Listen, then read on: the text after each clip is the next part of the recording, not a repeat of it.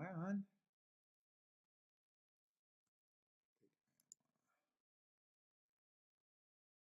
See, what's up, everybody? Welcome to a Shake Up.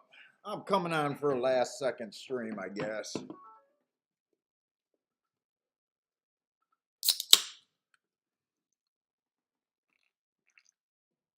Mostly going to be Gulfstream. I don't even got Saratoga. I downloaded Saratoga and Laurel, but I don't have them marked. So I don't know how active I'm going to be. But I do got Gulfstream.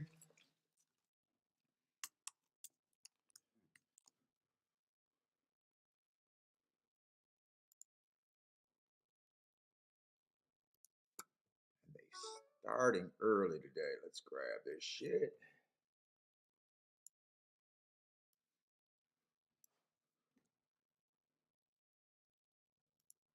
Let me see. Where's that Laurel and Saratoga card? I just don't got marks on them. Probably going to try to look at them a little bit, maybe try to mark up a little bit as I go, but we'll see.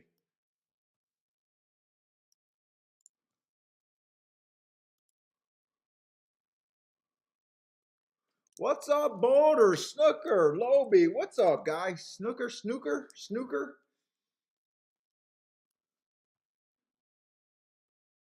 Lobie had a good day yesterday? Nice. I had a pretty good day with that one race, but it could have been better.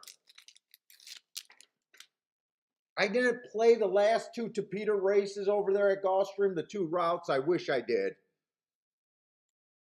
They came off the pace, both of those races. That's definitely what I would have been looking for.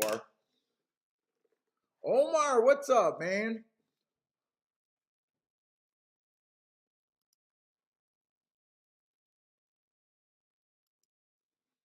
Damien. So because I don't have the stuff marked, I don't know if I'm going to be able to play the other two tracks. But if that bias on the turf at Laurel looks really good, I might just try to play that just blind bias kind of play. Saratoga, if I play anything at Saratoga, I'm probably going to have to try to mark it up on the live show. So just fair warning, it's probably going to mostly be the serious action, if I got any, is going to be at Gulfstream today. But I'm doing a lot more of these shows, and I had no energy to mark up anything last night. So I'm lucky. It was either I was going to mark up Gulfstream or do nothing today. So.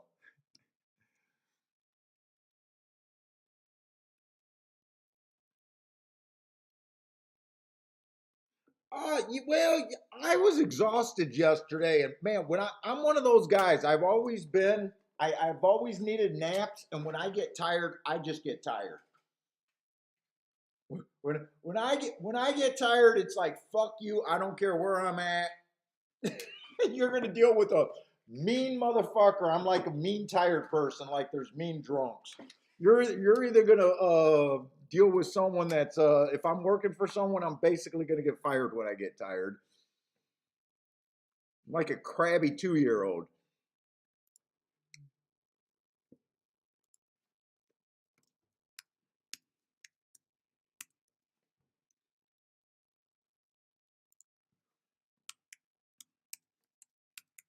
But it hit me hard at the end of the show yesterday. But I thought it was 50-50 that I was going to take the day off today. I'll probably take it off tomorrow, but we'll see.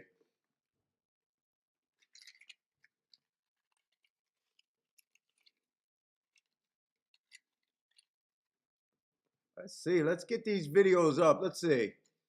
Gulfstream and Laurel. Let's see. Gulfstream starting first. Laurel, if I do anything at Laurel, it's just because I think that turf is just closing like crazy.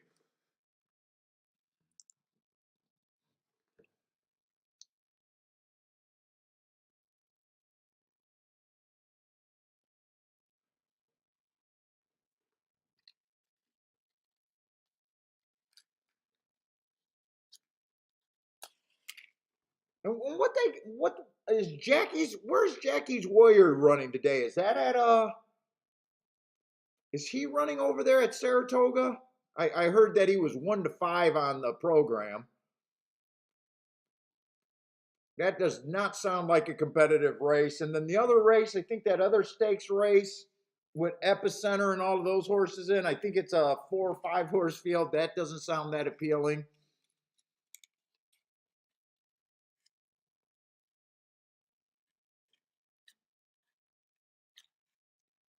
Is that Saratoga today? I love Jackie's Warrior, but one to 5 morning line is hard to swallow. Or 1-9? Omar says 1-9 over there. Oh, that's hard to take.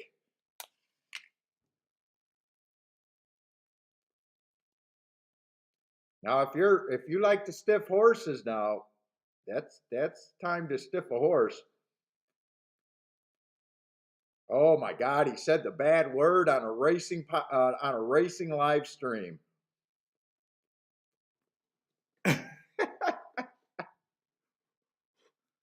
Ooh. The wife walked up to the cigar store with me today. Look at that.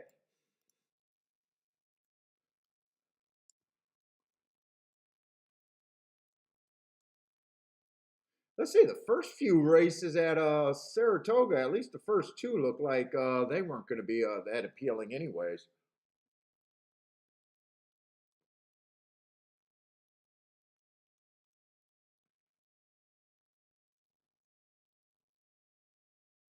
Damien says he'll probably still win even if they stiff him.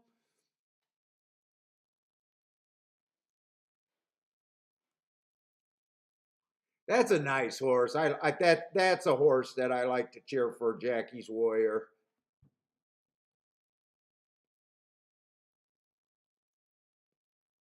Yeah, but I won't be I won't be cheering at 1-9 though. I just want to see what he's is that this race with Willie Boy and dude, I so far when I was in the bathroom looking at the Twitter feed, because you got to be on the toilet when you go to horse racing Twitter.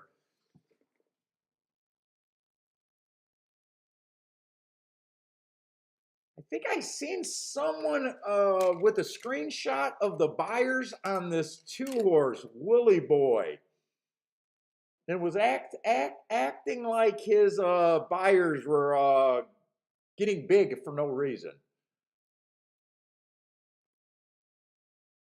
And luckily, instead of responding, I just decided to wipe my ass. But I really wanted to respond about those guys, whatever they do, that like that's proof of cheating. Like, we all must be winners with the buyers being based in science and declaring when horses are improving and when they're not. But I decided to wipe my ass instead. But I'm pretty sure that was the horse that his example was on Willie Boy. Like, obviously trying to make a correlation that the trainer's cheating. I mean, he might be. I don't even got a problem if he is. That is the race with Jackie's Warrior. 1-5 on the morning line.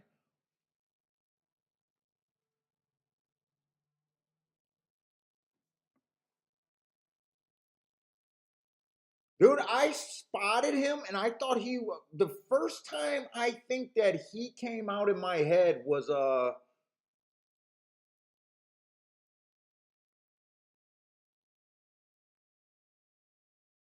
2 years ago at the Pat Day Mile on Derby Day.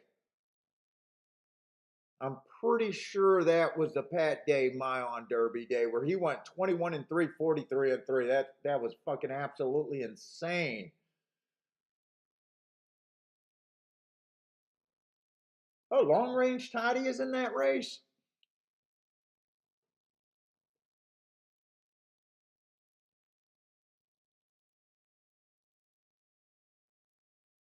And then right after that, oh, the late pick 5 and pick 6 with those 2 races in it, unless they beat Jackie's Warrior, I don't see how you can find any value in that last race over there or in the 9th race. That ninth race, did that go to 4 horses or is that still 5 horses? Oh, they had a scratch there. How the fuck you gonna find value in there? Oh my God. Why even have I know it's a showcase race, but why have that in the sequence? That just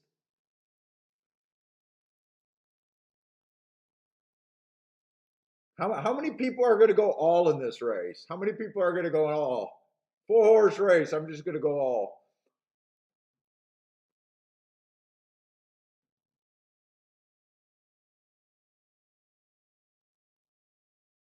Early voting's in that race. Sandin's in that race. Nice names, very nice names, talented group, but fuck, 4 horses is not a race in my head. What's up, Timothy? Oh man, I feel good today. Feel good today. Got Gulfstream back. I feel good. Oh, Snooker found a site giving away Laurels and Gulfstream Park past performances for free, huh? What's up, Gregory Ross? Yeah, but I did put out a warning. I only got Gulfstream marked today. May or may not try to do some on the fly at Saratoga or Laurel. You know, if I'm going to do more shows, I'm going to have to decide if I just want to do one tracks where I got less work to try to get through. I prefer the days when I do one track, but I like the comfort of having 2 tracks. In case in case my 8 track just becomes a chalky fucking mess. Plus, I know there's some people that just wants a lot more action than I do. Even though I don't feel like I'm a tout, and I don't want to be a tout, they still want me to break down more races, I guess.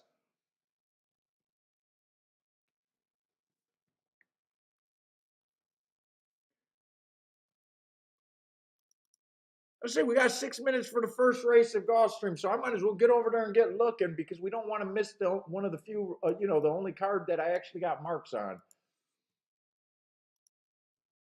So we got Maiden. Oh my God, it's so pretty. Maiden claiming 12-5. Oh my God, it's so beautiful. Just look at these. Oh, I love it. I love it. I feel so good to be back home. Let's see. Last night, for the most part, Topita, we're looking for stalkers and closers. Speed is very unkind. I did get beat yesterday. I think there was 3 Topita routes yesterday. One of them they went wire to wire. The other 2 they came well off the pace. That race they went wire to wire to beat me. They went at insane slow pace. They wait a minute. He didn't go wire to wire. Actually, the 7 rated that race. No, that race, I was pissed because I thought the 5 was the best horse. 7 actually did rate that race, so no one went wire to wire yesterday. That's right. The 7 came off the pace a little bit, I think by 2 or 3 lengths maybe on a super slow pace. So even with that super slow pace, and I want to say it went like almost 26, 51 and change, almost 52 if I remember right.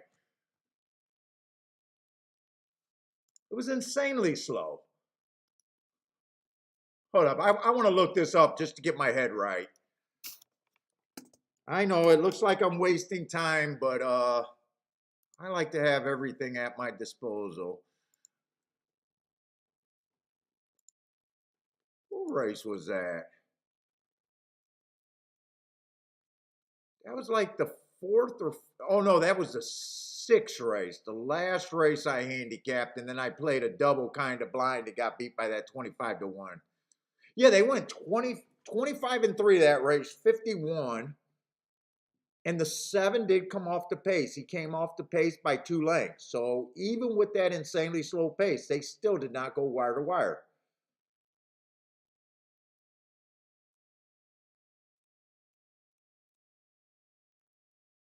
And then the last 2 races, they went a more common pace, 24 and 2, 48 and 1. It came off 5 lengths off the pace there.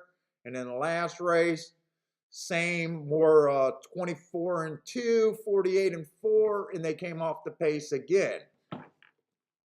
So I'm going to keep playing the Tapeta until they start going wire to wire. What's up, Des? Yeah, good luck to everyone in the chat room, too.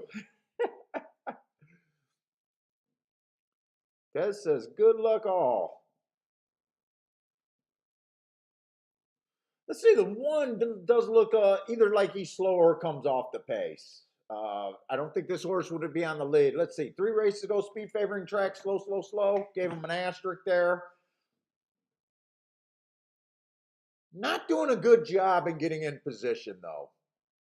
Definitely not doing a job looking like a closer. Sometimes these horses, you think they're a closer, and then you look. I always like to look at the top of the stretch to actually see if they're making a move. He just looks slow, and he stays slow for the most part.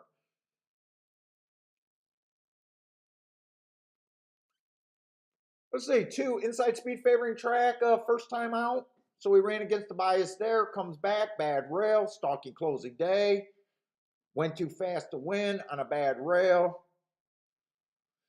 Kind of difficult to tell because one race it looks like he was pretty close to the lead, going too fast to win. The other 2 races he was off the pace. It just depends on what kind of trip he goes with here. That's the problem when you believe in a track profile or a bias. Sometimes you're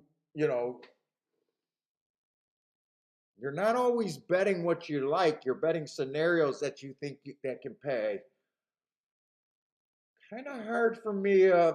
It's 7-2. I probably don't want to play the guessing game that hard on him, but it looks like he could be a contender on a stalking trip there.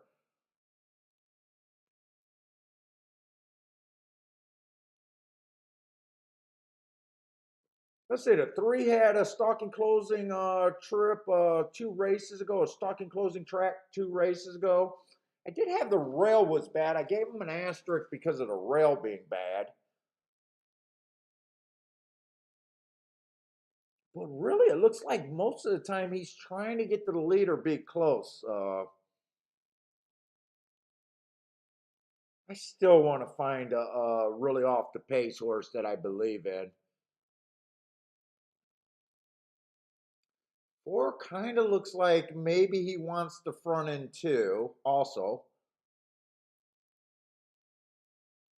I love the last 2 races on the 5, but the 5 does look like he's going to lead. If the 5 rates here, I think the 5 could be a player, but my guess is he's going to, wow, he's 8-1.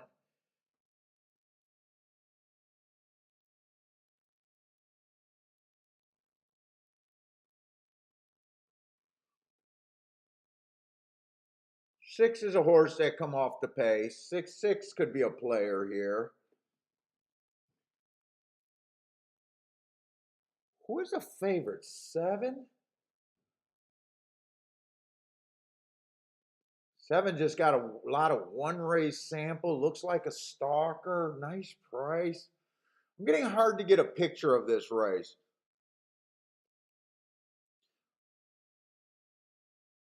8 fits this race perfectly. Oh my God, does he fit this race? Dropping in class. Looks like a stalker to a closer here.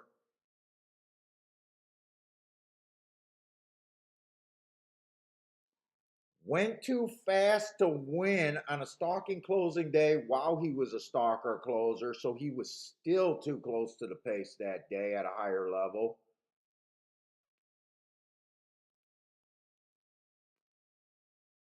I think he fits. I that to me is the horse to beat from what I see so far. Let's see. 9 horse looks like he guarantees a fast pace. I'm definitely not going to be able to do a betting line or anything here. I wanted to get back to the betting lines too.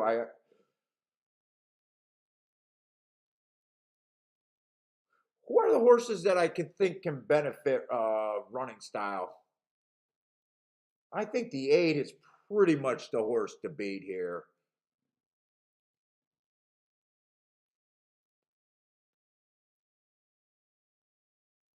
7, I think, could get a good trip. 6, I think, could get a good trip.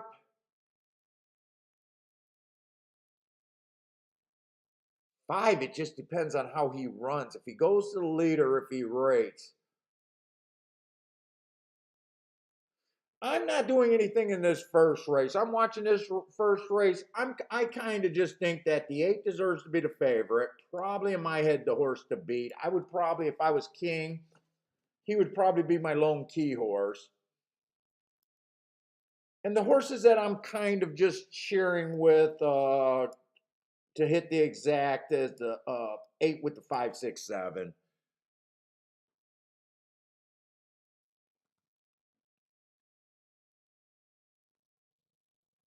I just don't have enough time to completely get through that race.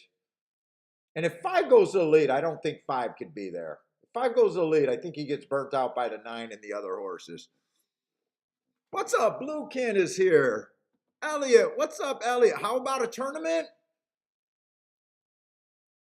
So we are going to have to do another tournament. I was hoping to do tournament Sundays or something. Do a tournament every 2 or 3 weeks on a Sunday.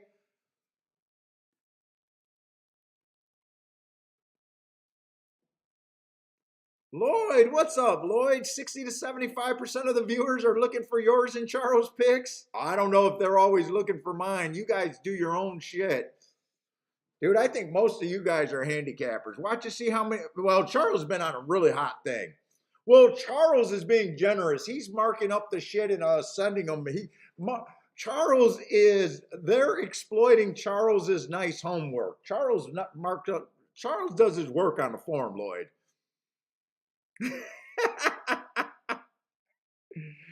Charles just marks up a pretty fucking form. He got hand typed notes. He has a lot of green markers. Long shot Louie, what's up, man?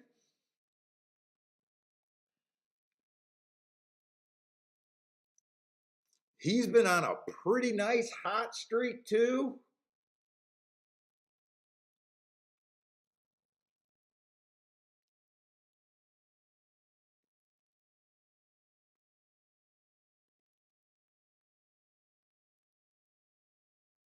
Let's see. This looks like a pace that they should be able to come into.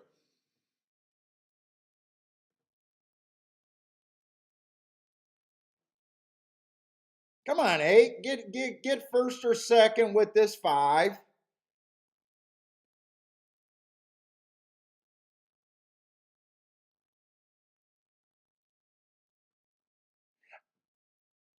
I said I thought the 5 was the safest thing to key with the 5. Or I'm sorry, the 8 was the safest thing to key with the 5, the 6, and the 7.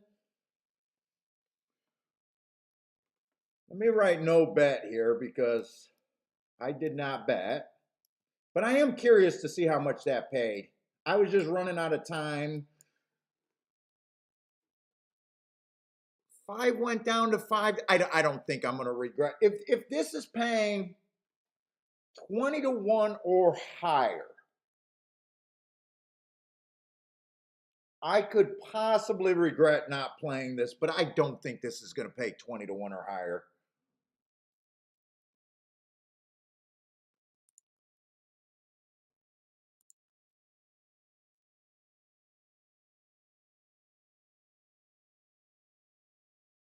No, 10 to 1, 10 to 1.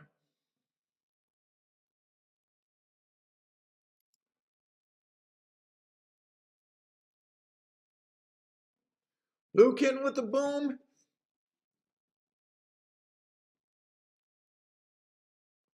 Blue Kid did a 5, 6, 8 in a box.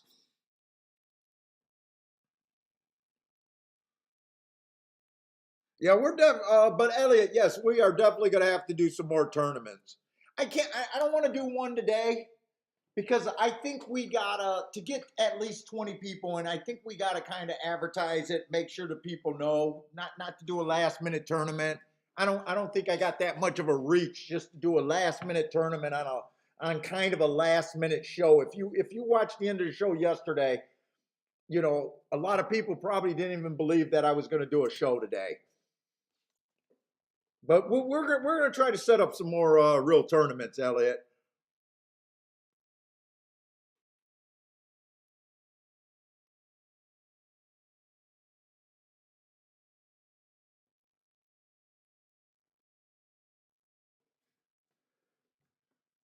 But that race ran pretty much how I wanted it. As soon as I got to the 8, I thought 8 was just a horse there.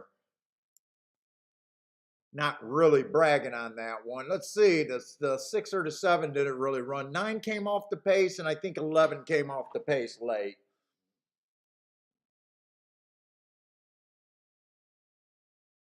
5 may have hurt himself because he was up on that pace, but I kind of knew that when I bet. Who left the chat? Did Charles leave the chat? I didn't see Charles here. Omar, what's up, Omar?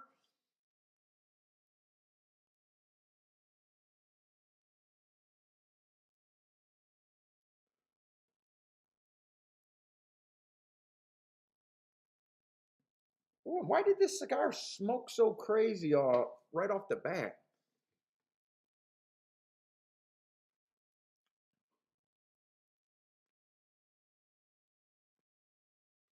Let's see. I want to just keep an eye on Saratoga. Definitely want to keep an eye on Laurel. But most of what I'm going to do, if anything, is going to be at Gulfstream today.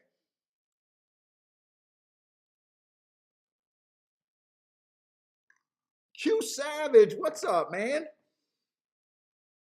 Sorry for the MIA been working. Another guy letting real life take over and get in the way of his gambling. Nothing's wrong with that. So sometimes you got to put in some work.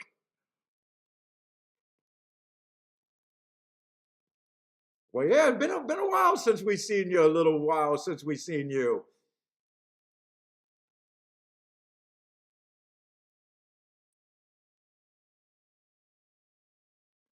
Let's see. Long shot says 10 times exacta with 11 horse. That is crazy. Wait a minute. What race is he looking at? 10 times exacta with 11 horses. With 11 horses? Yeah, that's insane. If I'm reading that right.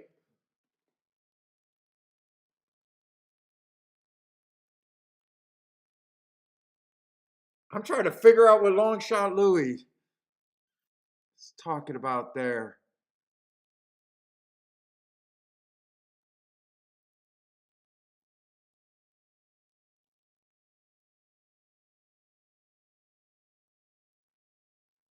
Oh, Damien, you think that they should have had what was that? Jackie Warrior? Were we talking about Jackie's Warrior in the Preakness? Dude, I think that year if he would have been put in the Derby, I honestly believe that that day that track was speed favoring, and I would have gave Jackie's a Warrior going the distance on that. You know how I joke around where I hate it when people say a horse can't go a distance. No, I don't mind when you say that when you're trying to beat a horse, but I just think it's a funny statement. Especially when they were talking about Jack Christopher not getting the distance. And I know some of these guys are already believing that, and they're taking them off of like some of the longer races. Where, you know, last week at Monmouth, the inside was not good either, and hasn't been at Monmouth. You know, and he only lost by 2 lengths. He could have got the distance. Horses beat horses. I just hate when people say that silly shit.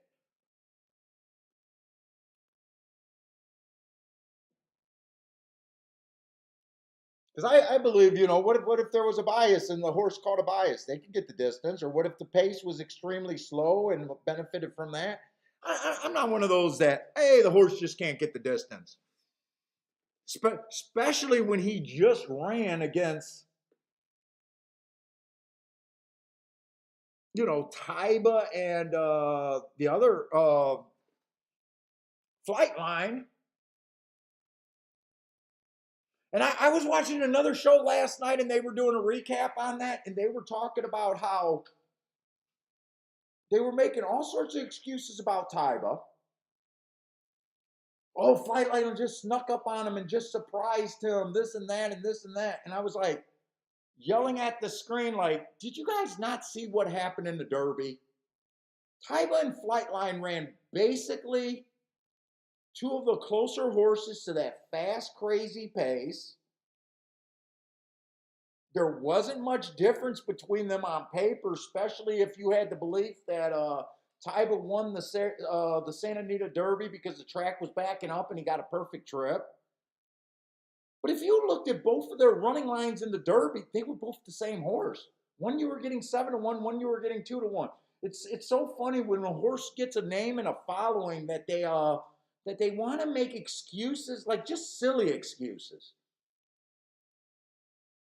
Oh, Flightline only beat Tyba because he surprised them, and all of a sudden he passed them. Tyba responded and just got outran. You know, Tyba kind of fell asleep, you know, after he passed horses on the outside.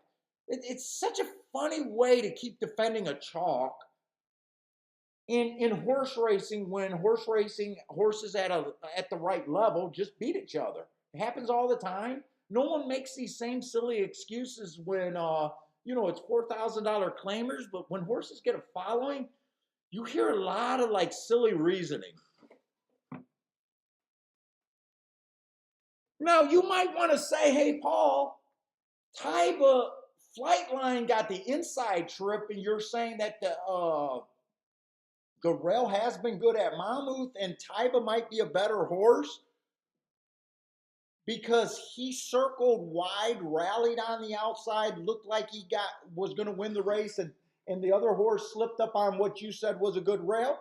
To me, that's more of an educated or at least trying to get outside of the box looking at something. And I don't have a problem with taking that view. Hey, I think Tyba ran the better race because, you know, maybe the rail was good. Tyba was on the outside. But to say things like, oh, Tyba fell asleep, got surprised. What? Horses get surprised? You know, he's only ran 5 races. He's still learning how to run. What? Learning how to run? These horses can run from a fox, you know, within an hour after being dropped. You can't teach a horse how to fucking run. Horses know how to run. That's why we run them, because they already know how to run.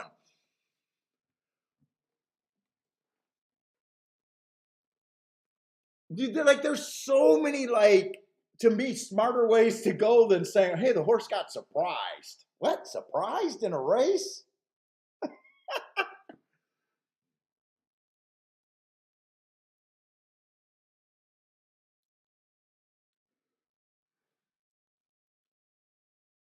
Jeff, what's up, Jeff? Time to feed the horses. What's up, man?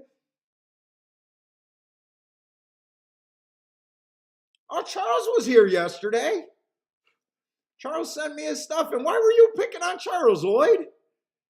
I seen you guys were going back or talking back and forth, but I couldn't follow it. Why are you picking on people, Lloyd?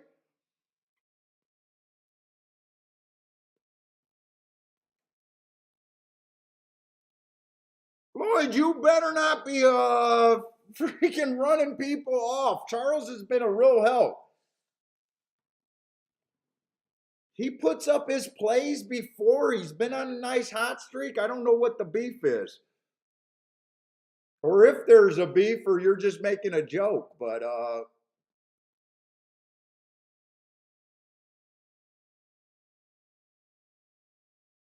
Dez, yeah, Dez, what's up, Dez? Mr. Charles helped him win $5,000 yesterday. Nice, Dez.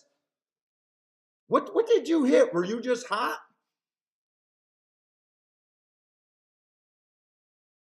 Was that a single play or quite a few plays put together? What's up, Rob?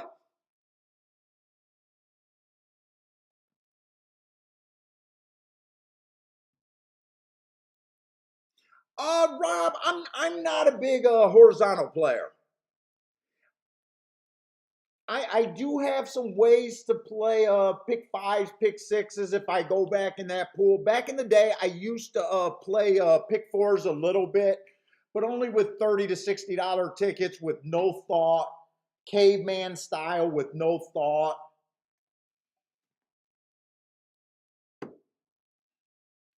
Uh, if I wanted to go back to doing that, I've thought out a strategy that I would go with.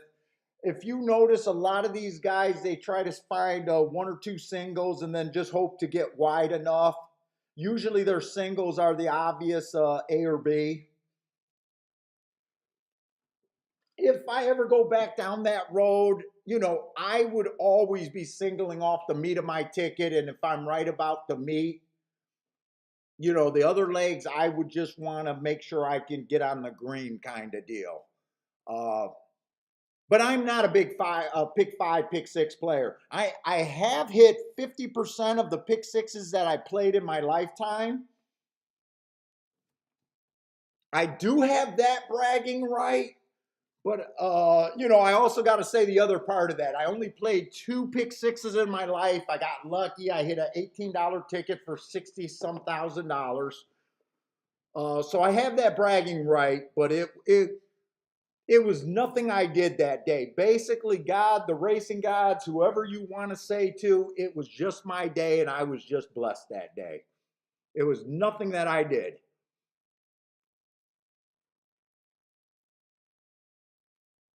Oh yeah, JW, I'm hoping to be going to the Hawthorne tournament in November. I'm hoping to have some more before that. Yeah, it's a huge percentage, but it's not that impressive when you only play 2. What's up, Charles? Charles, I was ready to say, I don't know if you and Lloyd were beefing yesterday, but I already said I hope that wasn't true. And Charles, Dez already said that you helped him win $5,000 yesterday, so I definitely want to make sure that you know that. Lloyd says he never said a mean thing. I don't know. I didn't know if that was a joke that you guys were beefing or not. Yes, JW, that Hawthorne live money tournament, it's not the best. I think the Indiana tournament is better because Indiana is a negative zero takeout. They actually put up a $10,000 prize pool on a free roll, not a free roll tournament, a $500 live money tournament that gets you to the NHC. So zero takeout, but Indiana also goes negative and put purse money up to go with it. That would make Indiana's tournament better in my eyes. What's up? None of your business, bro. Charles says that's good. That's good, Des. He has a PayPal account for beer money. What's up, Boater? Well, it's Horseshoe, Indiana, or whatever the new track is. JW. I think they changed their name. It used to be Indiana Downs, but they do the exact same tournament. I think it was somewhere beginning of December or late. No, it must have been beginning of December last year because I'm pretty sure it was the week or two after the Hawthorne tournament, which has been Thanksgiving weekend.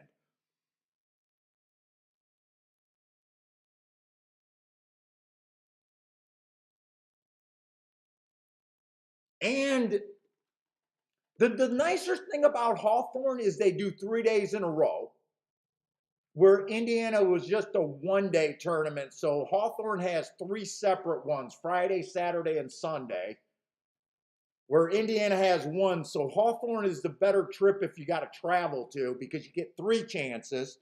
And all you had to do to get the NHC seat was basically turn $500 into $3,000.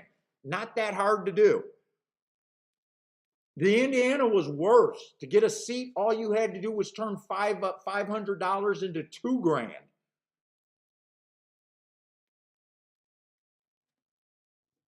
Would have got you a seat last year. It wasn't that hard to win that tournament.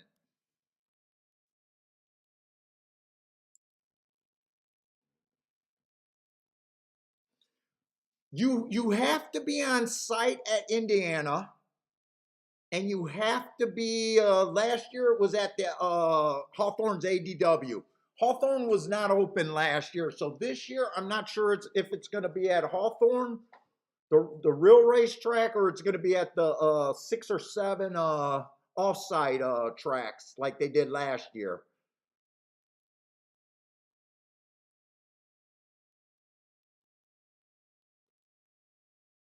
That I'm not sure about.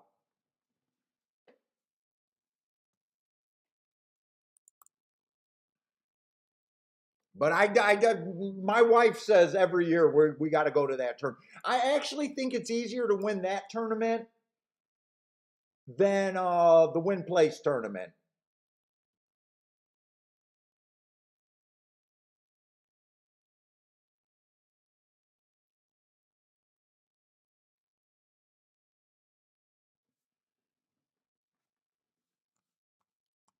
And let's see, Charles, did you send me stuff? Because I'm probably going to have to use your stuff. I did not mark Saratoga today or Laurel.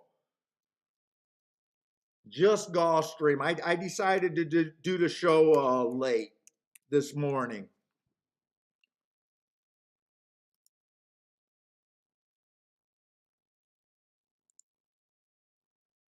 So if I play, I might try to mix a lot of Charles's stuff.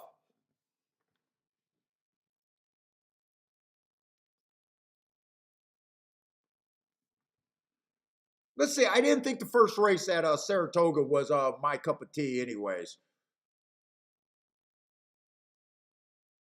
And there's still 15 minutes to that race, so I want to go to Gulfstream first.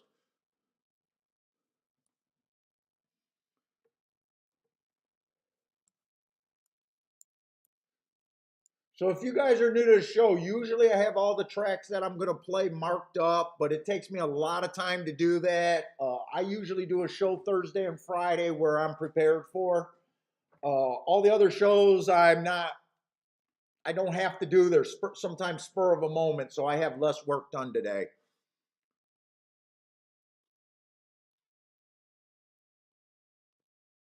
Oh, you said I can put it up on the stream if I want to?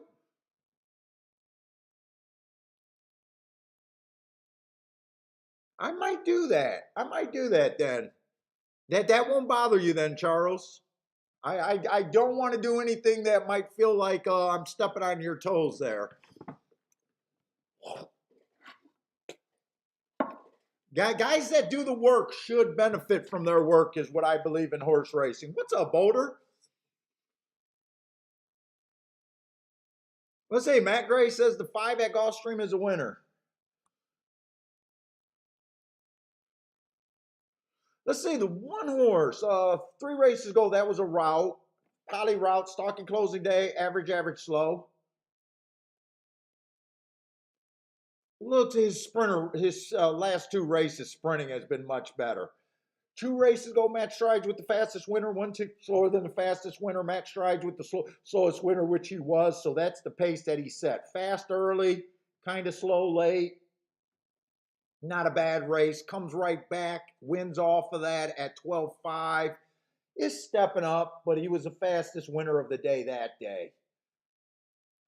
So his last 2 races are obviously good form and look pretty good the way I look at it. Oh, Matt, you would like, it's easy for me to explain why I don't like buyer numbers. And you want to, the people that want to hear this rant real quick, is a pretty easy way. I never say that they don't work. So it's not a working thing. It's just when we're in a par mutual game, when you're in a par mutual game And I'd say probably 80% of the people are using a certain thing. The buyer speed figures are, pretty high percentage. It can't be right. It can't be right in the par mutual game. It's very hard to look at a buyer speed different than the person right next to you that's using the same buyer speed figure. So, if everyone's looking at the same thing and betting the speed figures the same way, right, you're getting to a lot of low price winners. If you keep other notes about pace or biases that help explain the speed figures better, that's another thing. But if you're just using, I'm a buyer speed player and I just think I can out handicap other people using the same method, when such a high percentage of the people that are using them in the par mutual system, it can't be right. So that's my beef with them. I got other beefs that they don't take in account of pace. I think the pace is more important than the finish, but that's even my preference. Kind of deal. So I could say it a nice way and why it's bad.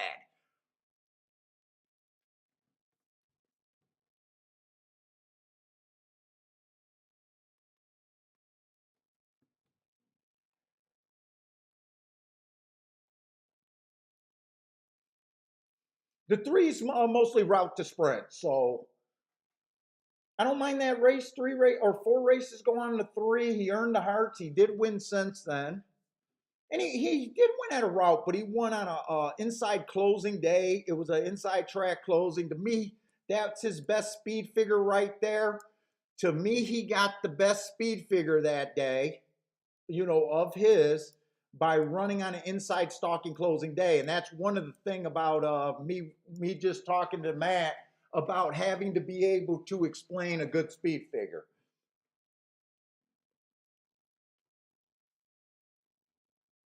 The four I loves his marks. Last 2 races went too fast to win.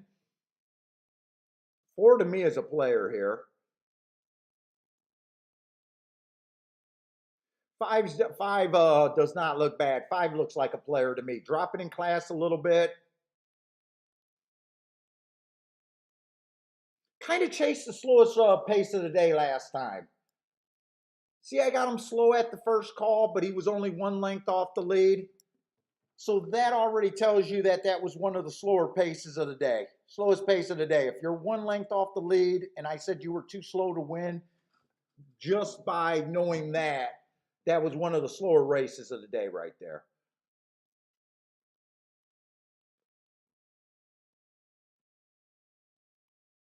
Six, I think, probably be a little bit too far back.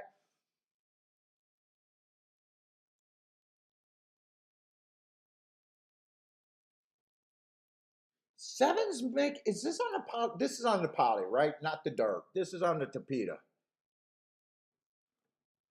If this was on the dirt, I'd be against the seven, but with it being on the tapeta, I think the seven's still a player here. Let's see, I don't know how, I don't think I'm that far out of the box. I thought seven was a contender. I thought five was a contender. Four was a contender, and the one. So of that group of my contenders, I'm pretty much A, B, C, D, or A, B, C, something like that. Four is the best part of that group, meaning he's the only one that's really outside of the box, meaning the best price by far.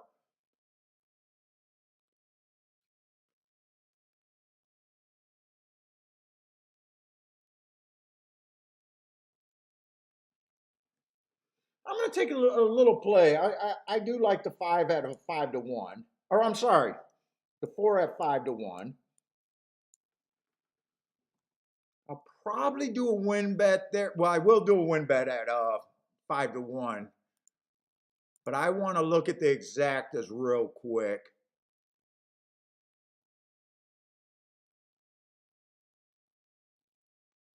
With the five first and second. 5 over to 1 is only paying $12. No, I don't want to look at the exactas. Oh no, it's 4. I keep getting my horses mixed up. Let me get that win bet in now.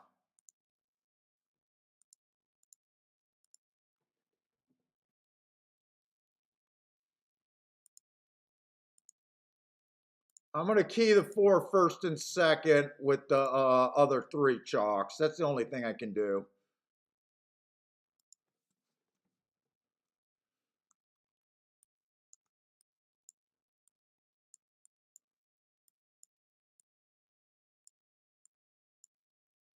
That'd be my first bet.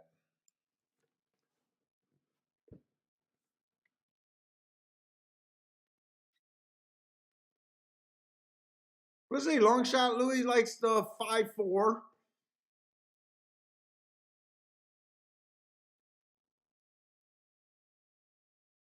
Let's see, Matt says he believes in bounces. He also likes replays.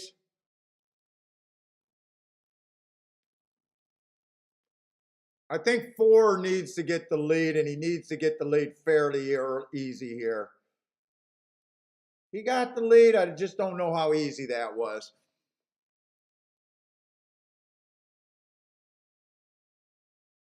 But yeah, with every handicapping factor, you really want to decide what type of handicapper you want to be. In a way, what factors you want to use the most. But you also want to like almost handicap your competition. Like, what do you think most of the competition is using, and is it enough to get me outside of the box, kind of deal? Because horse racing is not a game where you want to be cashing when most other people are cashing.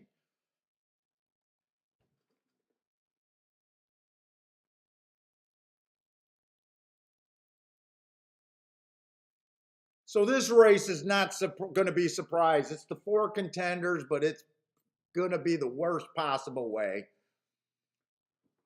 157, 4 tired. Never got the lead really that I wanted. And wasn't good enough. 1 won that race.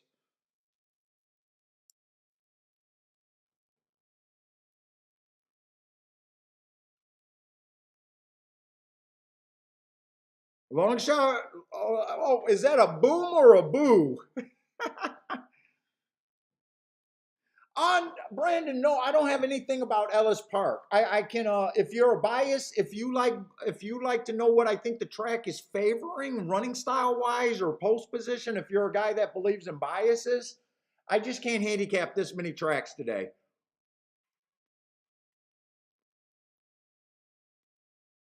Ah, thank you, Iceman. Oh, that's a new name too. What's up, Iceman? What's up, Brandon?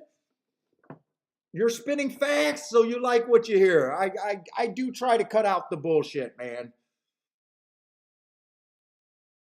And since we do have some new players here or some new people watching the show today, you know, I do all my own original work. I build my own profiles. I keep track of a lot of tracks. I'm a full-time player.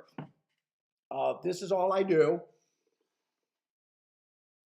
With that being said, I'm going to tell everyone straight off the bat, and you'll only hear this from me. I am only going to hit 20 to 25% of the races that I really like. That's another belief that I have. There's no one that is really good at picking horses in horse racing. You can be profitable at the end of the year hitting around in the 20% win range. I think most players are trying to improve their game by finding more winners, and there's a big desperation to hit more winners. I improved and became profitable when I realized that it's so hard to improve the number of winners that you cash for any amount of time. It's much easier to improve by getting your average mutual higher.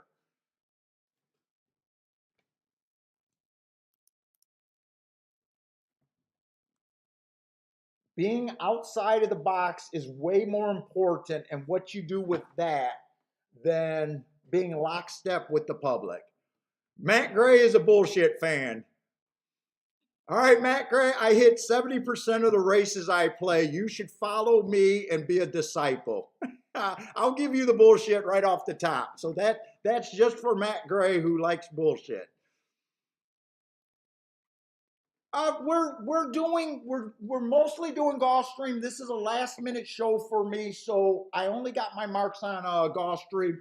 I am going to be looking a little bit at Saratoga. It's going to be hard for me to get my marks in real time for Saratoga. But there's a lot of races today I don't like. So I'll be looking a little bit at Saratoga, probably mostly the turf routes because the turf routes have been a biased track. And then Laurel is on my mind. The turf at Laurel, speed has been terrible. But I don't have marks there, so my plays are going to be hit and miss at Saratoga and Laurel. What's up, Denny?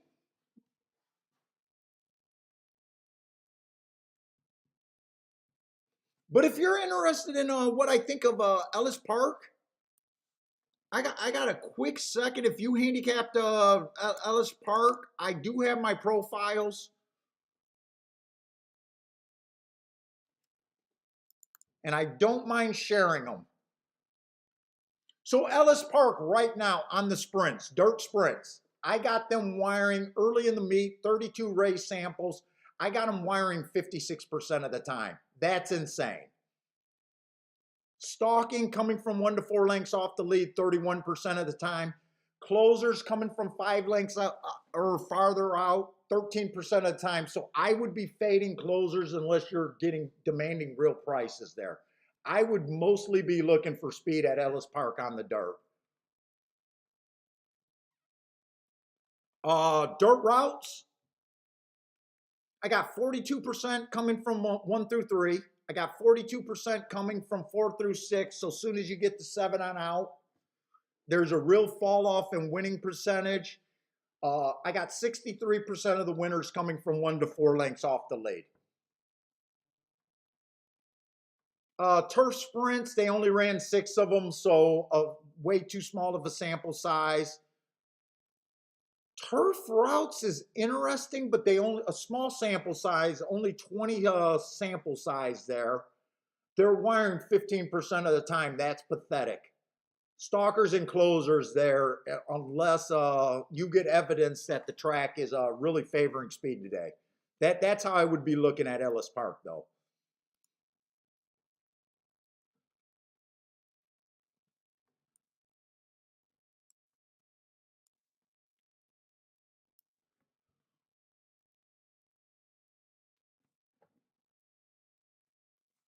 And I think Charles said I can share his marks.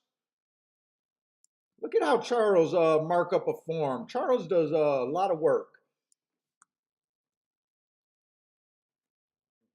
He even types his handwritten. He types his notes. He does go crazy with the marker.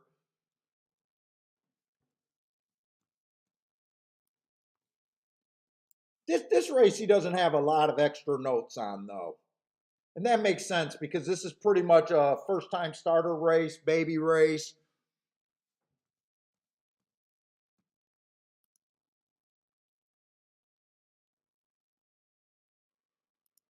Probably this is a sit out race. Oh, and for the new guys, I also sit out a lot of races. I believe that sitting out is a skill, and a skill you must master if you want to be profitable.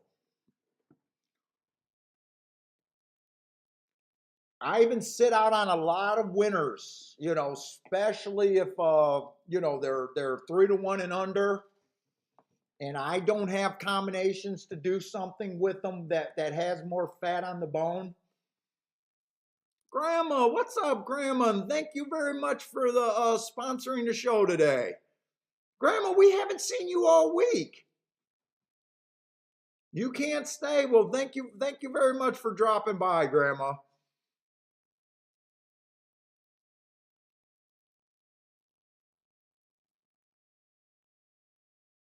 Iram, what's up, Iram?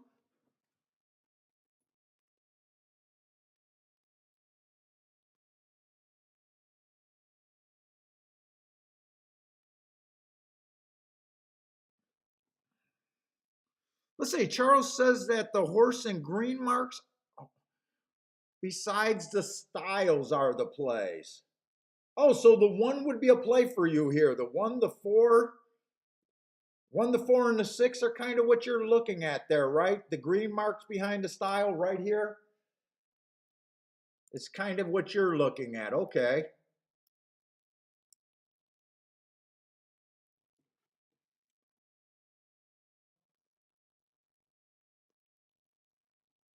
Grandma, you're not mowing the lawn today. Are you going fishing? You can't be mowing the lawn today, right?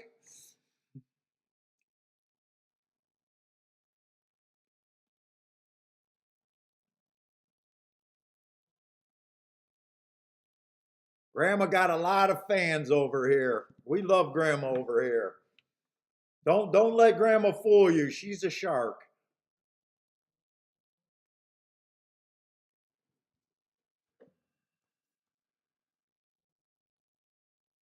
All right, Laurel, we got 4 minutes, and I think I got heads up that that's a turf race. So I definitely want to look at the turf races, or at least watch as many turf races as I can with you guys, because I think we're a little bit excited about the profile there. The profile on the turf is closers are winning 63% of the time. Horses from coming from 5 lengths out or farther is winning 63% of the races. Speed is terrible there. I've never seen a closing bias at 63%. Never.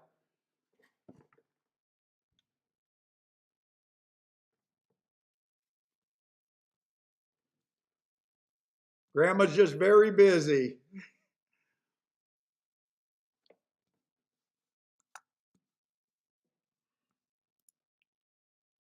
Oh, Brandon's over there at a casino right now in Vicksburg. I have no idea where Vicksburg is.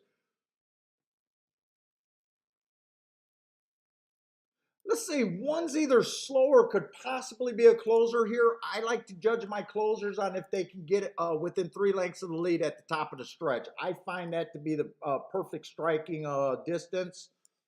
More times than not, if a closer is going to win a race, they tend to get within 3 lengths of the lead at the top of the stretch there. Uh, this horse is making a class drop. I'm going to have to just use some traditional handicapping here. I don't like traditional handicapping. It's not my thing. But I am looking at this race in a lens that I'm looking for horses that come off the pace. And really, if you think a track's backing up, the perfect scenario is seeing a lot of speed in the race. So I like to glance to see if there's a lot of speed in the race.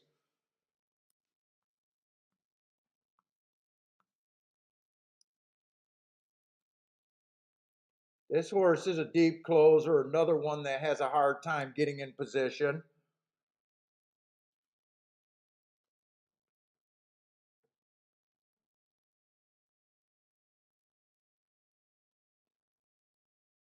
Let's say the six is taking a lot of money. Feels like this horse is going to be against the pace. I would be against him.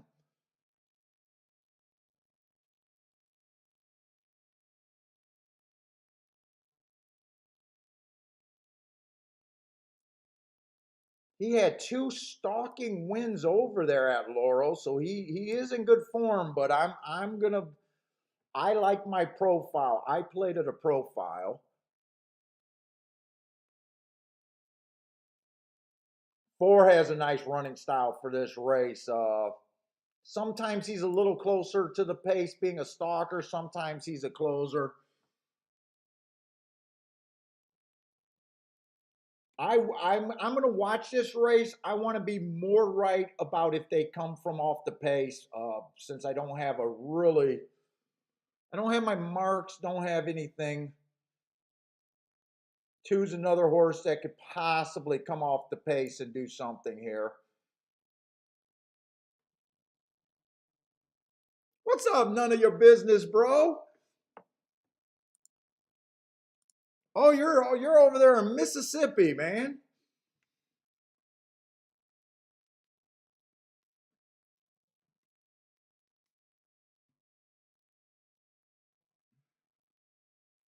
What's up, Coach Flat?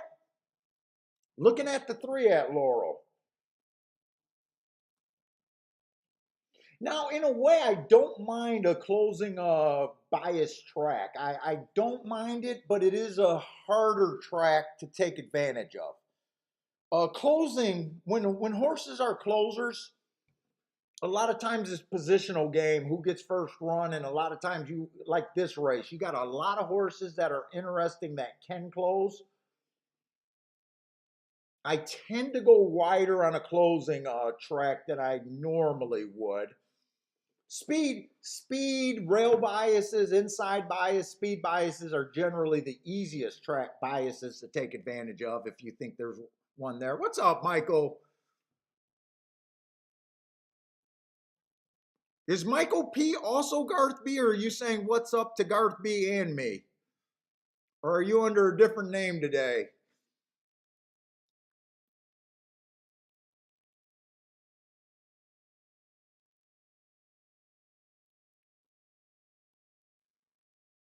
Let's see. And I just spotted this bias here at Laurel. Laurel's not a main track that I play. The guys that watch this show for a long time know that. But I do keep track of about 16 tracks at any particular time. So my notes are telling me that you definitely want to be off the pace here.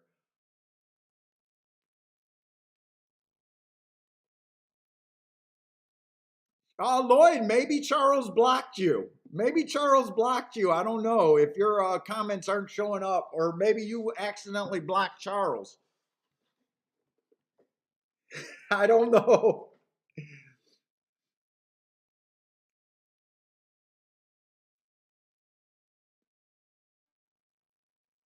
Let's see. 6 is the horse that can go wire to wire here. 49 and 3 feels like a slow pace, but the 1 is gearing up. So is the 8.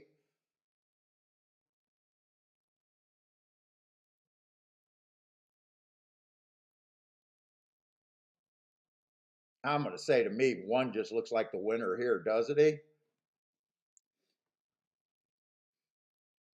Lloyd might have got blocked.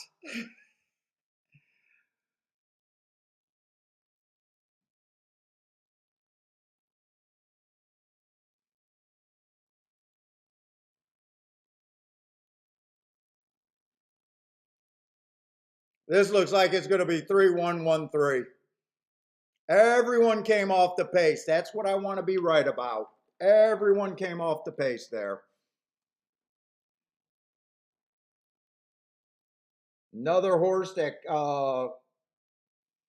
rates. He has wired before, but he's also came 4 lengths off the lead.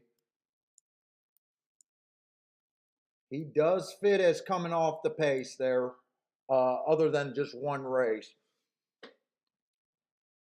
Coach Flat with the boom, starting a boom over there at Laurel. Nice hit, 10-1. This horse also had a class drop going in his direction. Oh, finally a Delaware horse. Well, he only ran 1 race at Delaware. He's been Pimlico, Laurel, and Saratoga mostly.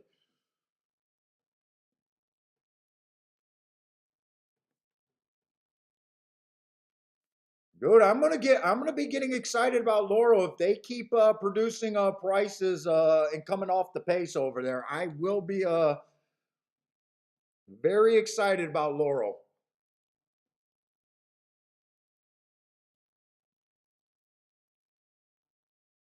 In fact, if that turf bias sticks around, that might be you guys might be seeing a whole lot of Laurel.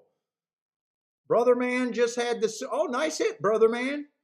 20-cent super to start off the day. 10-1 over 5-2 over 4-1. Who got 4th for you to help that out? Oh, the 8 got in there. The 8 actually got 3rd to help you out.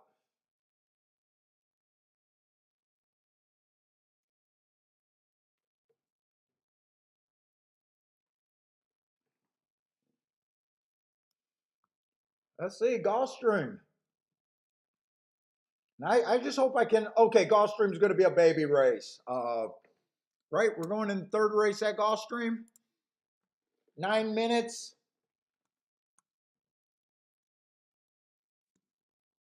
Since we got a lot of new people today, I do not believe in any of the handicapping that gets you to first-time starters. I don't look at workouts. I don't look at trainers. I don't look at jockeys. I don't look at owners, and I don't look at breeding. So for me to have an opinion on a first-time starter is almost impossible. So when we get these races where the majority of the horses are first-time starters, for the most part, it's a safe bet that I'm not going to play. If I do play on a few horses that ran before and I get beat by a first-time starter, I also don't have the right to bitch, because I believe that you're better off playing more races where you understand most of your competition. And by definition, I don't understand, I can't understand first-time starters.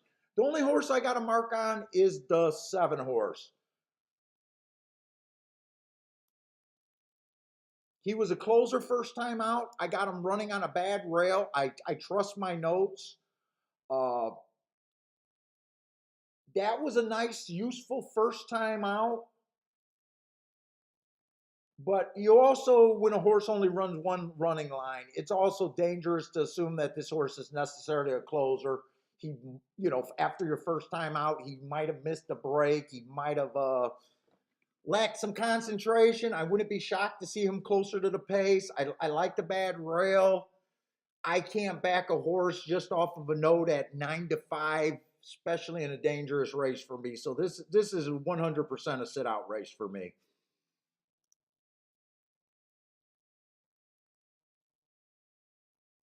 Best of luck to you too, brother man. That's enough betting for you today, huh? Tired after hosting the Pope yesterday? What's up, Paul?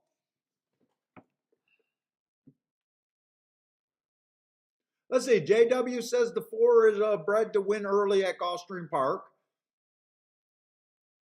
Yeah, brother man, you know me. There's nothing wrong with hitting it and quitting it.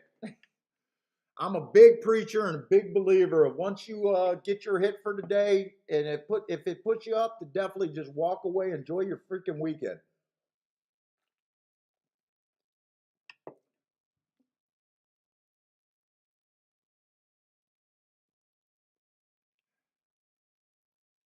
Oh, Charles taking a shot over there on this first time starter baby race.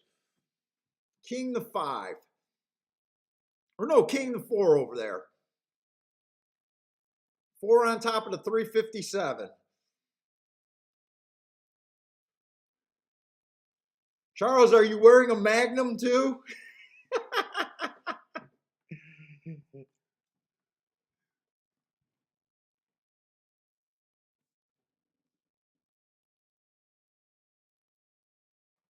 Ah, nice. Paul went 4 for 7 at Fairmont last night, including a 6-1 winner in the first race. Here's the disclaimer. Unfortunately, started getting heavy on the exotic later, so he didn't profit much. But always a good night when you leave with money. Okay, so you didn't destroy yourself. You didn't destroy yourself.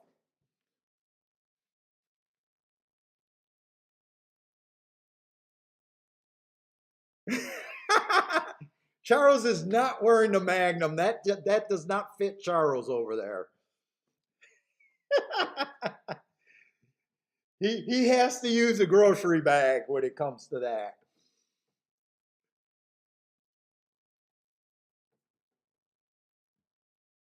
Well, actually, it could have just slipped off. He just said it didn't fit, so it could be the other way too.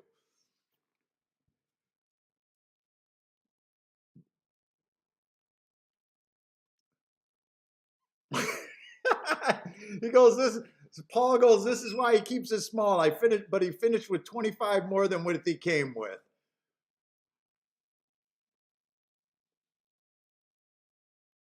All right, I have nothing to look at Gulfstream. So Gulfstream, I know that that's going to be a sit-out race. So Let me just take a quick look, see if I want to even try to do anything over there at Toga. Toga, we think we've been doing well with thinking horses been coming off the pace. This is a lightly raced, a lot of first time starters here, and the veterans only have one race under their belt. And we got a few of the horses that ran before ran sprints, and now they're stretching out. I'm going to flip right over to Laurel. Or wait a minute. Okay. I got two racing forms for Saratoga. So let me get rid of mine, and I'll just look at Charles's stuff for.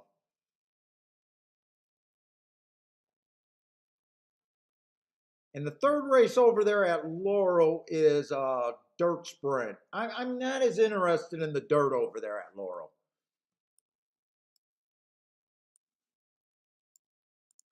I'm going to look at the running styles because I'm not that familiar with Laurel, but I don't really think I'm going to jump in here. Well, let's see. 45% of the winners are coming from 1 through 3. The other 40% is coming from 4 through 6. So it is the first 6 post position. Now that could be because maybe Laurel has a bunch of short fields. Only 15% of the winners are coming from 7 on out. Closers have been a really bad bet there. Speed and stalkers is the main thing you want to be looking at Laurel on the dirt.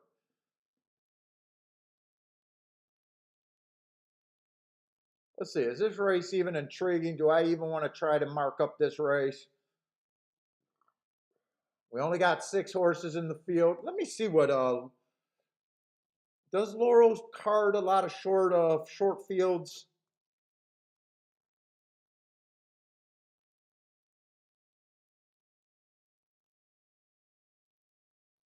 Oh, they got a stakes over there.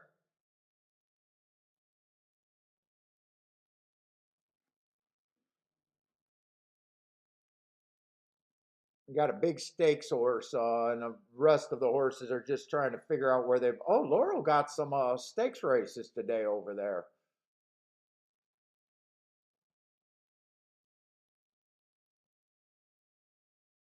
Oh, Laurel got a stake field. I'm not a big guy that likes stakes races either.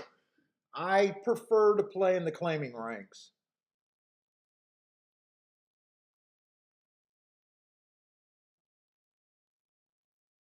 Oh, I didn't know this is a big day for Laurel,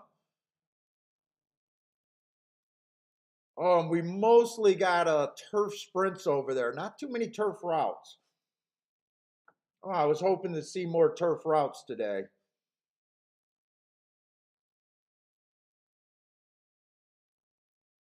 I was really hoping to see some turf routes today. Maybe I should have played that last race. I never look. You guys know I never look ahead on the day, so I never know what's coming up.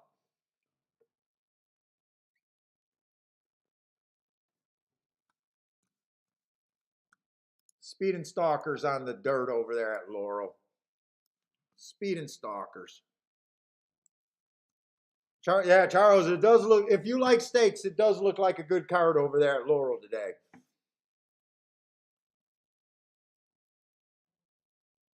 Charles says Laurel is inside speed.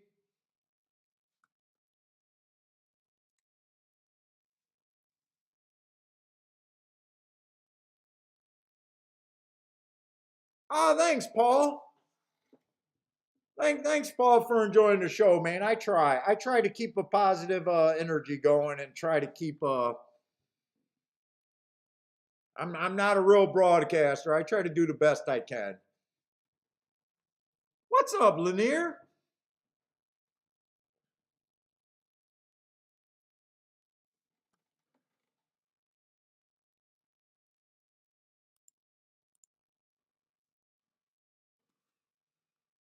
Let's see. I'm still trying to glance at Laurel to see if I want to try to mark this race up. They got 2 9 to 5 favorites in the field. The one is coming from Delaware, and for the most part, the Delaware dirt horses. So far, the first 2 days we looked at it, I don't think Delaware is shipping, but I honestly don't have enough history to know if that's a real thing. You guys play Laurel, you guys know more about Laurel than I do. Let's see, Lobie is looking at the 4 over there at Gulfstream Park. Lanier likes the 1, 2, 3, 5 at Woodbine. Ooh, this cigar smoked nice and easy today.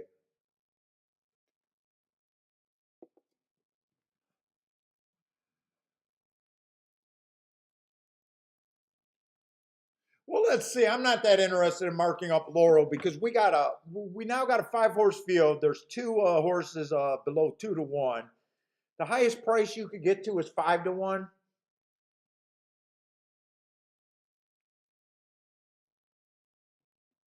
Six is one of the horses at a better price and looks like a closer. And by the profile, you don't want to be a closer. So he would probably be hard to be interested in. The 3 is Route to Sprint. You guys know that I hate Route to Sprint. That would be the other 5 to 1. So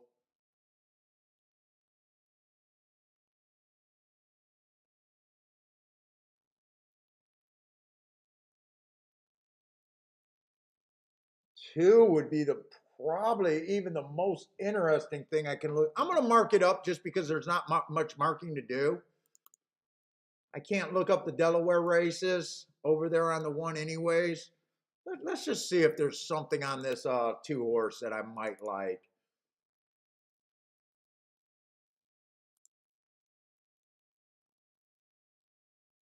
Oh, the other thing, guys, if you guys are new to the show, I do my marks. It takes me about an hour to look up and mark a card, but I do not do any handicapping the night before or early. I trust my eyes. I'm a big believer in track bias or at least a track profile. I don't believe in looking at the card the night before, coming up and knowing what you're going to do. Uh, I also need the odds board. I'm more likely to hit horses 10 to 1, 20 to 1 and higher than I am to hit favorites. Uh, I'm not scared to bet my 4th, 5th, 6th choice if I think I'm getting value. Uh, So I really need that odds board to even decide what direction I want to go to play a race. I don't play the horses. I play scenarios that I like.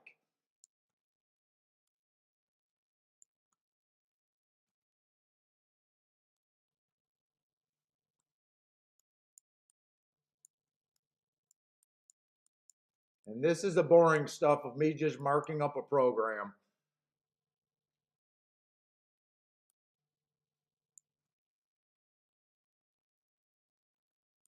Oh, this horse was went too fast to win 2 races ago. He did have the good part of the track though, but he did go too fast to win. Yeah, it was at a mile. But mostly he's been running sprints, so I do believe he's a sprinter.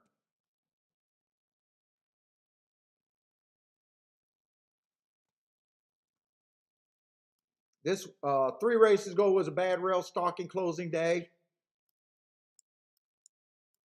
Tried to go wire to wire, so ran against the bias there. Big old asterisk. Oh, and that was actually a fast race too. This horse got some speed that I did not really realize, or more speed than I thought he had.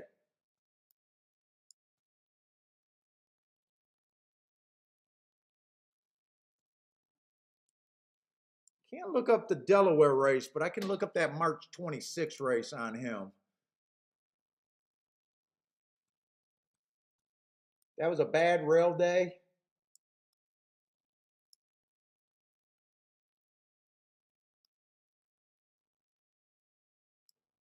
Just average that day.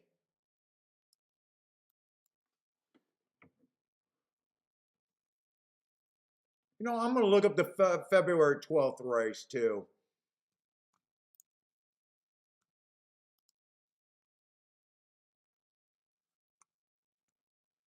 I'll put that right here. Usually I don't go 5 races back. Oh, that race was quicker than that looks too. 23 was 1 tick slower than the fastest winner that day. 47 sounds slow, but that was actually average that day. The slowest winner that day went 49, so that track was not playing super fast.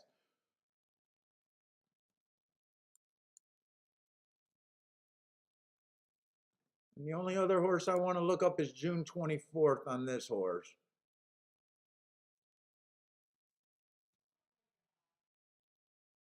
Early pressing day, exactly what he was. 1 tick slower than the fastest winner.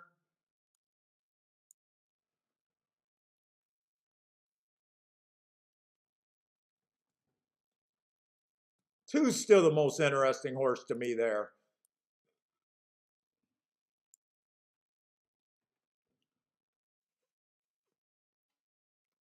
Is that Ravi? Ravi? What's up, man? Hopefully I'm close to your name. Ravi Karan, maybe?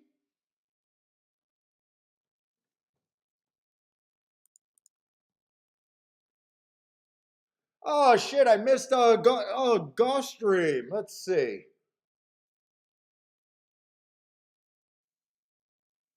Looks like Charles hit his exacta, but I don't know if Charles wants that exacta.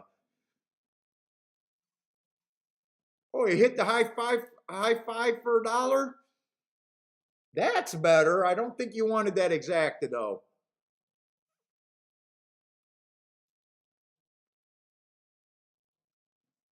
I'm pretty sure you put 4 over the 357.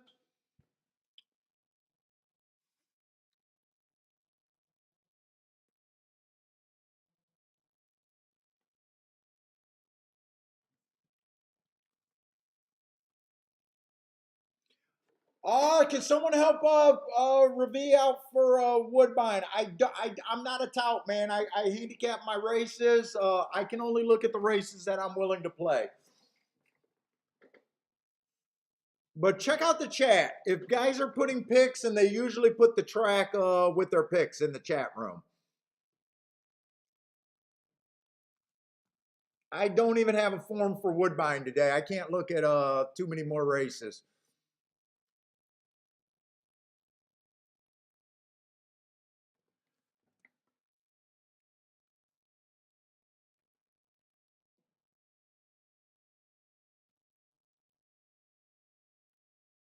What's up, Jay?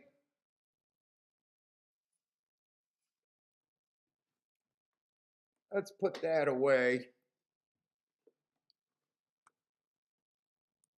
0 minutes to Saratoga, but that was an unplayable race for me. That's, I think, going to be a turf route. A lot of horses stretching out. A lot of horses making their first start. No one ran more than 2 races there. I just want to be right about them coming off the pace there.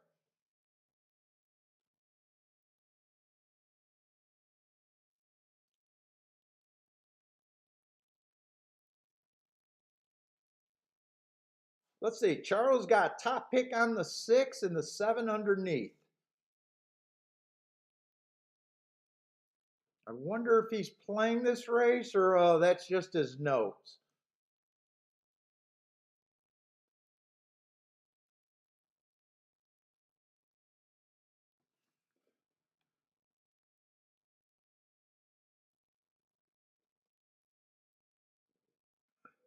Elliot's on the 7 at Toga. What's up, Raymond?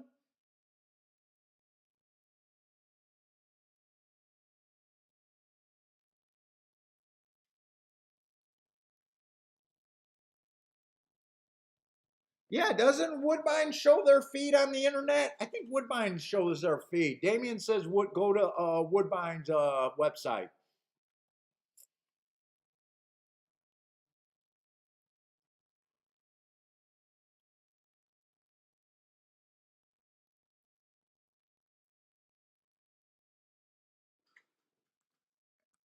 And let me just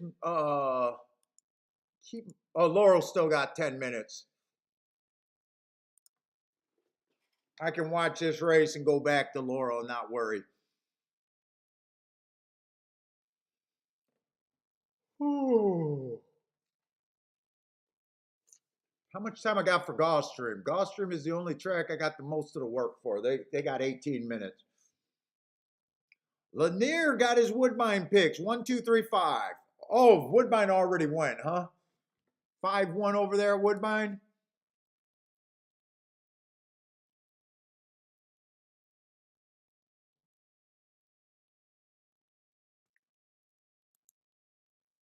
Yako's on the 1 to win place show at the Toga. Oh, nice price on your 1. Good luck on your 1. Let's see, Charles, 6 over the 4, 7, 8, 10. And a win place and show on the 10. What's up, Dave Ram?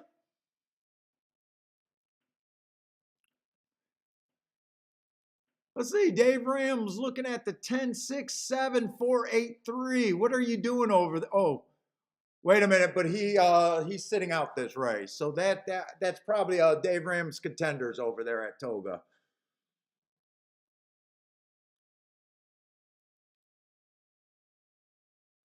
Long shot Louis on the 5 and the 4. You guys are all over the place over there at the Toga.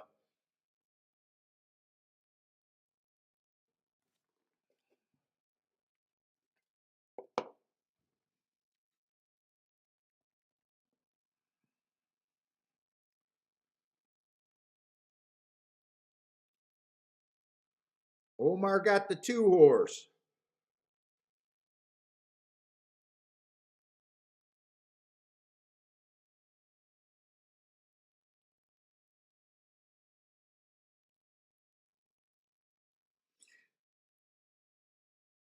Now, no one can show Saratoga, but they're streaming Saratoga on YouTube. I don't get why we can't show Saratoga then.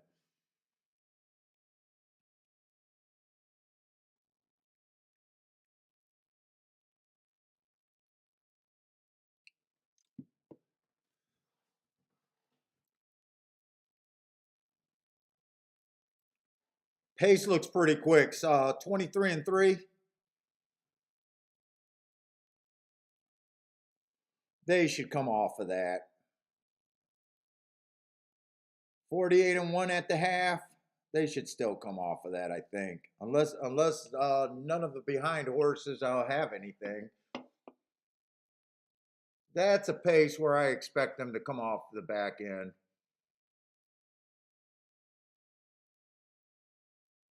Come on. You guys can all catch this. This should be easy to pass this.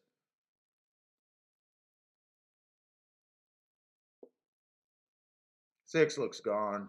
Oh no. Whoa, who is this? Five's coming. 5, 6, 6, 5. Come on, 5. I think that's long shot Louis. Well, keep the 6 going. He might have an exacta there, actually. Is that a boom with long shot Louis?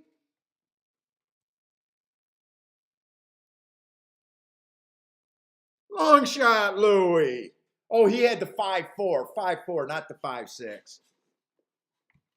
Coach Flat with a boom. Long shot Louis with a boom.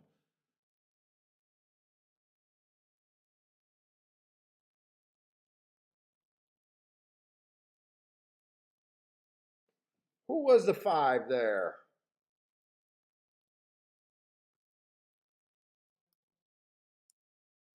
He came off the pace on a sprint, but only after one race. Came off the pace today, what we're looking for.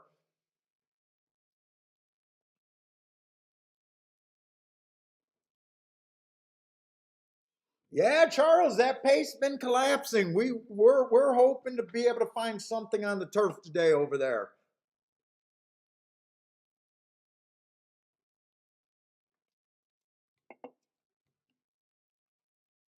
5326, 5326. The 5 came off the pace, the 3 came off the pace, the 2 came off the pace, 6 came off the pace.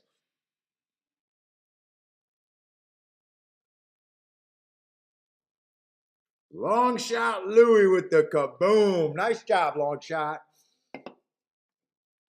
We don't expect anything less. If you got long shot in your name, long shot Louie, we don't expect any favorites coming from long shot Louie. It's impossible.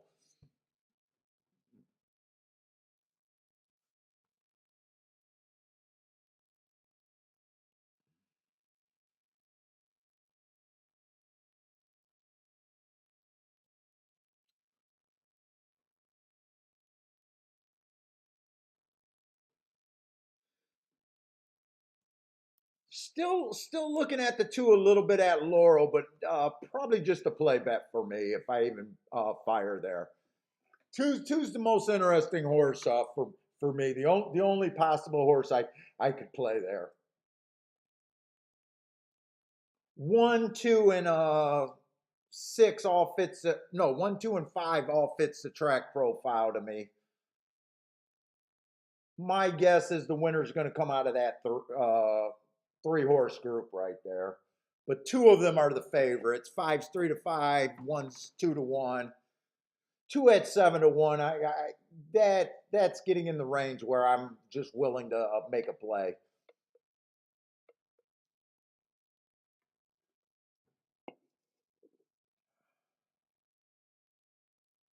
If I did a betting line here, I'd be really hard on the 3-horse and really hard on the 6-horse.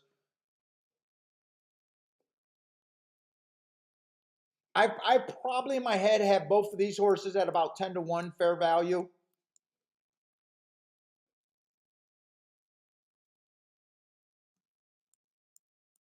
And even without even doing any math, I do a 120-point betting line. I could even put all 3 of these horses at 2 to 1 as fair value. The one at 9 to 5 is not giving me any extra. I like to get overpaid. 4 to 5 on the 5, no extra value, but 2 at 7 to 1, 8 to 1. I think I'm going to be just mathematically forced to make a play here. I don't think the exactas with the 2 getting second could pay enough for me to feel like I want to bet. Well, actually, 1-2 is paying 18 to 1. 5-2 is paying 11 to 1. Yeah, do I want to do that? Let's see. This is all I'm considering. No great handicapping here.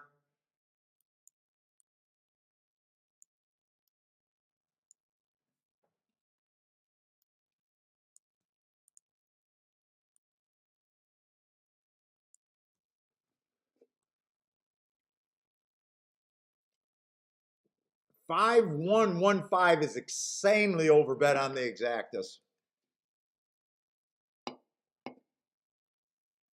I'm gonna slide that bet in there. 8 to 1 on the 2 is I think I'm just priced in there.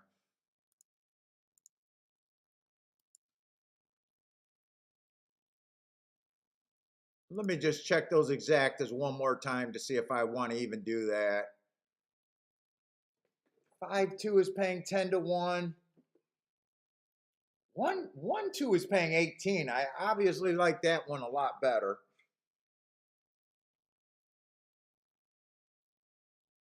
Do I want to do that or not?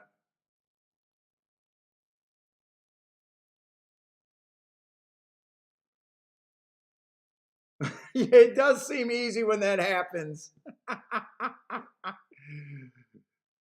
When you come up with a 21 to 1 winner and that happens, the game does seem easy then.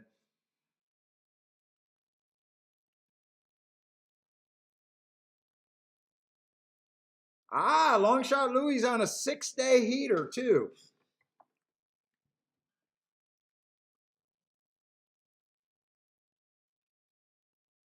Broke even 1 out of the 6 days.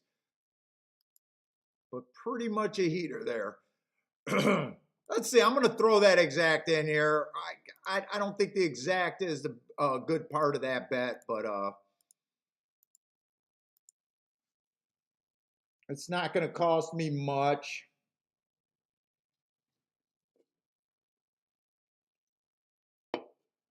Basically, I need the 2 to get first or second.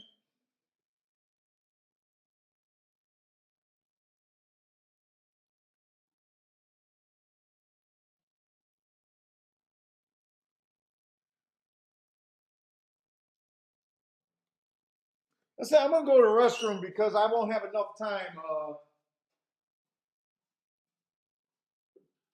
after.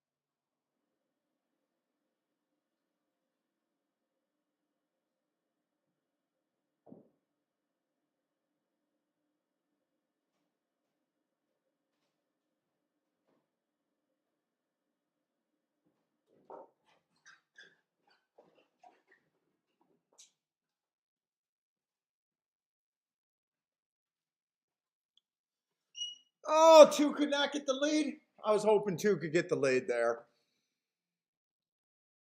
5 gets the lead. This is going to be tough now.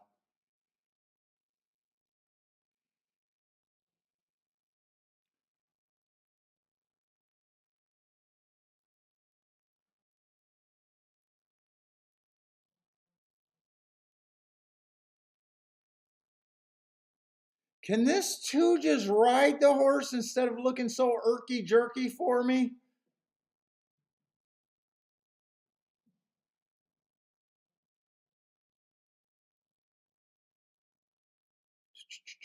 $24-1. I don't think they can come off the pace here at all.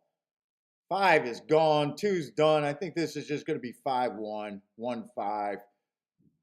If these horses get past going 24-1 at the first call, 48 at the second call,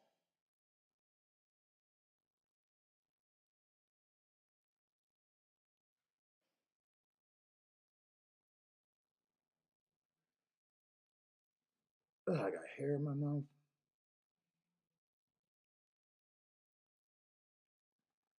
It's going to be 5-3.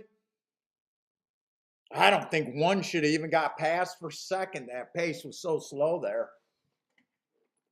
5-3-1.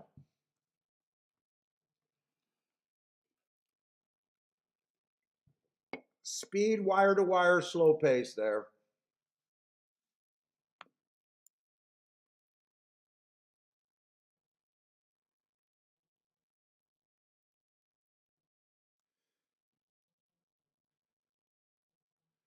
I really didn't think that horse was that much quicker to get that easy of a lead there. Okay.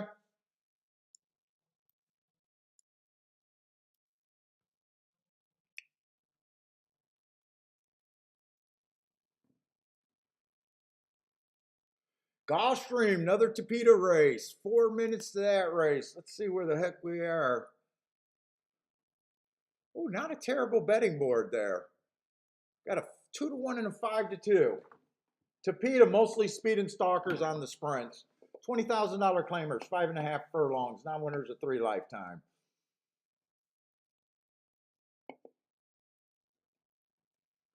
Let's see, the 1 average, 1 tick slower than the fastest winner average 3 races ago. A little bit higher of a level there. Early pressing day, not a bad. I don't think that's a bad race at all, really. Next race, he was a little bit farther back on an early pressing day. Got steadied early. That's why he was farther back, probably.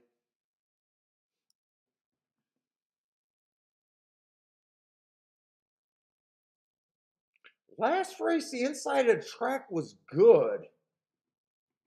And I don't like that he finished fourth there. The timer malfunctioned that day, so I don't have the regular marks.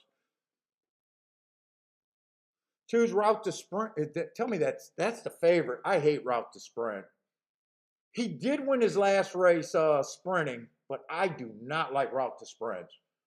And normally I want to try to beat this type of horse.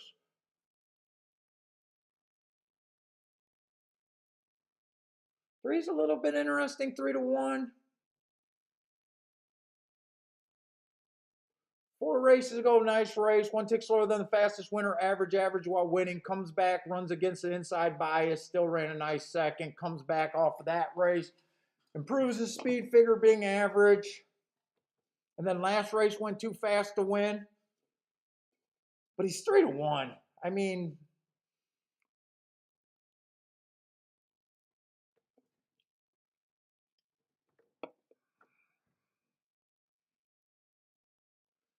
I'm digging here because I believe in building cases for long shots. This looks insane, and we know how bad turf has been for speed horses over there at Tampa Bay. I actually got to look that race up. That 21-3, and knowing that Tampa Bay was unkind to front runners, that looks like an insane. The only problem is I'm going back to March, but that looks insanely ridiculous. And I'm trying to get to 40-1 shot, so.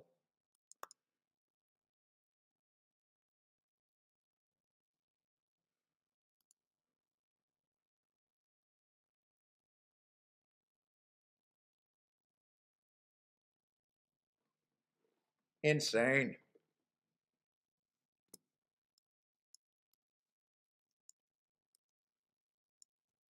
Heart. Insane race right there. Motherfucker, give me the heart. Problem is I don't like route to sprint. But I'm trying to get to a 40-1 shot.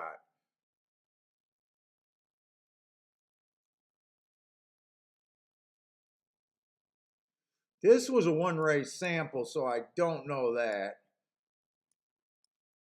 Even that looks fast for what I know about Tampa.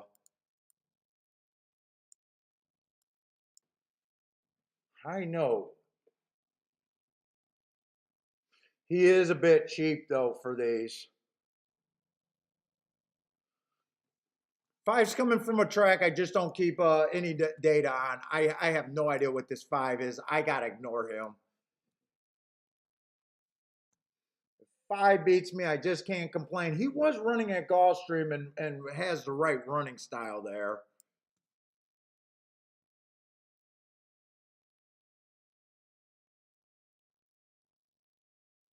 I have not been trusting the Tampa dirt turf form at all.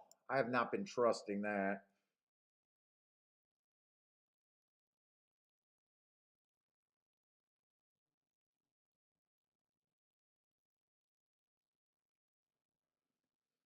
To me, I'm mostly intrigued. Three to me is the most likely horse that I'm intrigued with winning this race.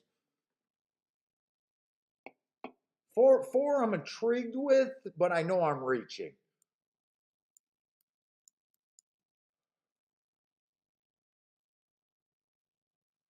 Kind of ignoring the five.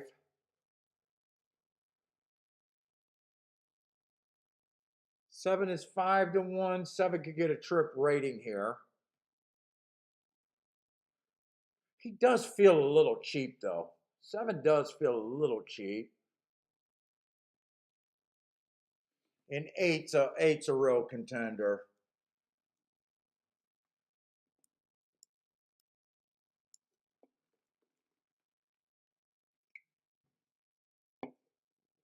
and even the 1, but I'm mostly, let me see these exactas and if I even want to pull this trigger. 3, 2, I don't want. 3, 1's 25 to 1. 3, 4's 104 to 1. 3, 7. I'm going to play 3 first and second with this group of horses.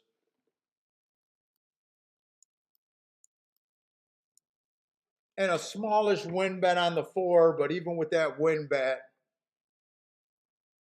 would be a decent day.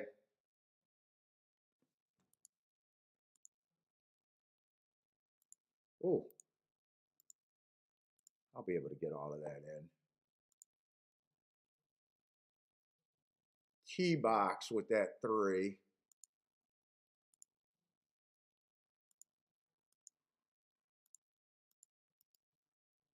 Come on, 7, 8, click.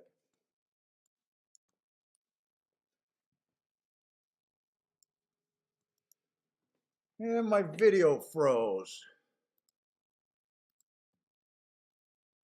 There we go. Let's see, Lobie likes the 1. Long shot Louis likes the 7 with the 8, 1, 6. Does not like the 3 there.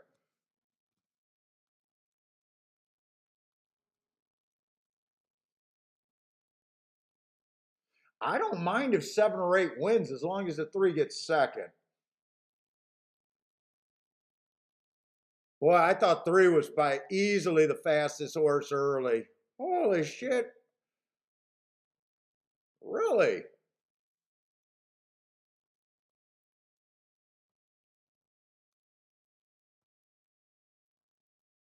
Really?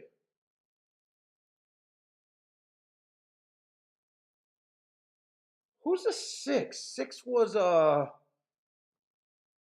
the wrong Tampa horse. I bet the other Tampa horse. 5 was the other shipper. Oh, 3's running. 3's running. He just didn't run with the running style that I thought the 3 would run with. Get this 2 out of there. Come on, 8. Get this 2 out of there. Come on, 3 and 8. Ah, shit. I bet against the 2.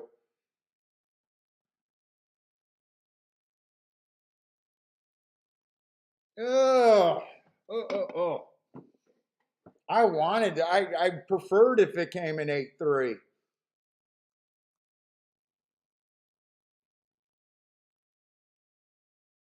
I did not like the 2.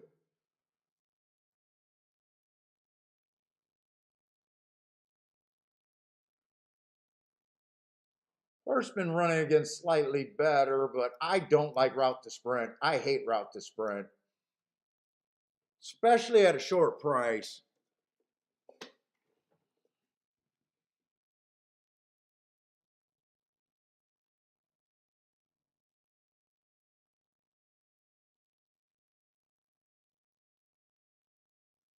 Let's see, Brother Man had a horse to watch list on the 7 horse.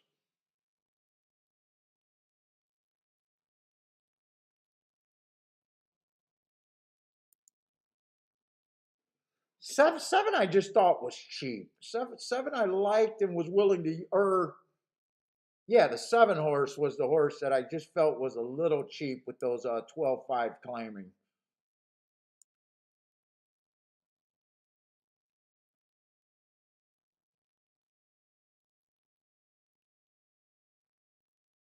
I thought the 3 would get the lead and wouldn't have much resistance there.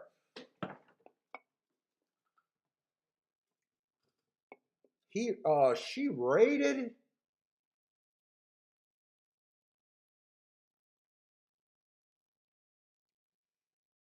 She rated and still wasn't good enough to hold on for second. For a second, it looked like she was going to be there, but that's what I get for King off of 5-2. I kind of deserve that one.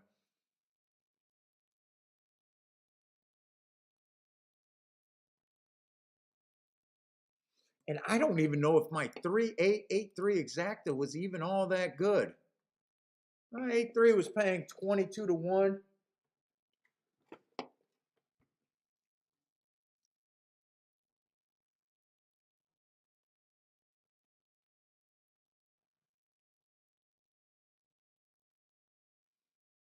I knew I was reaching for that 4, but I'm gonna play that every time. If I like anything about something at about 71 to 1, I'm gonna play.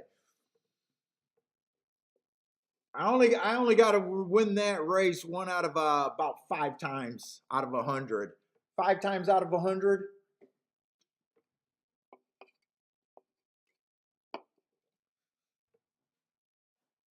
Yeah, 7 closed for third.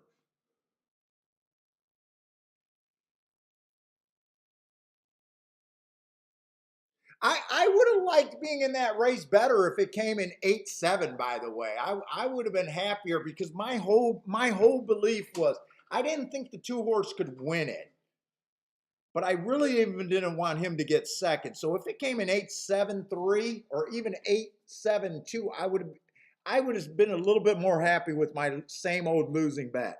It would have been the same losing bet, but I would have felt a little bit better with that result.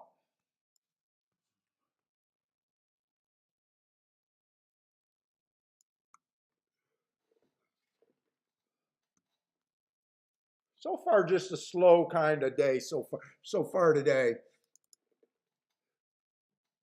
Just a couple very basic, smallest plays, and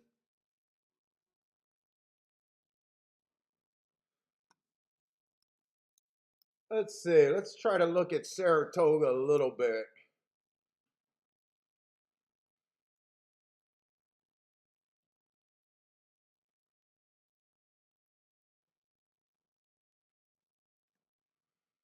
Let's see. Looks like Charles is thinking we got a fast pace here. Off the pace horses, too much speed signed up. So it looks like he's thinking a fast pace over there.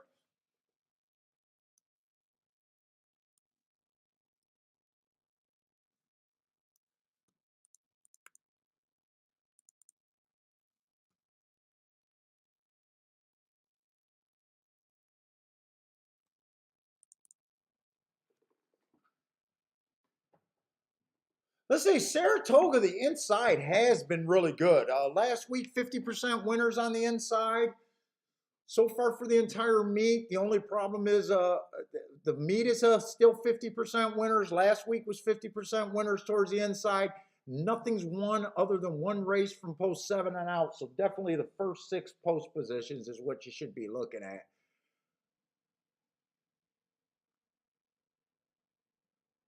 Speed's only 25%, so speed has not been great there. 69% of the winners have been stalking, 1 to 4 lengths off the lead.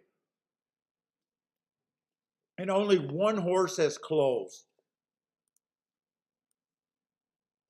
Off of a small sample size, but I think that correlates with what they did last year, though. Let me look at last year's real quick. I think that correlates pretty good with last year. Yeah, 49% of the winners were on post 1 through 3. Only 7% won from the 7 on out. Speed did a little bit better last year, 37%. So Speed did better last year and still 52%, 1 to 4 lengths off. So it does correlate with what was going on last year. What the fuck?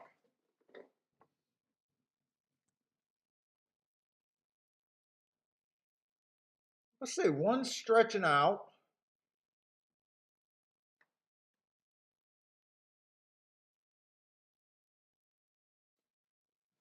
What was this race? Starter allowance 50,000. One, I also don't think one has never ran a race that should be able to beat these.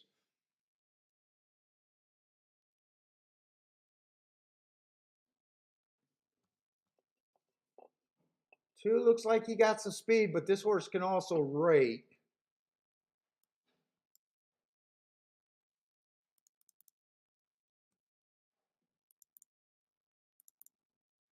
What is Kiki eating right now? What? I only got 3 slices left. I'll starve.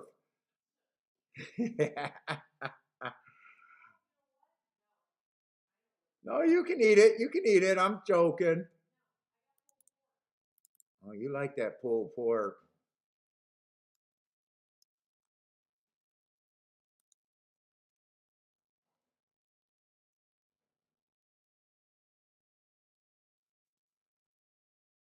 This horse had the 7-hole last race. It was an inside day.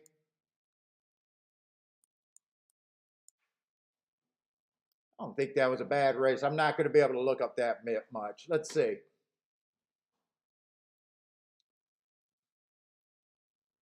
Charles has top pick on this 3-horse closer.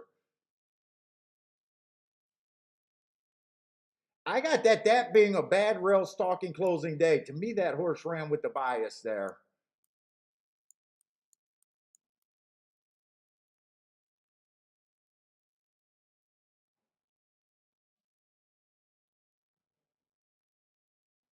Oh, why is my times wrong there? 7-14. Huh.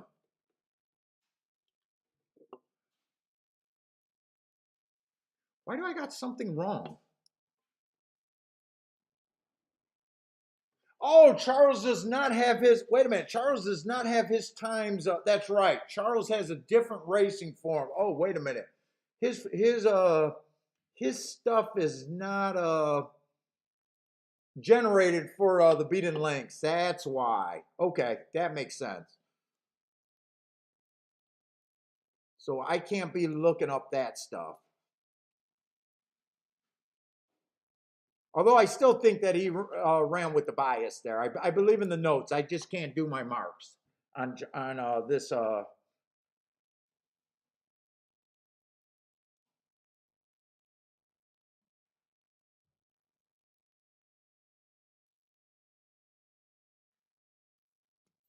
that makes sense. This was an early pressing day. Fuck, and I wanted to look up a couple of these horses, so I do need my racing form.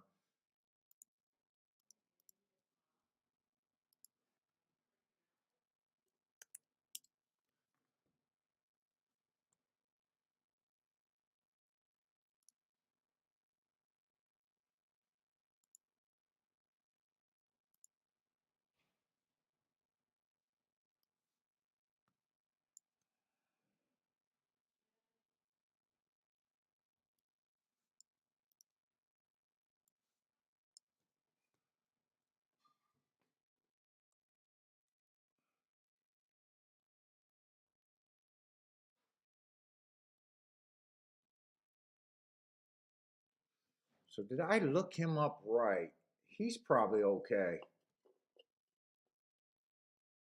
I do like that the two ran against the inside bias track, but I'm not going to be able to look up anything else here. I'm just going to let this race go. I'm going to be rooting for the 2 because that's the only thing that I marked up.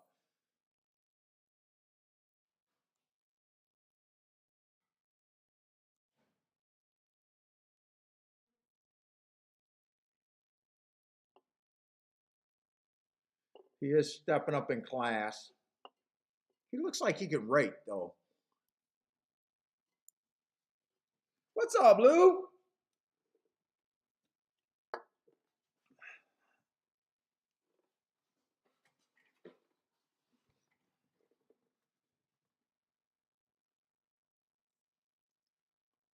Let's say long shot Louis likes the 1 and the 7 over there at the Toga.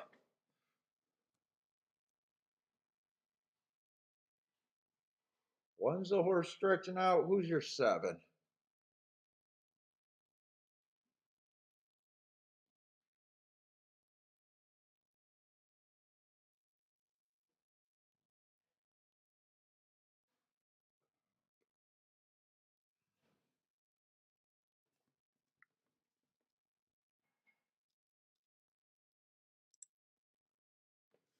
Might as well take a quick glance at Laurel and see if that's a turf race.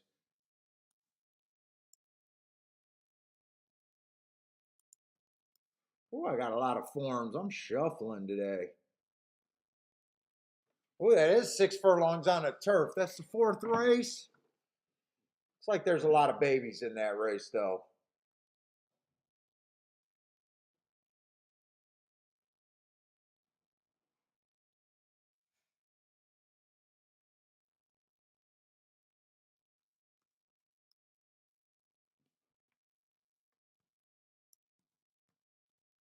Look at this one just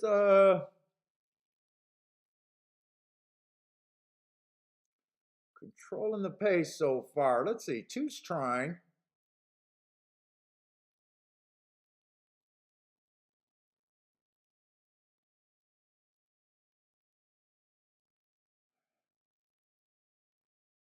Look at Long Shot Louie. I don't think Long Shot Louie can lose from here. If he gets beat, he's going to get beat by my two, but I don't think it's possible. 1-2. That inside, come on, two, hold up for second. Hold up for second. All right. Nice hit, Long Shot Louie. Nice hit, man. Have a day. Long Shot Louie already gave out a 14-1 winner and a 21-1 winner.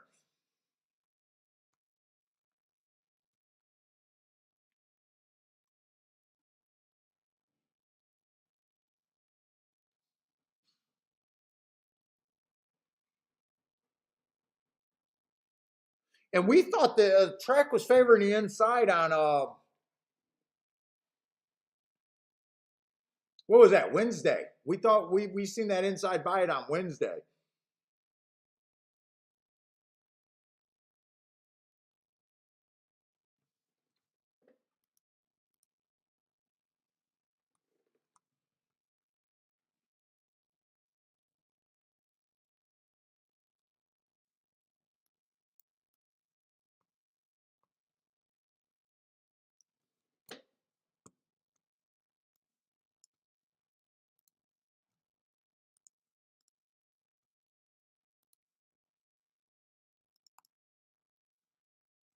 We got another Laurel turf race over there.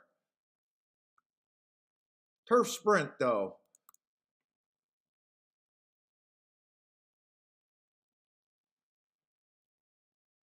And it does look like stalkers and closers have an advantage over there on the turf sprints also. I just wanted to make sure on that one.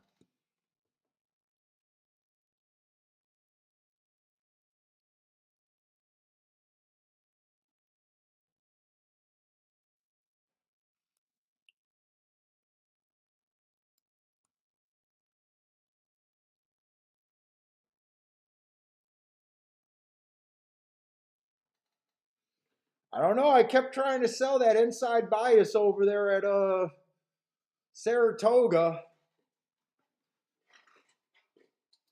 I seen the two. Me and Long Shot Louie needed a team up there.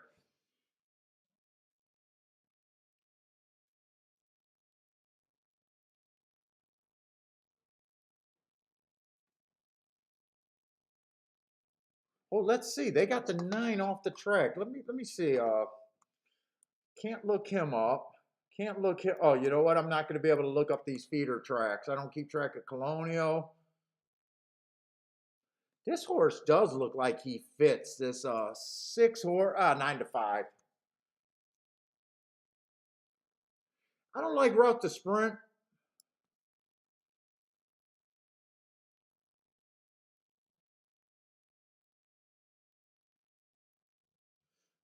I don't know. I don't think I could get to any great prices there.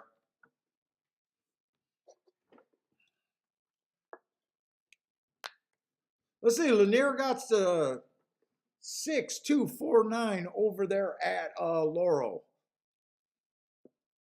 What's up, Raymond? Raymond, did Raymond get that 1-2 exact over there? Nice hit if you got that exacta.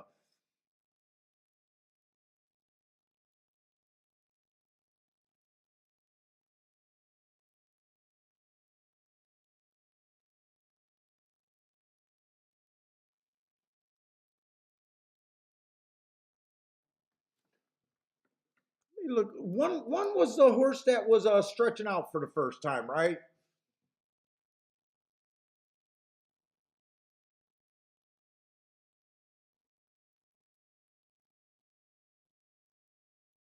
Man, the only thing I could say, it looks like he has to improve. When you go to the lead, good things happen.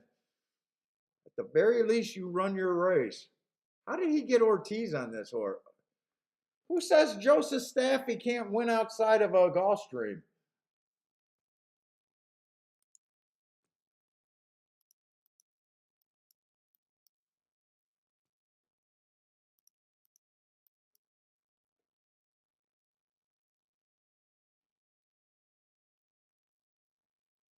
Let's see, this race was probably against the bias over there at Fairgrounds.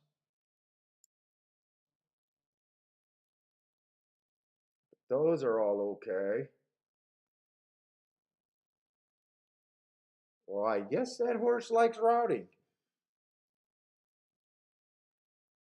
Because he looked like he had to improve quite a bit. But dude, when you even just getting the lead is always good in horse racing.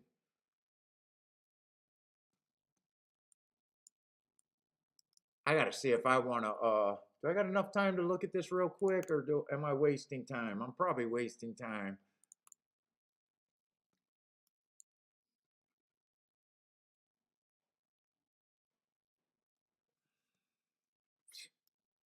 Well, there was a legit excuse there. Bad rail stalking day. He had the rail.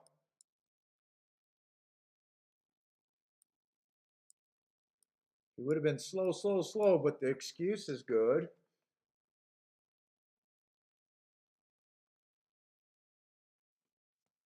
This would have been an early pressing day.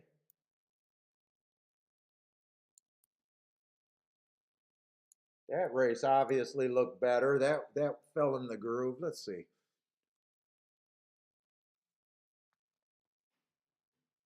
Early pressing day, asterisk. He was a closer that day. Ran against the bias that day. And Fairgrounds, I'm almost willing to bet that was a good rail. He definitely had muddy form. He definitely had some muddy form. With some excuses. Nice job. Nice job handicapping. 312 at Fairground. Yeah, I didn't even have to look that up to know that Fairgrounds was favoring the inside.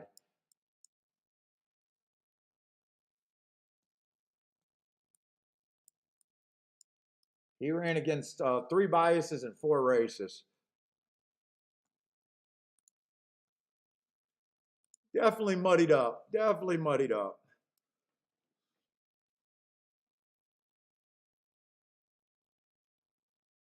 Charles says, good thing about me showing his form, he doesn't have to post his losing tickets today.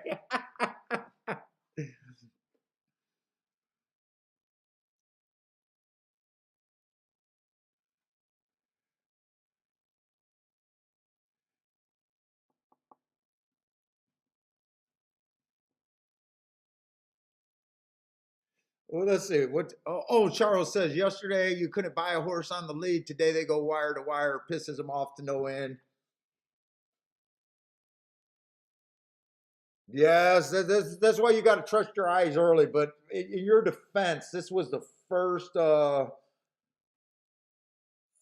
route race of the day, so kind of hard to think that. Even if you thought they were going wire to wire, I still think the one was pretty muddy there. 2 made a lot of sense to me. Two made some sense to me. I knew I was interested in him. I didn't like the 3 horse because I thought he ran with the bias. Who else could have got speed? If you thought this track was favoring speed, you wouldn't have been looking at the 3. You wouldn't have been probably not looking at the 4.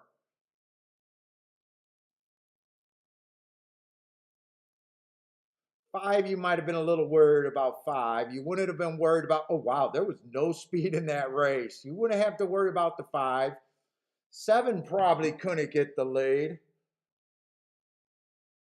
The 8 has speed, but when we talked about that the inside of the track was doing so good, the 8 and the 9 had speed. And they didn't show any speed today, right? The 8 and the 9, no, the one ran away and the two was chasing the entire time. Dude, hopefully this inside at Churchill on the routes is just going to be a good thing today.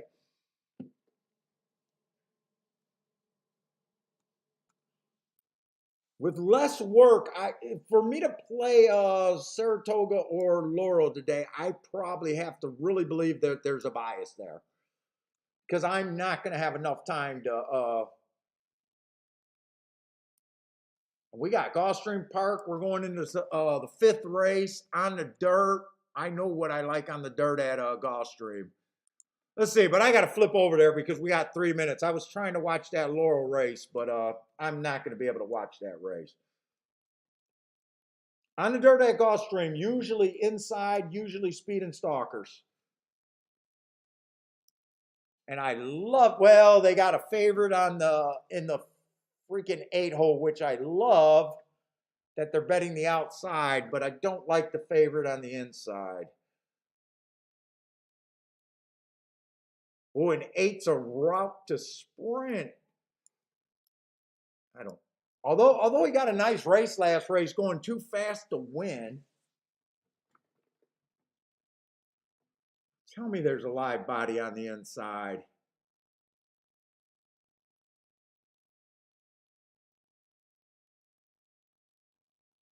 Four's making a big class drop. He's coming from the West Coast. I do not keep track of West Coast racing. Mostly been a sprinter, though. Tell me there's something inside of him with some speed. Just give me a live body towards the inside. That's all I want.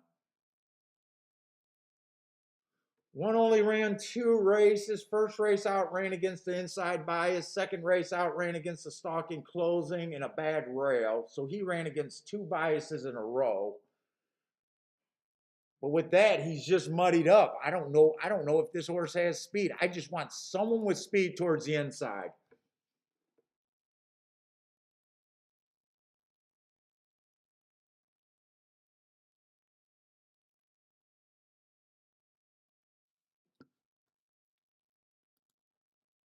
Four came off the pace over there to win at Laurel. Just I think he was a chalk. I think he was one of the 2 chalks, and I just didn't think you could beat the chalks there.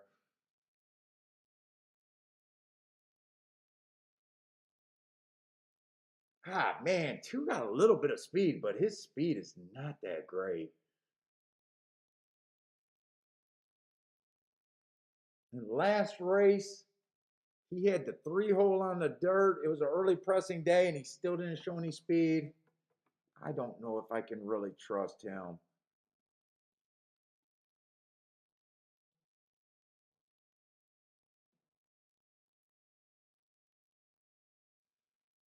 Four is the best he's been average. God, could 1, 2, or 3 get the lead? I'm having a hard time making that case. There's not any real speed in this race. I think whoever gets the lead towards the inside is the winner here.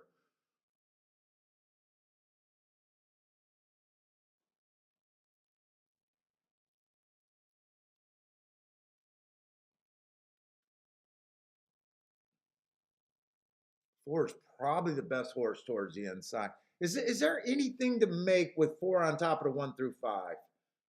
You know, 5's a first time starter. He's the only first time starter. Do I just feel like gambling right now?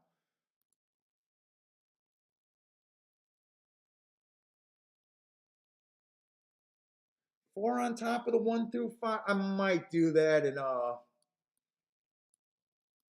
4 on top of the 1 through 5.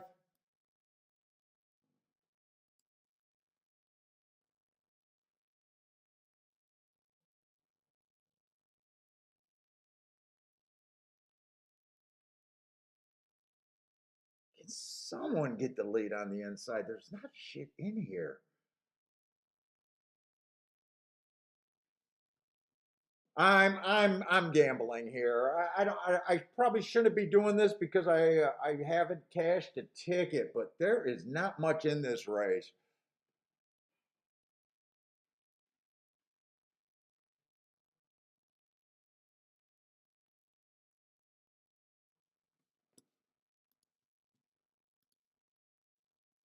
I'm not key boxing that exacta, by the way.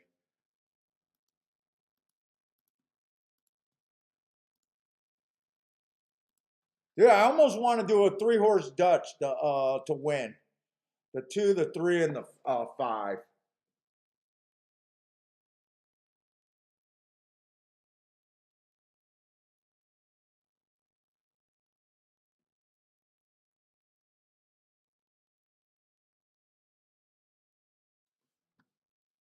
I'm going to do that. 2 to 3 to 5 in a 3-horse Dutch. I guess when you got an 18 to 1, a 25 to 1, and a 32 to 1, I can actually bet 3 horses to win.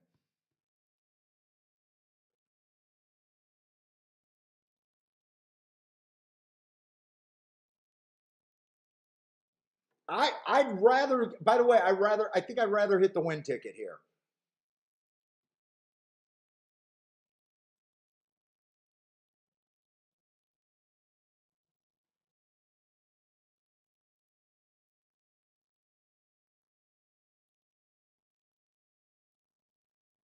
And 5 doesn't have any speed. Come on, but 5 does have that monster class drop where that could put him on the lead. Or I'm sorry, 4 has that monster class drop, and that could be enough to get him the lead.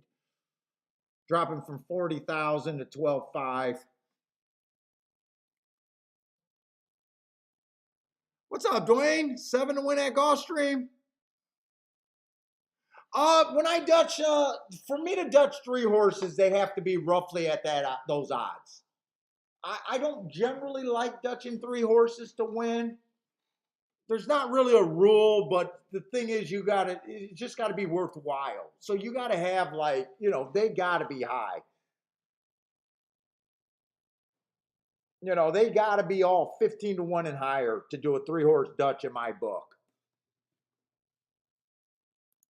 It's something that's really not good because you're going in paying for 2 losing tickets, even if you're right.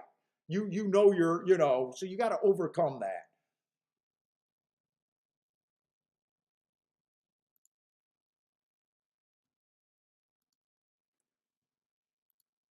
And the 6 ends up getting the lead. So I was hoping that one of these long shots can. Oh, 5 is trying to get the lead, and 3 is actually trying for me a little bit.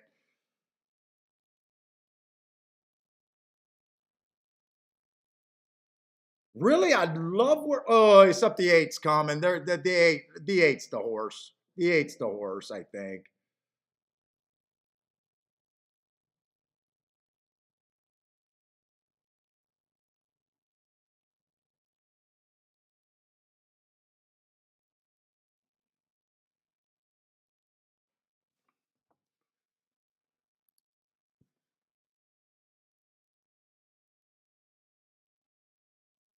Come on, 2. Does 2 got a rally here, or is 2 just chasing and doesn't? No, 2's not really coming.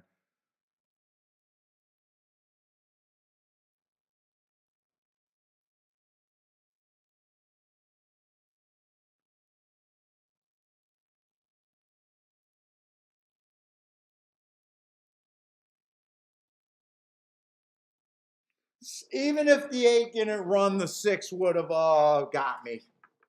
Even if the 8 didn't run, the 6 would have got me.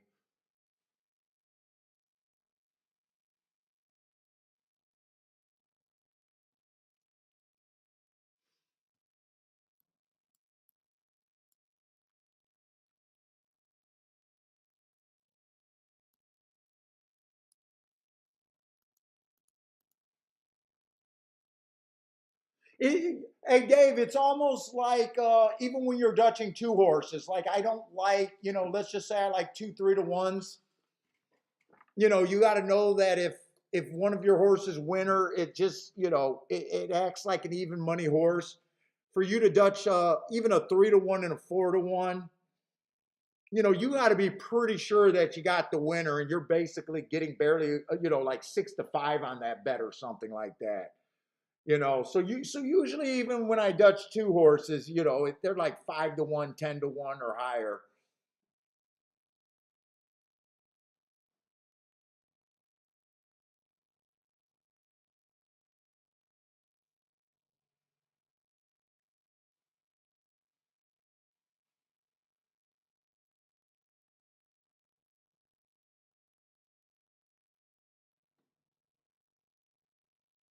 Oh, Sartan, or however you said that guy's name, was a big guy on betting 2 horses. I don't mind betting Dutching horses. You guys see that I Dutch a lot. I probably Dutch too much. I do not mind Dutching, especially at the odds that I generally play. Now that race, that race is a play bet for me there. Kind of just hoping to get lucky on the inside there.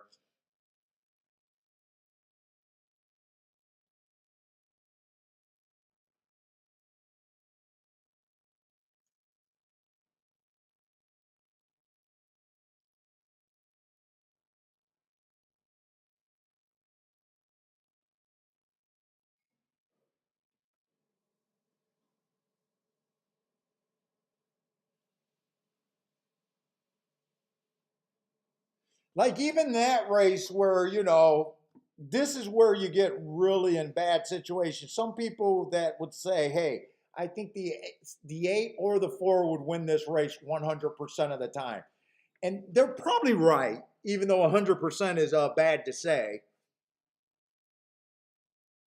I would never recommend dutching 2 horses at that range.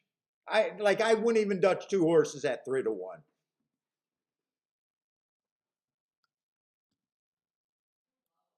Yeah, way too low.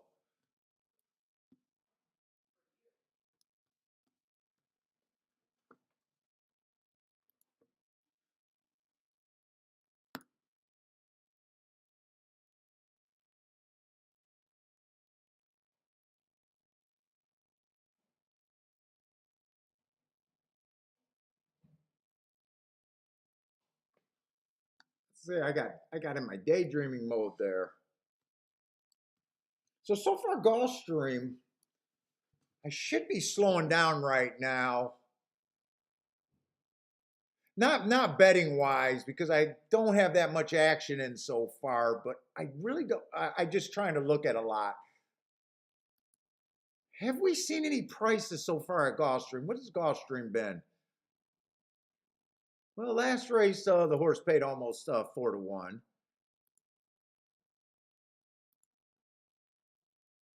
Yeah, Gulfstream's been very chalky today. Very chalky so far at Gulfstream.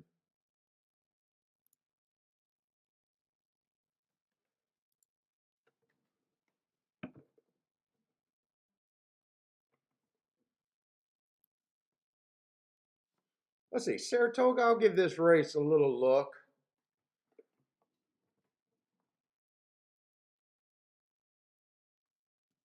Saratoga is just going to be too hard to mark live because they got such big freaking fields. We do got 5.5 furlongs on the turf. Up until yesterday, there was only one horse that won closing on the turf. Yesterday, they ran 2 turf races. Both races they closed. I'm a little leery about that. Before that, it's been nothing but speed and stalker. So I'm wondering, they just had that rain. It's been, been drying out. Maybe that's why the 2 horses closed yesterday. But whenever I see a track change a little bit, I do get a little leery. Let's see, we got $40,000 claimers, so fairly cheap horses.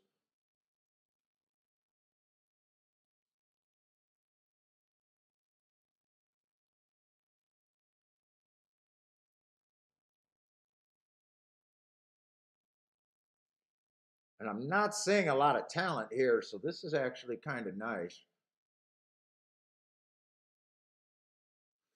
Probably just going to look up a few horses that I might be interested in, just look at it like this. I think I got 4 minutes. I got enough time to look at this a little bit. Can't spend too much time on any particular horse, but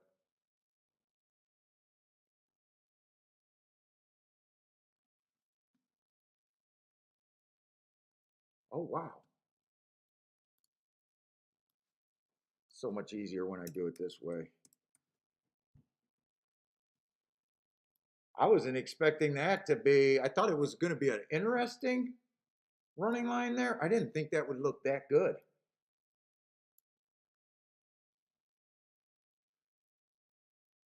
Oh, that was at Belmont, not Saratoga. I was like, wait a minute, how was that a stalking closing day? That was at Belmont, not Saratoga. That makes sense.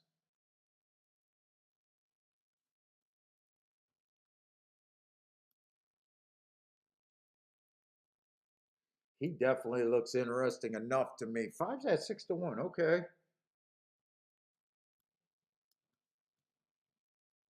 I do like his last race. Running against the bias, going too fast to win. Let's see, anyone at Belmont I can look at. Stalker Day, tried to go wire to wire. That's a pretty nice race right there. That's your favorite.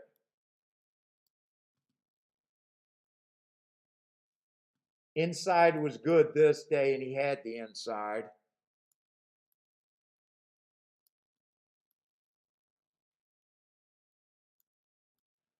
Might have to worry about closers today.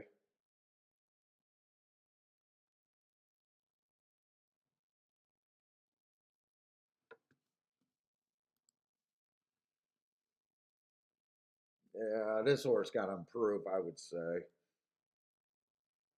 Anyone else? I think I wanted to look up that Mammoth horse right here. That I can look up that June 9th while I got this open.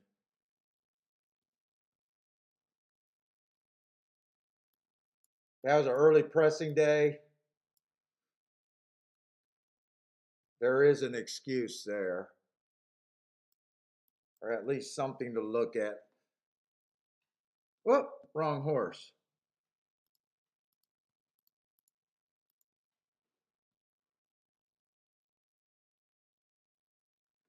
No, no, no. No excuse there. That was an early pressing day. Other than it being his first race out.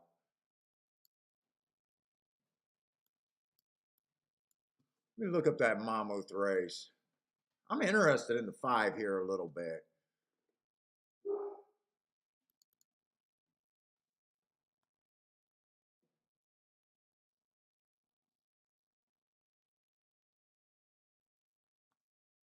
That was an early pressing day.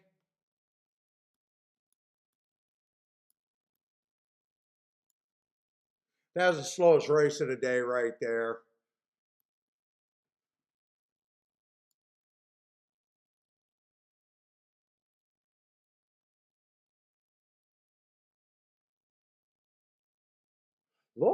This Laurel horse, the 4-horse fits running style being a stalker.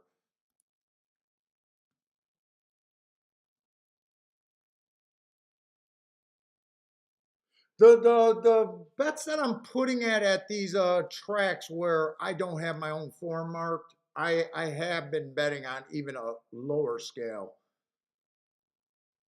But I think I am going to take a shot with this 5-horse a bit here. When I don't have my stuff, I kind of just hoping to get lucky with track trends and liking running style and just having. What's up, In? And I've been to Hazel Park a couple times, but I never really played there. I had when they were running the thoroughbred meet. I went to see a customer at my wife's family's restaurant was a horse owner.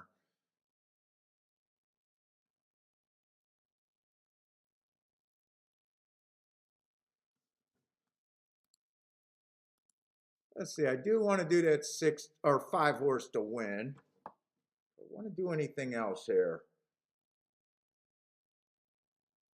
Whoops. I looked up the wrong race on him. I didn't even open up the Woodbine.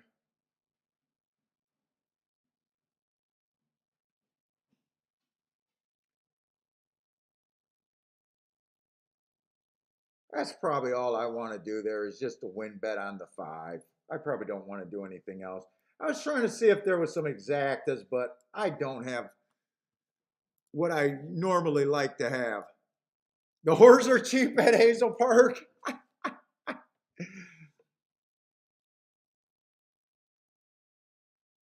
Dude, is that track still around or did they knock that track down once they went under? That was a mob control track right there.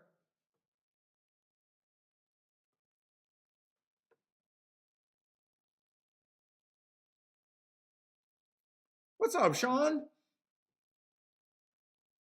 I was thinking about if I wanted to do a couple horses with this 5, and the 4 was one of them. The 8, but if it comes in 8-5-5-8, I'm not so sure that would pay too much. I think the 8 will be tough there too.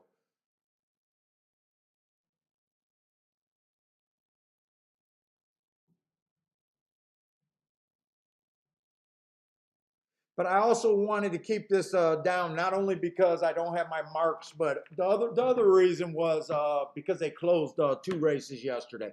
I wouldn't be shocked if I wouldn't be shocked if they go wire to wire, and I wouldn't be shocked if the pace collapsed completely here. Oh, they had great fries over there. What's up, Case G?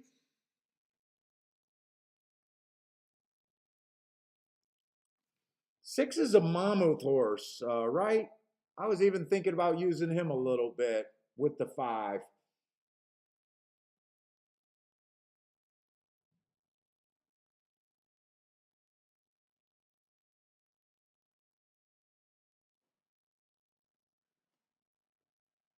This doesn't look well. They're gearing up. Well, I gotta go for my walk. I gotta go for a walk.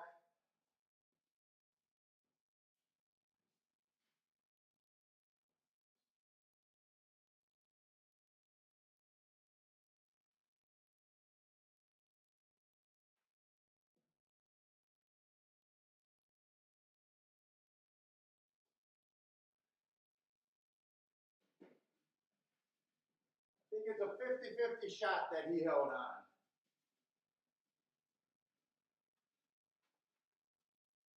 Did he get run down? Did he really get run down?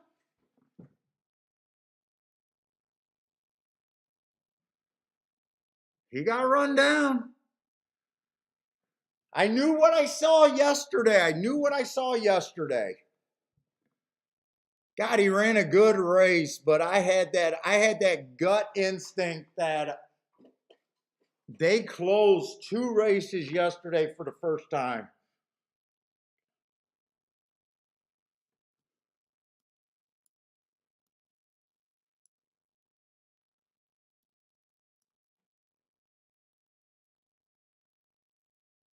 Definitely did the right thing protecting myself and not really going there after it too much. I think he ran good.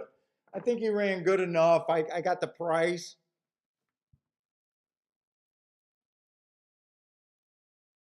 Problem is, if I thought I wanted to do something with a closer, I probably would have used this horse, the 9.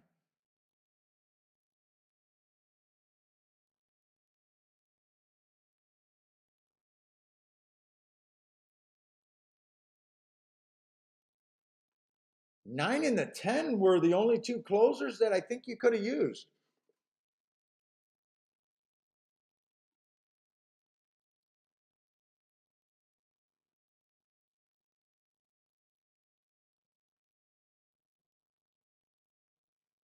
And well, they both ran sprints, and they both ran a couple one route. In fact, they're both coming. I'm going to look up that June 4th route.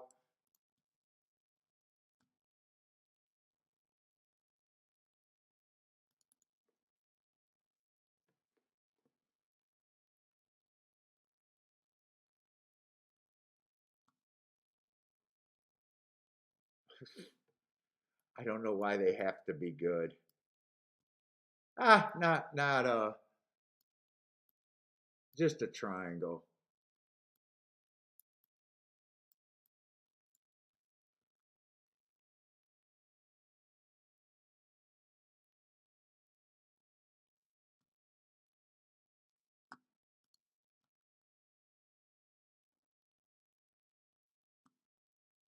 That's a 1 race sample. I even tried to look up. No, that's a 1 race sample. I tried to look up that race. Those would have been the only 2 horse that looked like if they were backing up that I think I could have made a case for.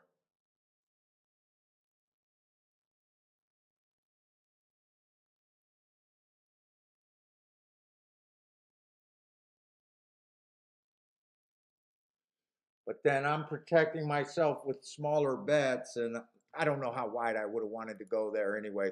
Because I would have wanted to play with the 4. I thought if the track was playing how it has been, I would have wanted the 4, the 8, and a little bit with the 6 to go with the 5. Then if I thought the track was backing up, I still would have wanted to play that those hearts come running against the bias. And I probably would have just used the 9 and the 10.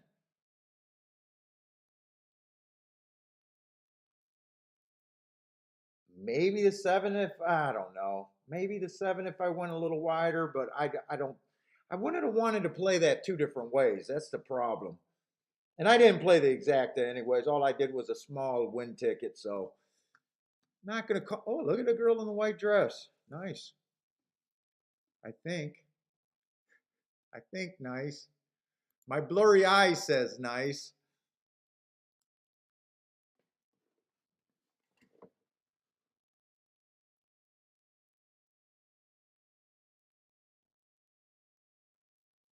Let's see. Brother Man says the 3 and the 4 horse got some trip notes on them.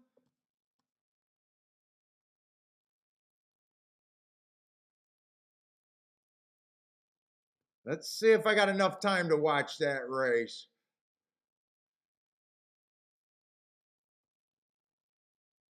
Ah, Case, you noticed that chick before too?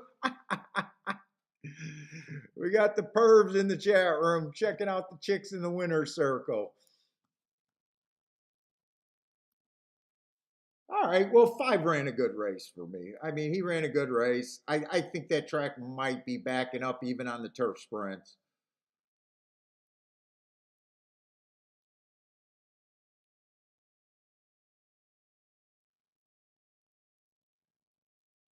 Oh, wait, this is a different photo. How did they get that girl in the white dress out of there and brought in 2 different girls with the white dress?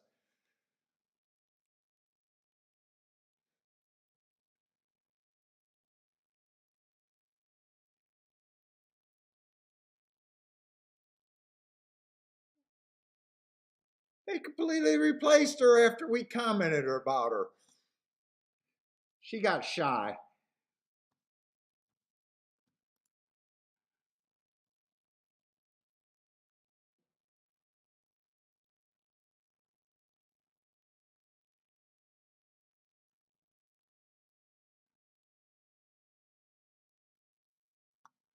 Scroll up, Paul. The last race replay on the last race.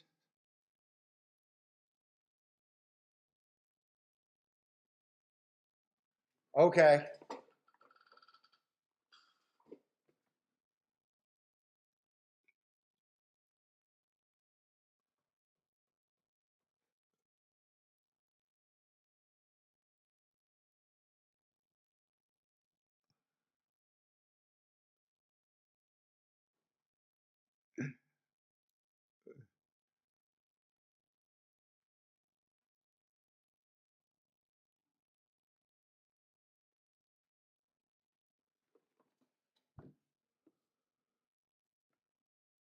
Let's see. Gulfstream has still got 8 minutes. I'm going to try to watch this replay to see. Here we go.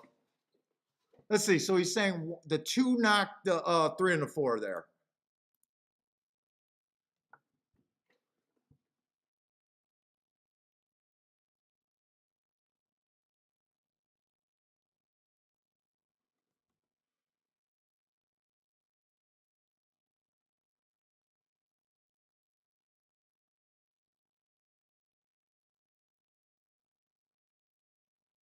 I see the 4 getting squeezed. Is that where you're talking about on the backstretch, or does it get worse again?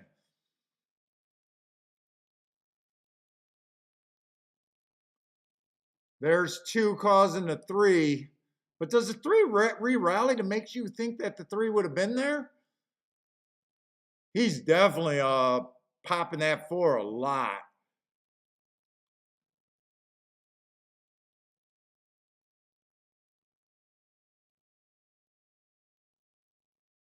Four definitely got interfered with. I'm not so sure. The 3 got interfered with, but I'm not seeing what makes you think other than if you liked him. 4 kept running. I don't think the 3 just gave up. So who's making your watch list there? The 4?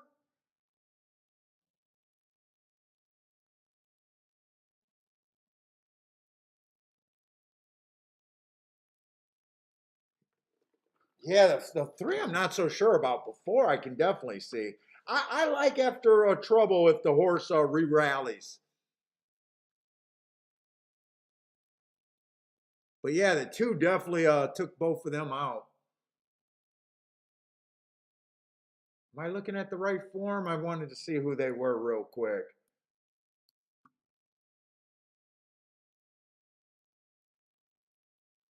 That's Gulfstream's form. That's the wrong form. Saratoga form.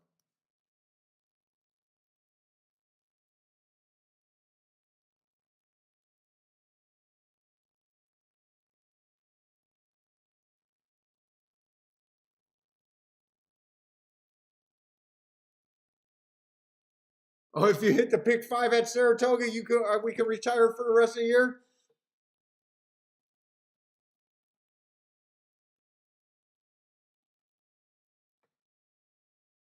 Yeah, I definitely seen where the 2 interfered. The 2 interfered with the 4 a lot, and I seen when the 3 just pulled up and never rerouted. It's just I was just curious about the yeah, 3 had trouble, but wouldn't have made my watch risk because he just stopped running unless you liked the 3 to begin with, and that was the excuse. I mean, he definitely had an excuse.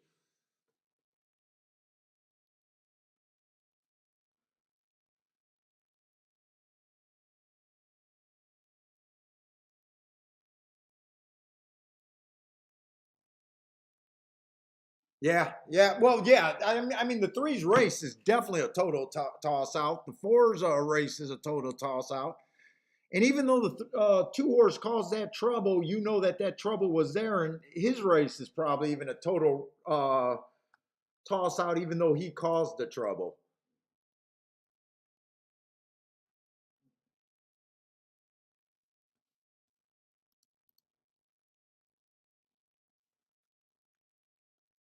'Let's see. Laurel is off and running, so that was a dirt race, anyways.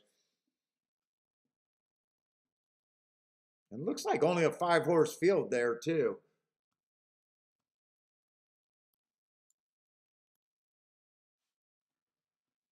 God, I'm shuffling too many cards today.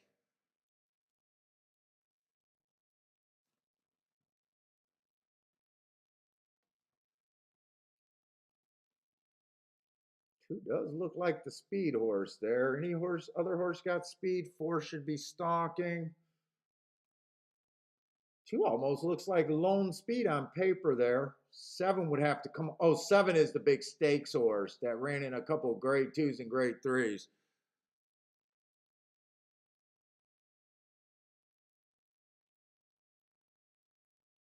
Like 7's going to get there on class and lone. Well, 1's still trying to beat him over there. And 4's looking a little dangerous, but I think the 7's, well, they're going to beat this. Are they going to beat this 7? 7's fighting. He is not winning like a 3-5, but I do think the 7 won. 7-1-4, I think that came in over there if you're interested at Laurel. But he did not win like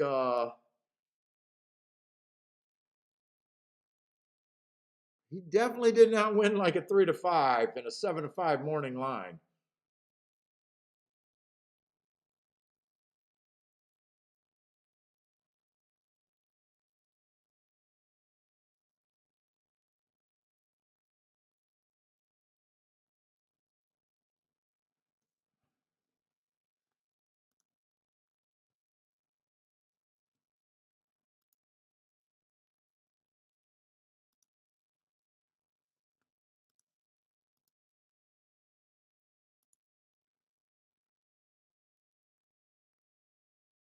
I'm pretty sure the 7 holds on there.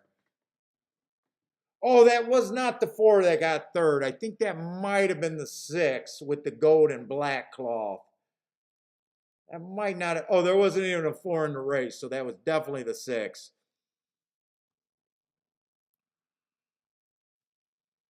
They got third.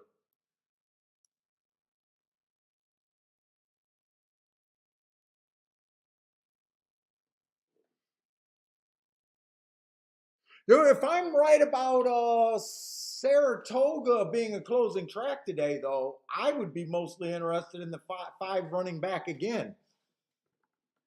I don't know if we're going to see any more turf sprints to make me keep thinking that.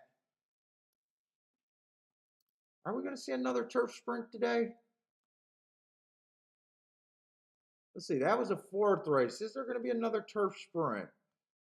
Depending on what they do in the other turf sprint, if the pace collapse again, I'd be more interested in whoever had the lead today more than anything.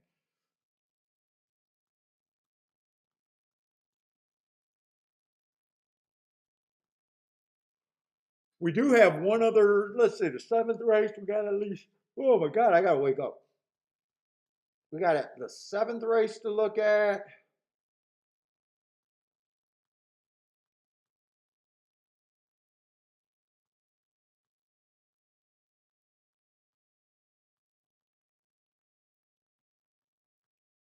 It looks like the only other turf sprint today, right? So we're only going to have a 2-race sample to even see if we believe that they're backing up or not.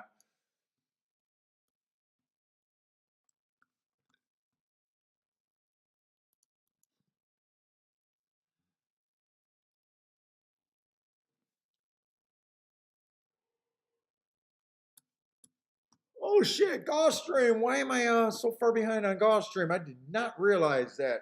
Tell me this is it's a Tapeta route, and Tapeta routes I generally want to play every Tapeta route at Gulfstream. I love the track's been backing up.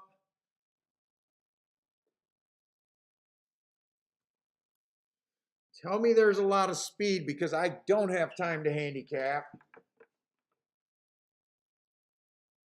And tell me I can get to some prices. Started allowing 16,000, but I'm really not going to be able to look at this race too good. Two's the favorite. He fits the running style, and at a glance, I didn't think there was a lot of speed here. Let's see. 4 might be on the lead, being a sprinter stretching out. 4 could possibly be on the lead. 4 goes to the lead. 5 could possibly be on the lead. This might be a slow pace here. There's always a danger.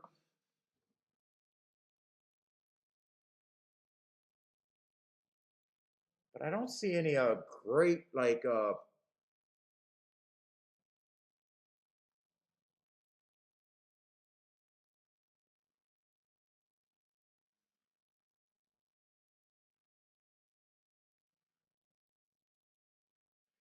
ooh, 9 actually fits this race and is a price that I'm looking for. But just the lack of time, I'm not going to be able to.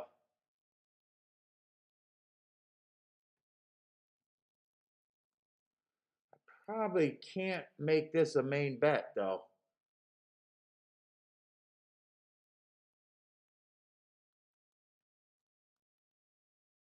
9 fits running style pretty damn good.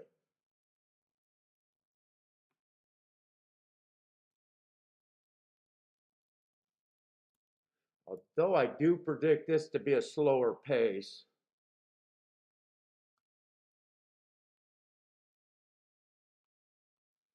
And I'm really going out of my way thinking that the 4 even gets the lead. He doesn't necessarily.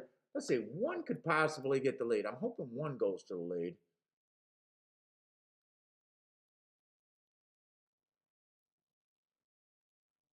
Those are the horses I think can go off the pace. Let's see, I can't go crazy here just because of. I'm just gonna key the best part. I'm kind of just taking some shots today because I'm not giving myself enough time trying to cover too much shit right now. And I wrote the wrong horse key. I want to key the 9. first and second with the 7.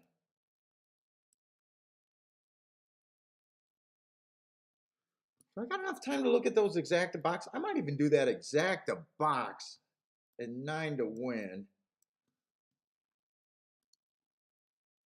Fuck, I do not have time to look up anything. This might be a bad bet.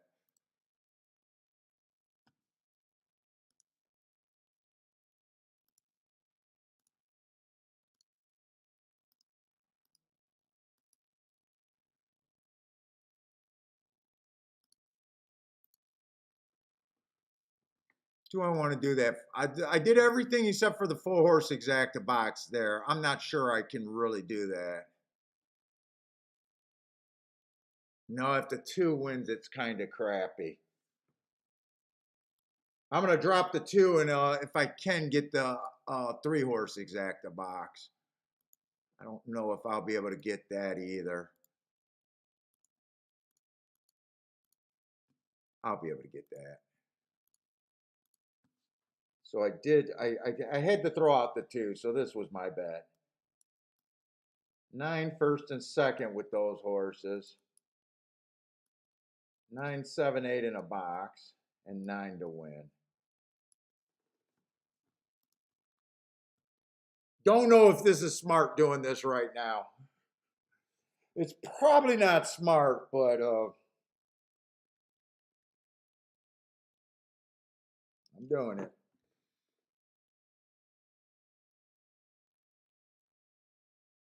And just don't go on the lead. I think this is going to be a slow pace, but I want you to be 3 lengths off the lead, settle.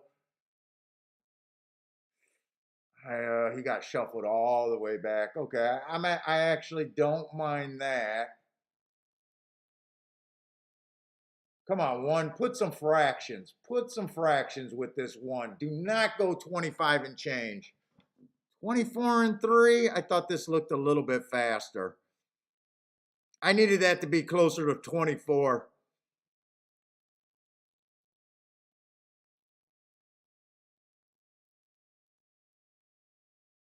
Come on, you're going to suck it up. 4 is going to get first run.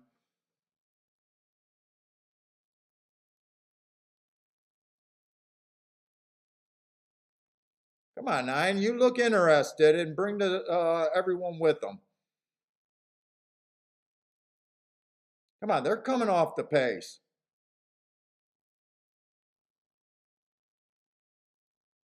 Ah, shit, I don't want, well, I do got a 2-9, but I won't hit the 3-horse box. Shit. 4 re-rallied. Come on, 9.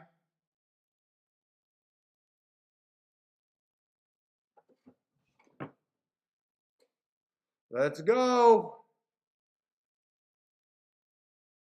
Ah, 4 is going to get away. 4 is going to get away. Did not get the speed. God damn it. Can I get a fucking duel ever? 4 did not get sucked in going with the 1, and he actually ran the perfect fucking race.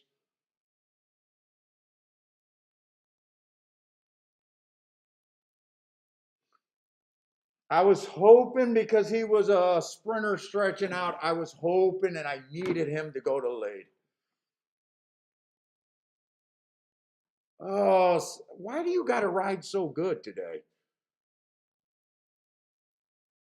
Nice ride. All I can say is nice ride right there. I think if you would have went up there and matched strides with the 1, I think I would have had a perfect bet.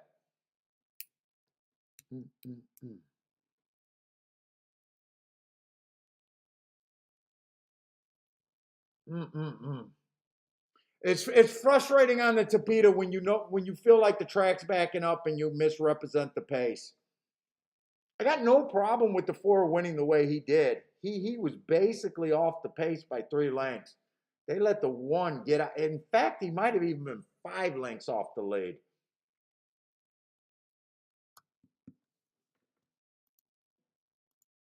The amount on this channel is profanity on this channel it's frustrating. That race was frustrating. I had one yesterday that I was super frustrated on like that too. Because I really thought this 9 was going to get the trip that he did, and I really thought he was a good key horse at a decent number.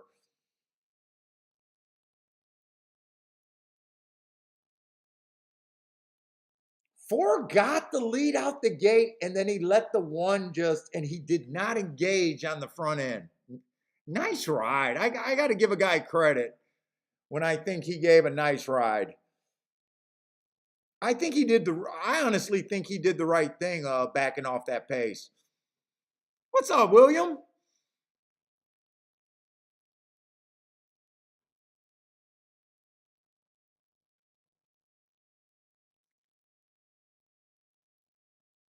And Gulfstream just been super chalky today. I'm not supposed to win on a day like this at Gulfstream. And Gulfstream is where my main action is going to be. So far, I am not supposed to be up at Gulfstream. But luckily, I don't got that many plays in today.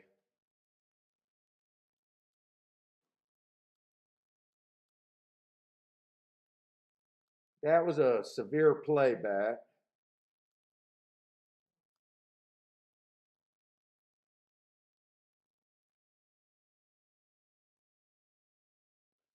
That was on the low side, but that did cost a bit.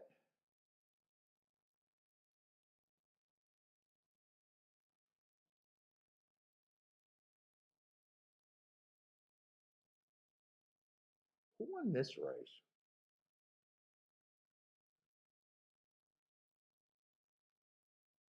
Then I know I didn't play the first race.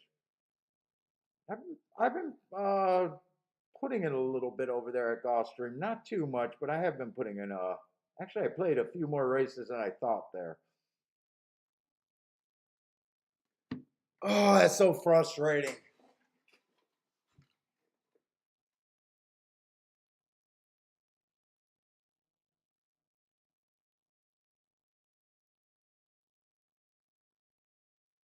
So frustrating there.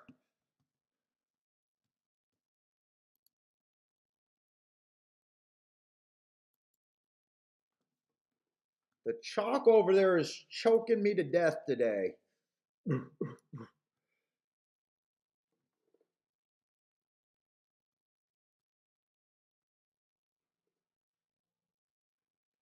Oh, wait. Where am I at?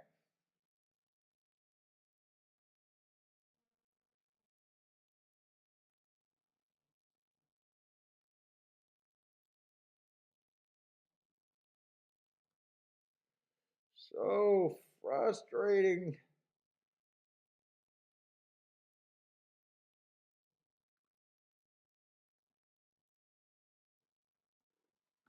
But it's the 6 furlongs on the turf here.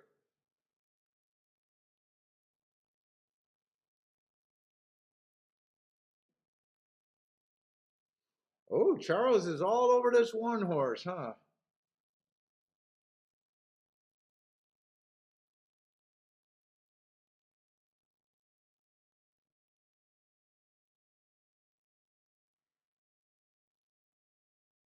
Oh, we got a Finger Lakes banger over here. Finger Lakes over there. Who the fuck is this jockey? El Diego Emmanuel?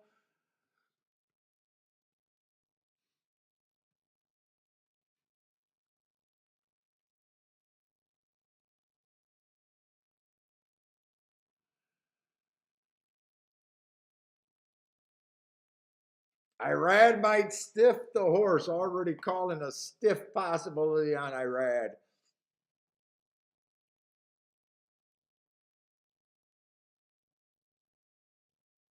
What happened on July 4th? Why did his figure go down so badly, so drastically on July 4th over there in New York?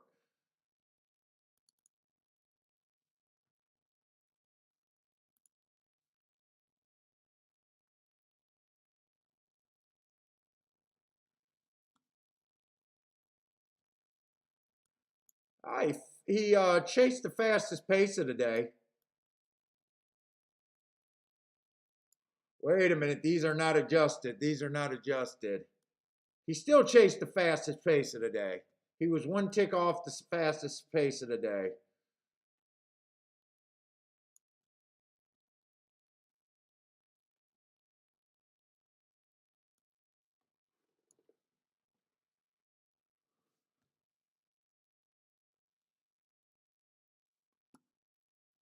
This right here, 2 races back, was a speed favoring day.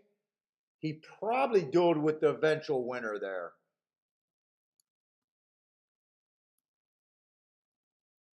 I got to do these in my head. I got to make the adjustments in my head.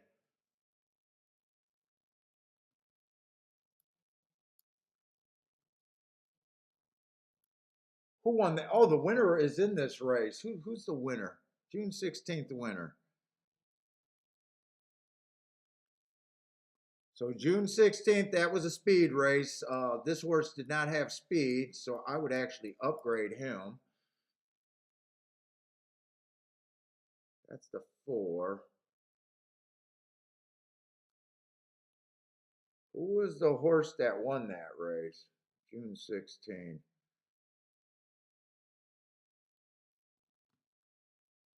That was a speed day. So he had the excuse. That was all these horses are coming out of that June 16th race. And some of them had no speed on that speed day.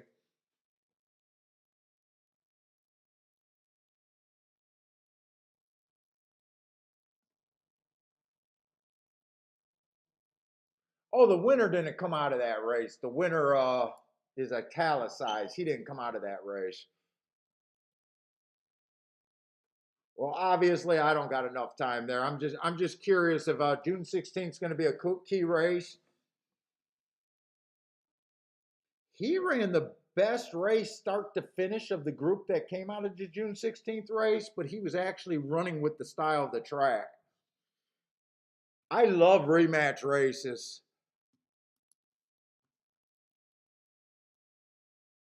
Like, I would probably be upgrading this horse right here. This is not necessarily a speed horse, and he was off the pace that day, even a little bit.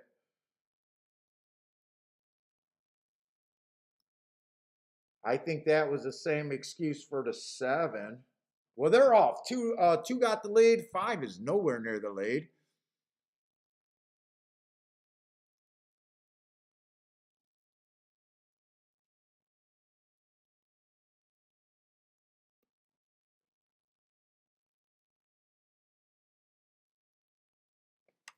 Who's the 3 horse? 3 got the lead right now. Who's the 3? 3 looked like a horse that could probably get the lead there. I love my notes. Win or lose, I love my notes. I said you upgrade this 4 horse over this 5. Just knowing that was a speed race, the 4 running better than the 5 makes sense. Just that little information. Just that little bit of information to me is what makes people get to be better handicappers. And explain what happened here, because everyone's looking at this race.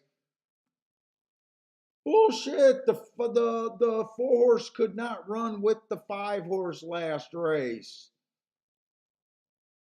Well, to me, it makes sense because I knew it was a speed favoring track. He was running with the bias and he was running against the bias.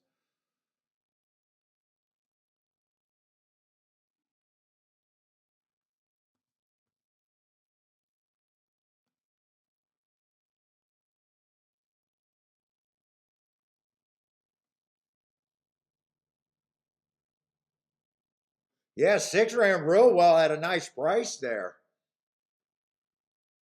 I just can't. I just don't have enough time to get the marks down. I'm trying to do as much as I can. Just try to do a like a. I'm trying to get some plays down at Gulfstream, obviously, but I'm just trying to look at these tracks. Saratoga and Laurel. Just talking theory and just kind of breaking it down the best I can a little bit.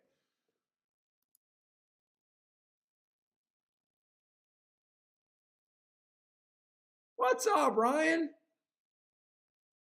Yeah, no, the four outrunning the 5 made perfect sense to me, and I'm happy because I just said I was pretty clear I would downgrade the 5, upgrade the 4. I also said I'd upgrade the 7. He was another one that was in that race, ran against the speed favoring track.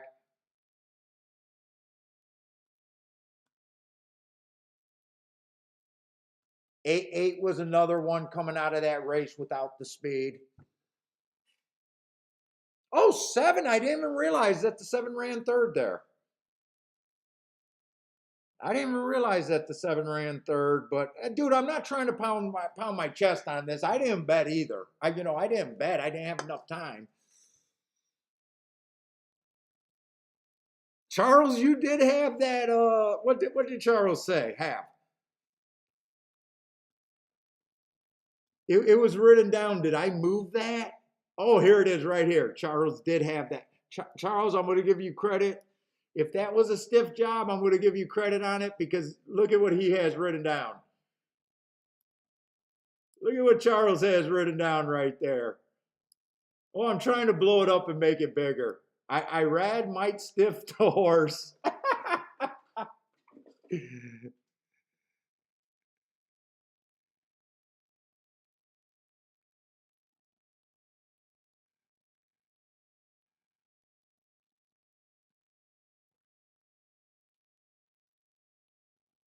All right, we're doing good. I haven't really hit anything, but I came on late. I only got marks at Gulfstream, so and I got very like little limited action all day today. I took a stab, got beat for second on a nice price over there at Saratoga, so I'm not that ashamed of the handicapping so far, but I haven't had any spots, real spots. Today I'm probably, unless I could find something that I can really sink my teeth in at Gulfstream, I'm probably just looking at today as almost probably going to be almost a day off in a way.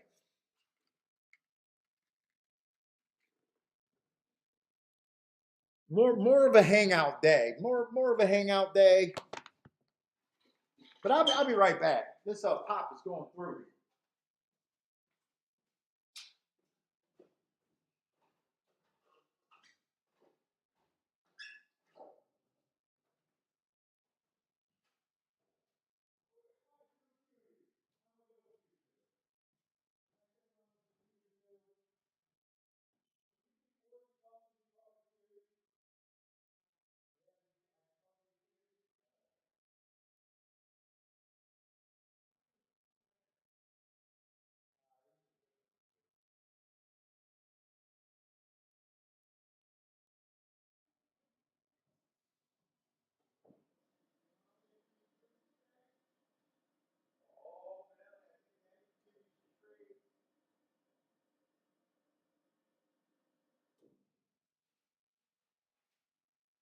So I rolled out the other bone today. The breakfast bone that got tired of. I put one in the left hand, one in the right hand, and let him pick. He sniffs them both. He does it with the treats too, and he picked the white one. He picked the one that we've been feeding him. But I let him decide. Now we do that with treats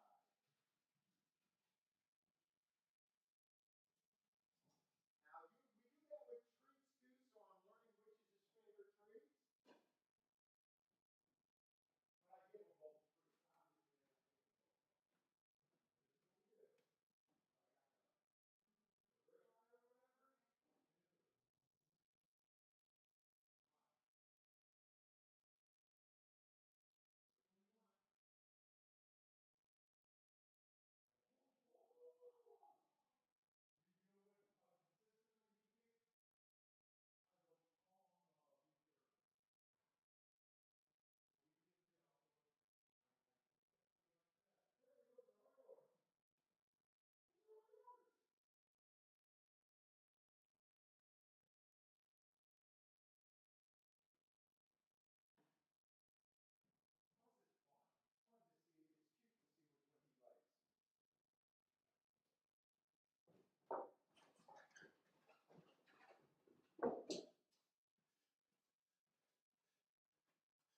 All right.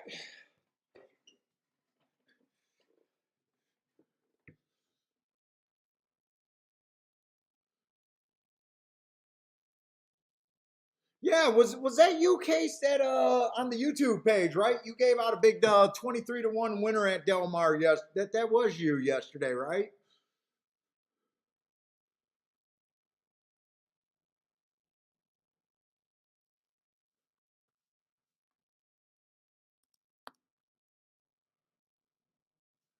Let's see. I'm going to look at Laurel. Probably not going to have time to mark it up, but we'll look at Laurel.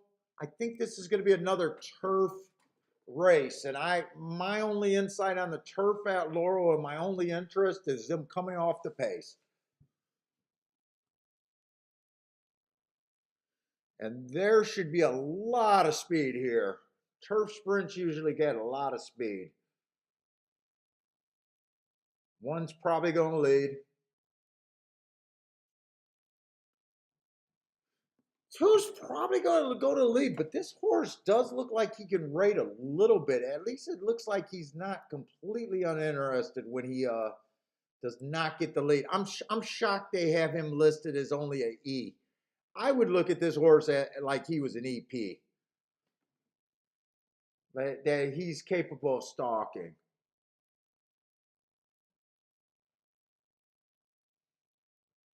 Let's see, three comes off the pace, and that's what I'm looking for, but not at 2-1.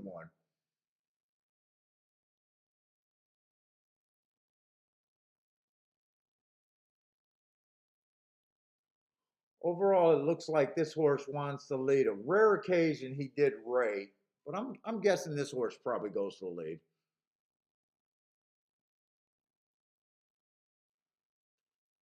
Five got kind of the running style I'm looking for. Oh, there's quite a few horses that can come off the pace.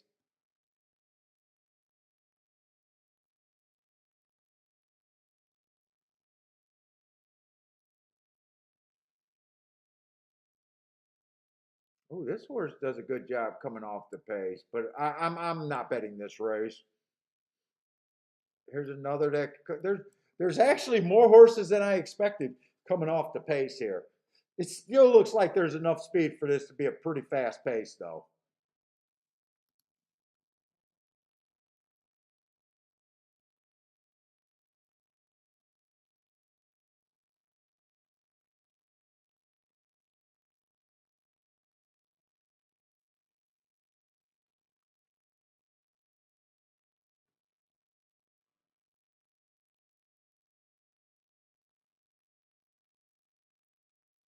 Ah, Case G is a good handicapper over there at Del Mar. Nice.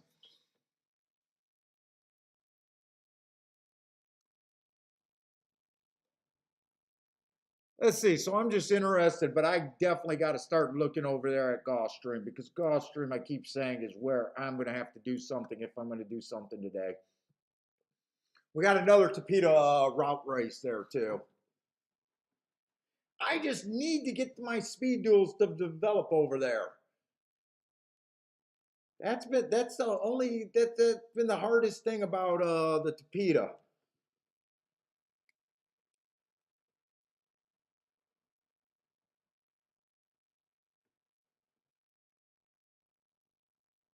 Tell me there's enough speed where I don't have to rely on just two horses getting the lead. Seven definitely looks like he wants to go. Ah, fuck, another lightly.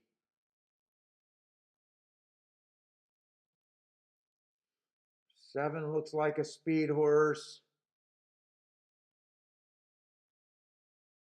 Six was dueling last race. But he does not always go to lead. Actually, he fits the track. I don't think the six should duel.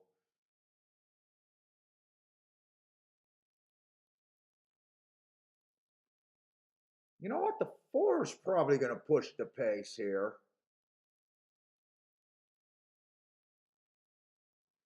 Maybe even the three.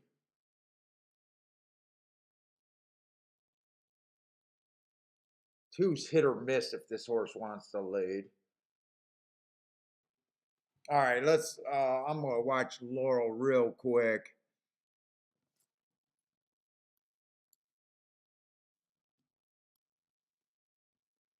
Thought there was a what? Oh no, no! What just happened? Oh, there it is.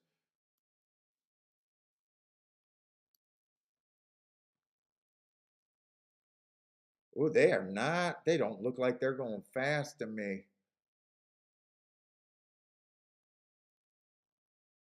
22 and 3. Before turned everyone into a proper running style, and that speed duel did not develop. Well, four's in danger of going wire to wire, but I don't think he's going to do it. They're coming off the pace, and they're wow, that race collapsed.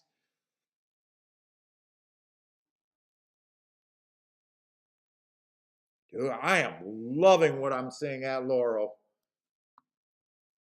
In fact, I wish I handicapped Laurel over Gulfstream today.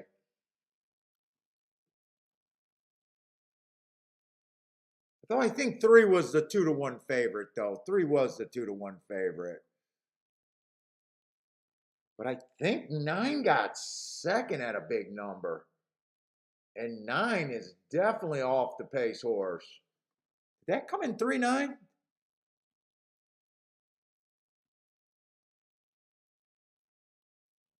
Don't think it was a 7. It might have been, no, I think it was either 3-8 or 3-9. I think the 9 got second there.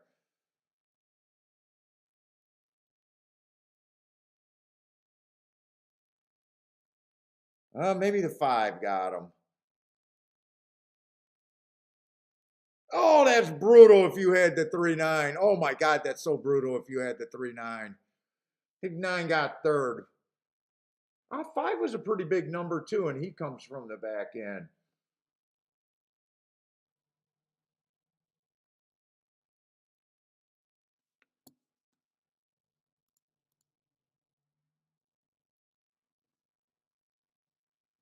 What's up, Zero Contrast, man? What's up, man?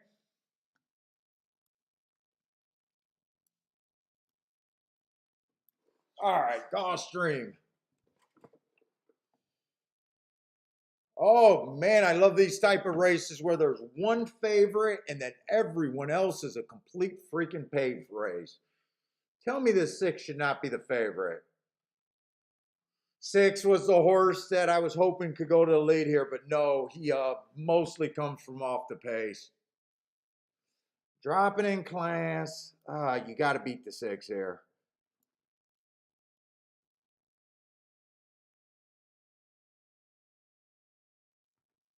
Oh, you got to beat the 6 so bad.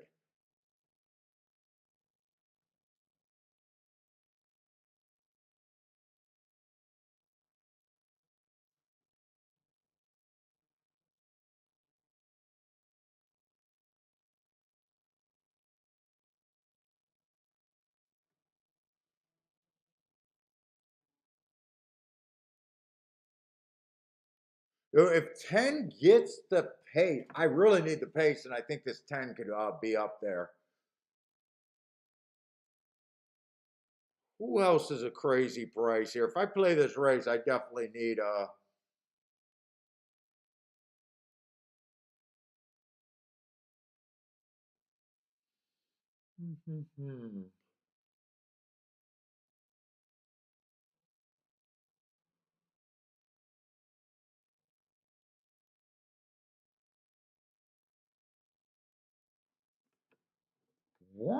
one fits this race, but man, he does not get in position.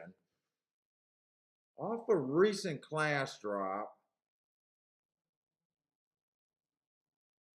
Am I going to get a fast enough pace for the race to collapse enough for the 1 in the 10? That's what I want. I'm not sure if there's enough pace here for that big of a collapse.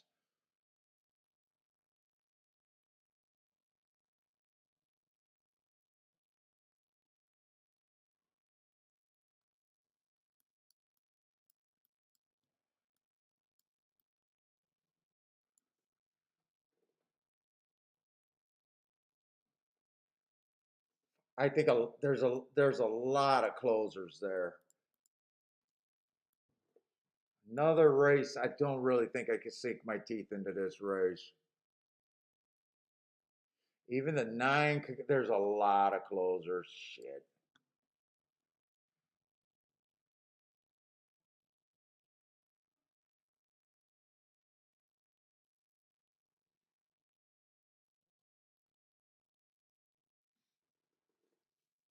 I'm kind of forced not to be able to go after this race. I just see too many horses that can close and benefit.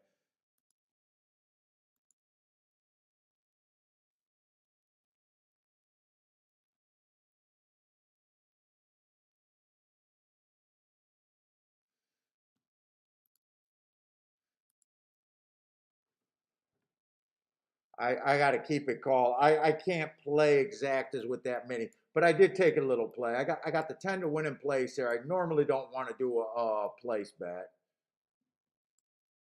I would have really liked to have been able to do a betting line in this race. But I dutched the 5 and the 10. I would have liked to do my betting line there, but I don't have any time to do anything. I even think the 1 has upside here. I just need to. Oh no! Why 10? Why the fuck are you near the lead? This makes no sense.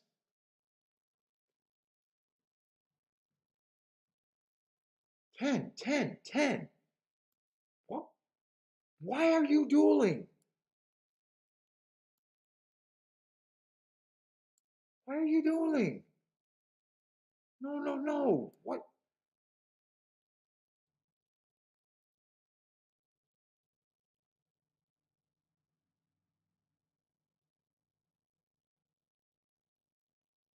Well, it is a slow pace. They go 25 at the first call. They did go 25 at the first call. That's the only good thing, but I do not like this ride. I got to be a fan of it, but I don't like it. And 10 went from 17 to 1 to 6 to 1, so I would have never. What the hell? How do you go from 17 to 1 to 6 to 1?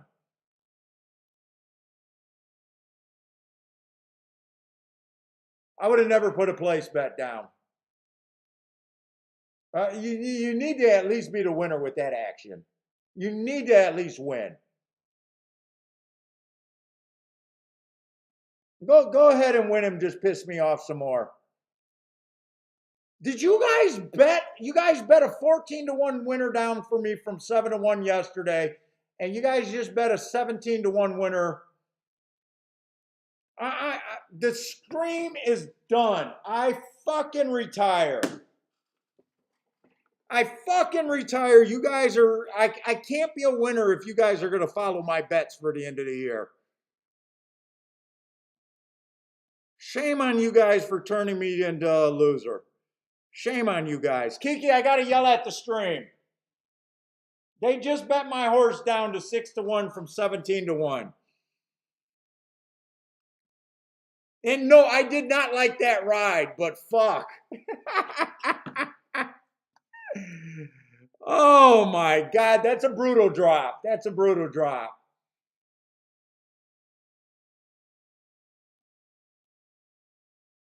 All the big money here, Dana Harding. Were you one of the guys that killed me? Were you one of the guys that killed me? That happened yesterday with a 14 to 1 in the gate. He wins at 7 to 1. I got to stop the shakeup. It's over. You can't have this many people following your act, and I don't believe you guys follow my action. You guys know that I'm teasing. I'm teasing. But this is this is what touts ignore. Touts want to sell you their picks. I'm the only guy that says if everyone followed my usual winning action at the end of the year, that I can no longer be a winner if enough people do what I do. Because I know the realities of the par mutual pool. Oh my God. Well, that was fun though. It kind of sucks that and there's going to be objection. So maybe the 10 crossed over on the 9. So if they disqualify, they're going to make this a little bit worse. Serves you guys right. I hope they disqualify the horse to second just to make. I don't. I'm joking. It's 100% a joke.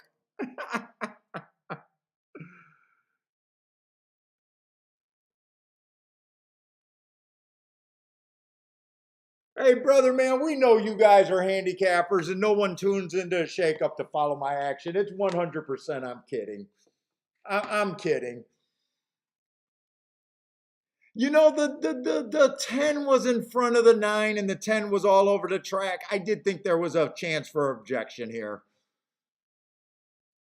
Jerry dropped the odds with a $5 win bet. I don't think I can blame it on Jerry. Was the 9 ever going past the 10? I'm not sure the 9 was ever going past the 10. If that's all that was, I don't think they can take this horse down. The 9 was always a length behind, wasn't he?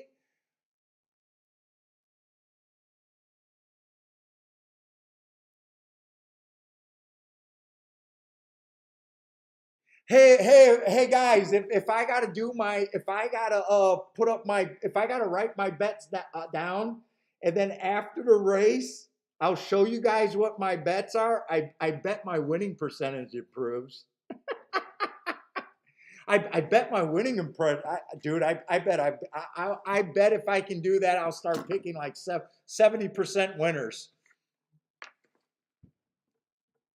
I don't think they can take this horse down, but we'll see. I don't think they can. Was 9 ever looking like he was going by this horse?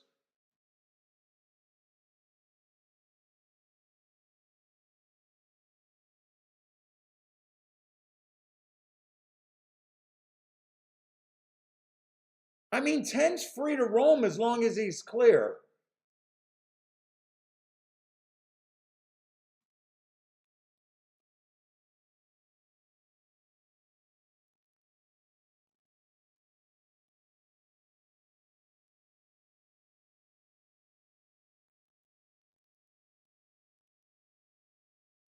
The stewards are going to take him down just because of that suspicious action.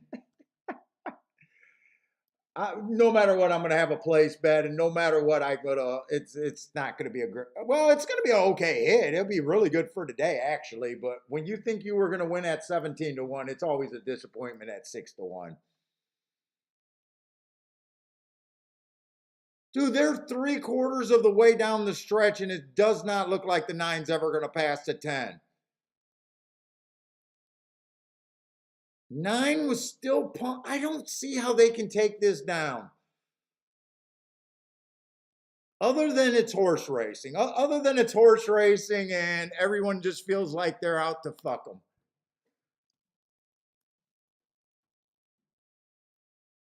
The stewards are reviewing the shake-up betting action. Yeah, we got suspicious betting over here.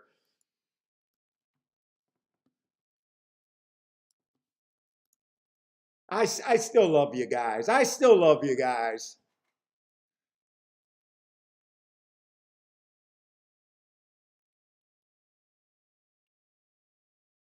At least I acknowledge the realities of racing. Like, you can never get a following of just people that are following a person's action. Even if that person was a winner, there's no way he can continue being a winner if there's too many people following that single person's stuff. You need these when you think you're getting 17-1 to close out. And I'm not blaming you guys. It was probably the computer. I'm just having fun with it. But I understand the realities of the par mutual pools. That's why these tout guys are just funny to even listen to.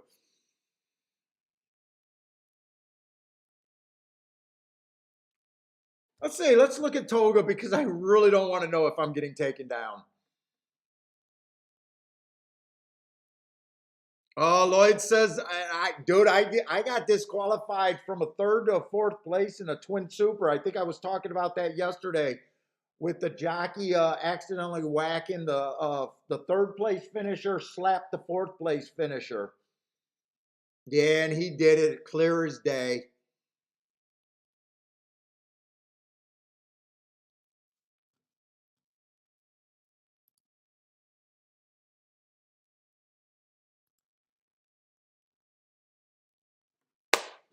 They left them up. They left them up.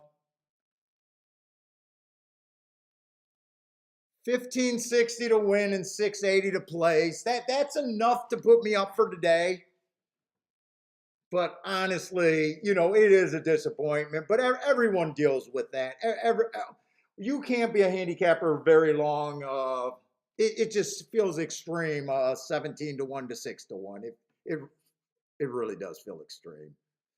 I mean, not 10 to 1.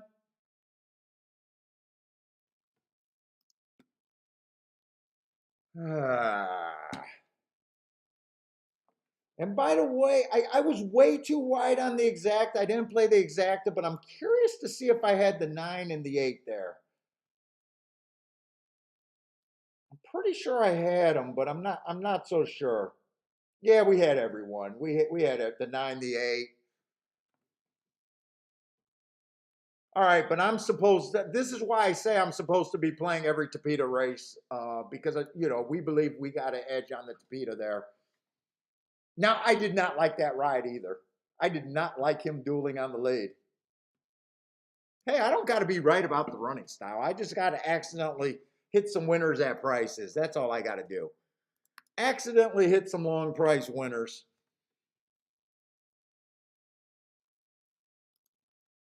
Yeah, but Dan, does that really feel like the computer said, oh my good, maybe the computer bettors are not watching the shake up? Dude, I put the invite for a computer better to fucking hire me. I put the invite out there. I want to see what they're doing. I want to see their algorithms. And I still believe I can help their shit.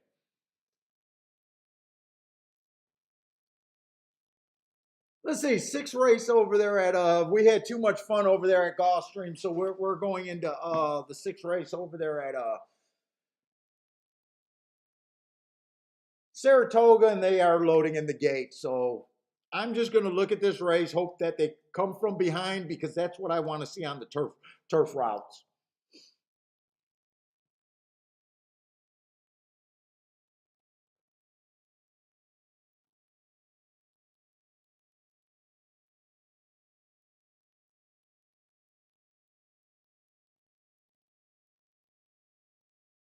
Hey Charles, I noticed that you usually only have like one or two running lines marked up if you have any marked up at all. Do you just look at the most recent running lines, or do sometimes you? Oh, here's one you went a little deeper in. Do you look at all the running lines, or do you just highlight the running lines that you see something with? So now I do know that you look at more than one running line.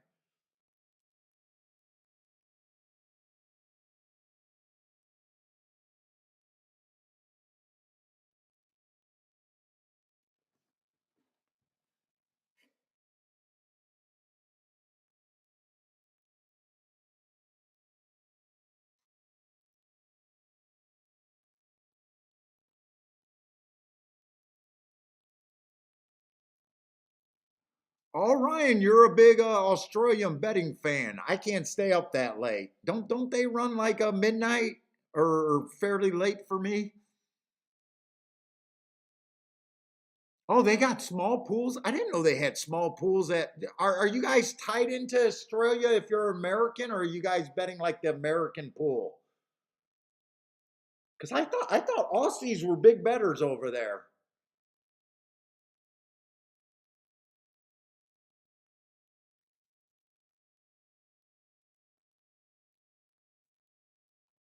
49 and 4 at the half.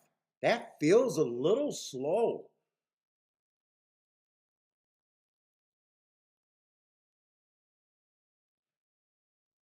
I'm trying to ignore Elliott because I don't want to jinx. I'm trying to ignore Elliott right now.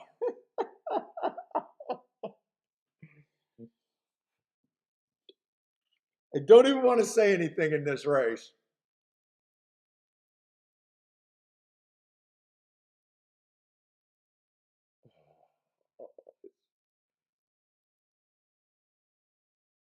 He, he ran his heart out.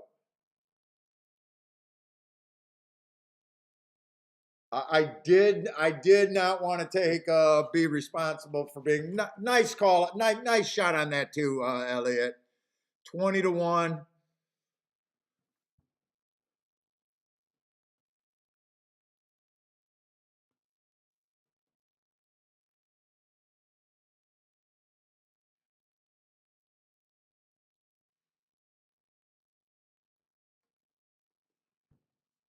Let's see, the 1A was out of that race.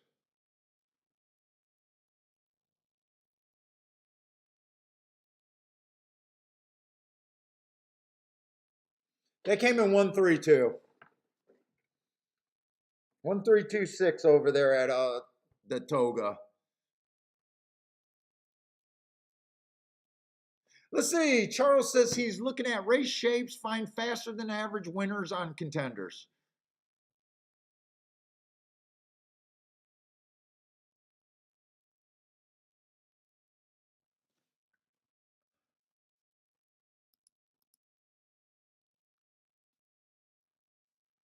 Yeah, the one had a perfect running style for that race, coming off the pace.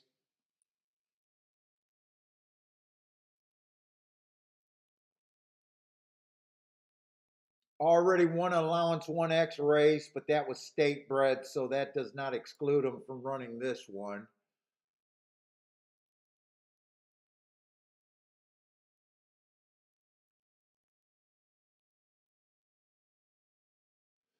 I thought two got away with the pace. It's just so hard. It's so hard to. I believe it's super hard to win on the front end. I thought Elliott's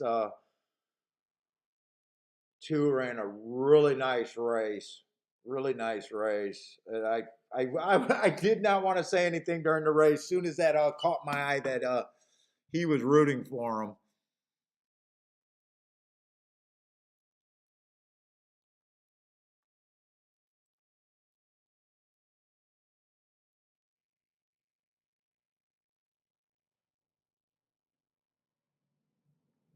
Let's see. I did notice that Charles did have top pick on that one horse. So what did Charles hit? Exacta and try or something like that? Probably at least the exacta, right? Because I know he went at boom on just the 7-5 winner. What are they? Oh, did the two get wobbly in the stretch? Is that what they're looking at? Yeah, two started drifting pretty bad. Oh, two hurt the six big time. Two's getting taken down and put to fourth. I don't think there's any way they can leave him up right there. I still think two ran a very good race.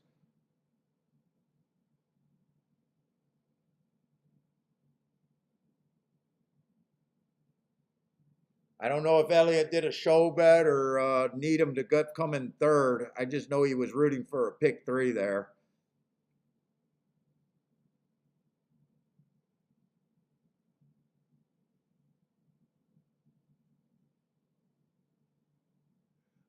Let's see, Lou's upset. He before the race was getting paid 23 to 1. Now it pays 17 to 1 on that exacta.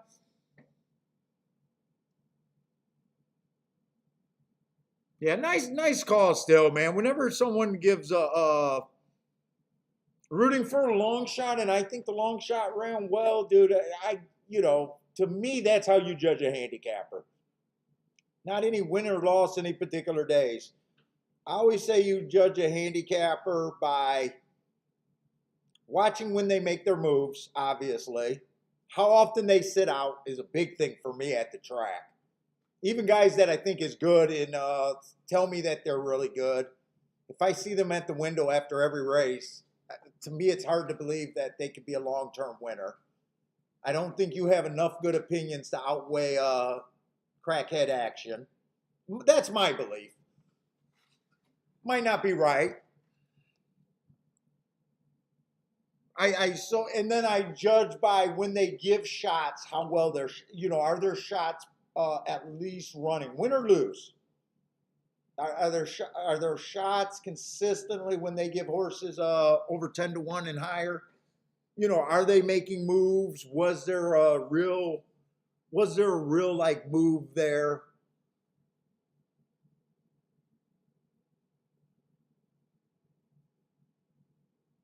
And I know Elliott is not afraid to play play the shots.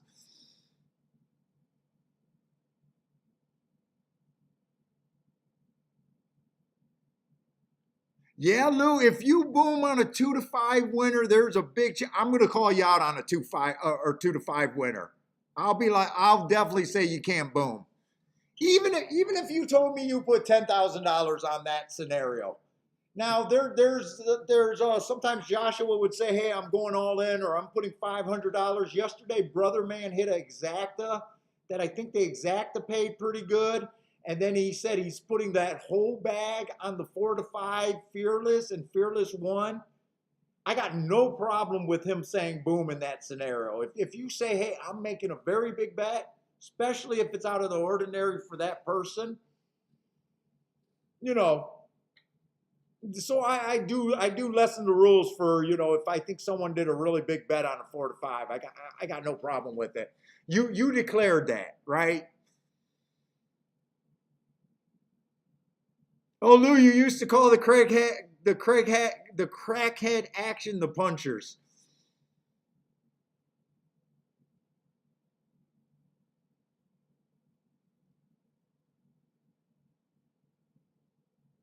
Let's say, what is this Laurel race? And we got Gulfstream. I'm going to keep running the risk of the only track I got real information on, and I'm still looking at other races today. I'm having fun today, so I just could not have marked all of these forms. I needed the break. I really needed a show like today, where I didn't spend 2 or 3 hours marking up forms last night. Let's see, that's just a stakes race and it's on the dirt. I'm not as interested in watching the dirt, so I'm just going to go right over to Gulfstream.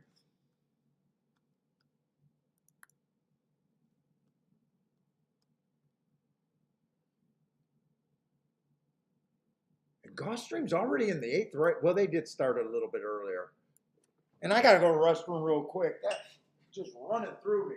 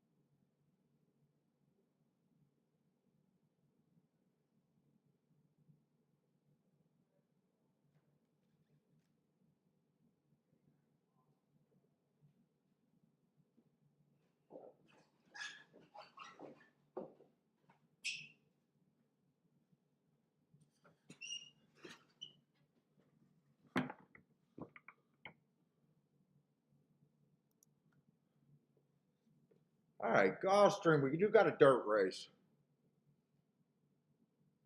Ah, man, we got a couple first-time starters on the inside. That makes it a little bit tough for me. And if you guys are new to the show, I love Gulfstream's dirt races.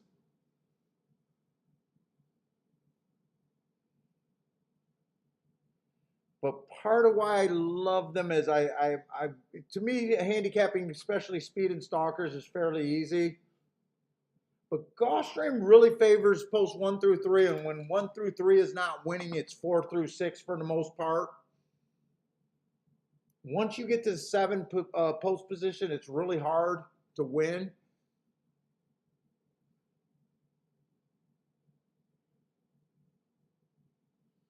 But this is kind of a tough race because 1 through 3 are either a first-time starter, which I have no extra insight in, and actually no insight whatsoever. Not even extra insight. I just ignore first-time starters.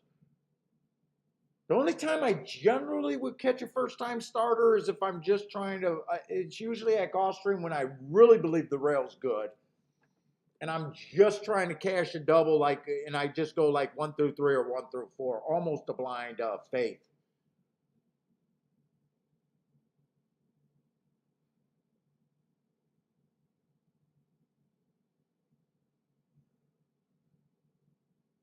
This is a 6.5 furlong race.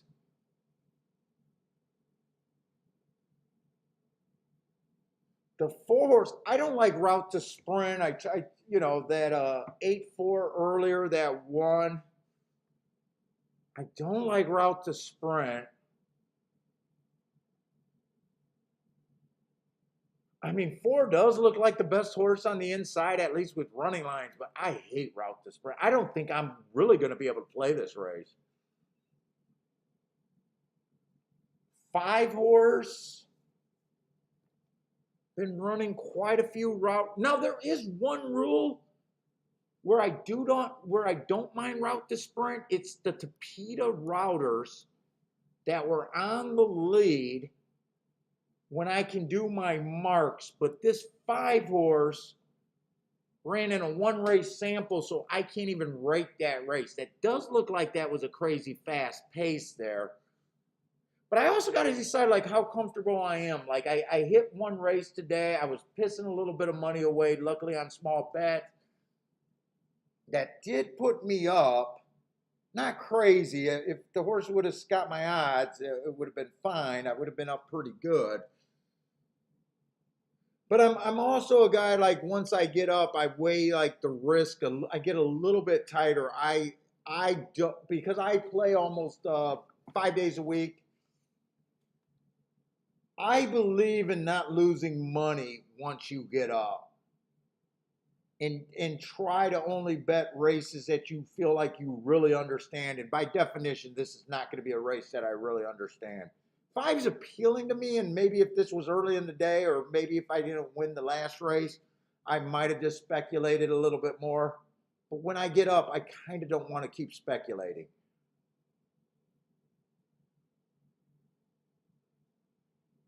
And then we got the 6 horse, who's another Tapeta horse that showed speed.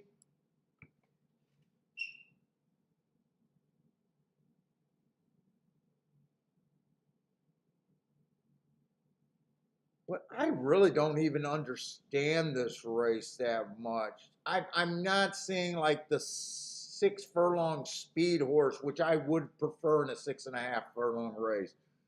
I would even prefer 5.5 sprinters over route horses here. This race is just going to be a hard sit out for me. And the biggest reason is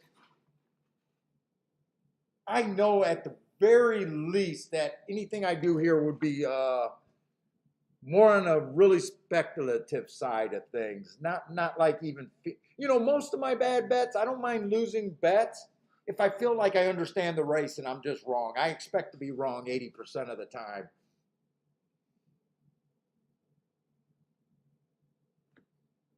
What's up, Brady?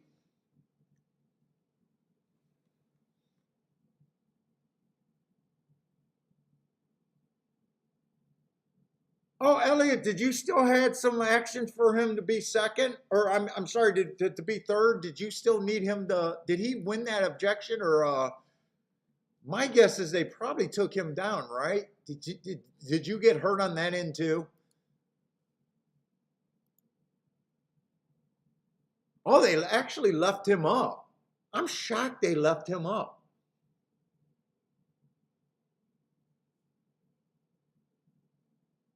I thought for sure I was going to turn back and see him put in fourth place.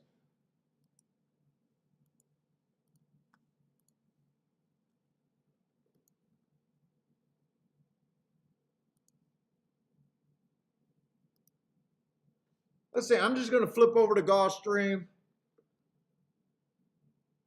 And it's kind of hard for me to resist even that bet on the 5 horse here. 5 at 25 to 1. If 5 wins, I am going to feel like a little pussy.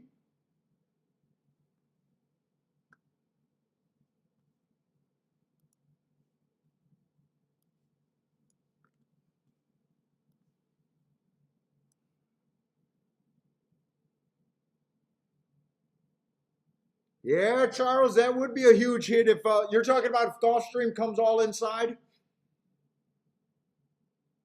Or are you talking about you had a huge hit at Saratoga for that 1, 2, 3 and already cashed? Actually, he's been playing a lot of Saratoga, so he might already got his huge hit.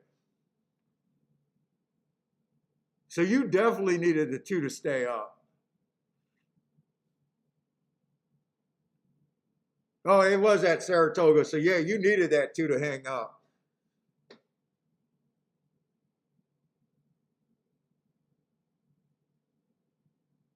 What did that try pay? Huge hit? What did that try pay for you? I'm ready to watch Charles's pockets over there. I got to watch a little Charles pockets.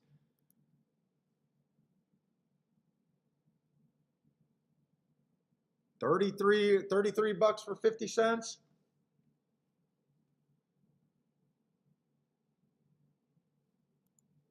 Nice.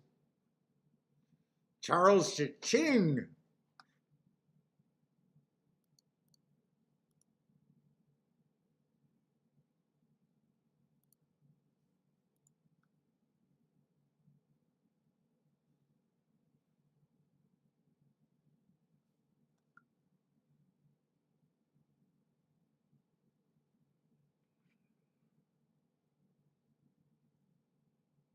Oh, you have $50 on the try. Nice.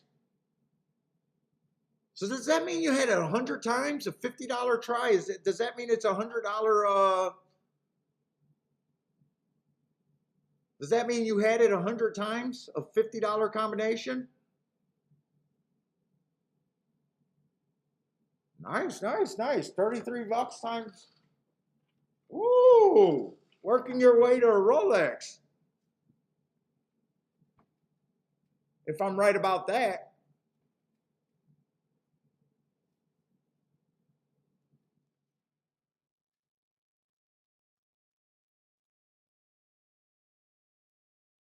Let's say long shot Louis is looking at the 157 to win. I'm hoping I'm rooting for the 5 and the inside horses here. I don't want to see the 4 win. And if the 5 wins, I am going to feel like a little sissy.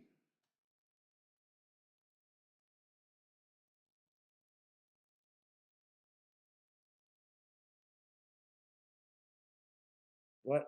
I always say I got to do what's right for me and my beliefs. I know some guys say if you think you're hot, you're supposed to keep playing, or if you have an edge handicapping, you're supposed to keep playing.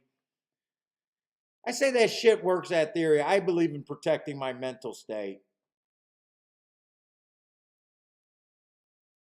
Let's say 5 did not have the speed that I thought he was, so I don't think 5 can even do anything from here on out. I think whoever gets the lead towards the inside is going to be the most likely winner, and that looks like the 7 or the 1. I think the 8 is, 8 actually making his move right now. But I think the 8 could get beat by being strung a little bit wide there.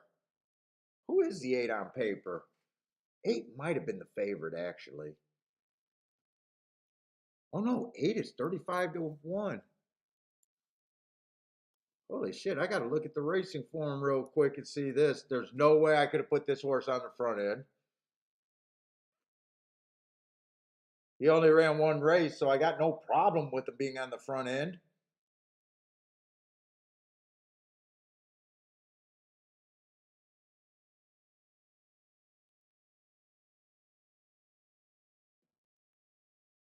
It's either going to be 2 or 8. Dude, it's just Gulfstream. Just bet the fucking inside. First time starter. If I would have thought about us taking that 10 horse in the last race, and if I would have had time to play doubles, I probably would have won a 1 through 3. 1 through 3 in a blind there. That's the only double I could have played there, or 1 through 3 with the 5. That's the only way I ever catch a first time starter. And if you guys are new, you're going to say, hey, wait a minute, Paul, you're saying inside of the track, but the 2 was 3 or 4 wide, 5 wide in the stretch, maybe even. All biases are not perfectly around the track, so I do my notes by a post position bias, especially at Gulfstream. And a lot of times you'll find that these inside horses are saving ground towards the inside, and they're getting wide here, and I don't care about that getting wide there. I care about what they were in the backstretch and when they started. So even when I say I think the rail's golden, there'll be some days where all the horses are 8 wide. I'm not looking at the stretch. I'm looking at where they were on the backstretch. And that's a general rule at Gulfstream, but not a rule at every track that I think has an inside bias. But that's been a long-standing rule that I got to keep explaining over there at Gulfstream. Let's see, Lloyd with the boom. He dutched a 2 and a 6, 7-1. Nice price on that.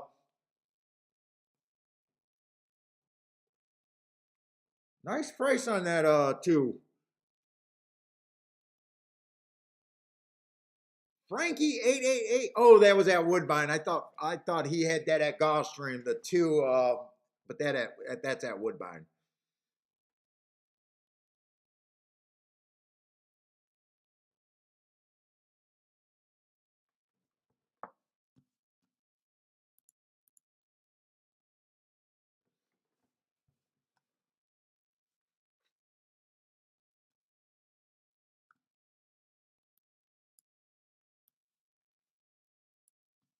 But that's why I love Gulfstream.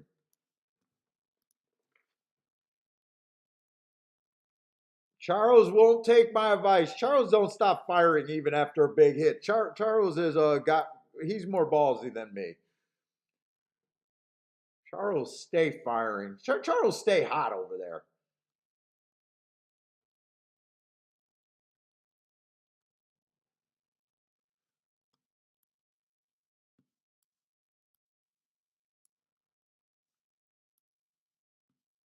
Oh, Tommy Gunn. I wonder if that was named after Tommy Morrison.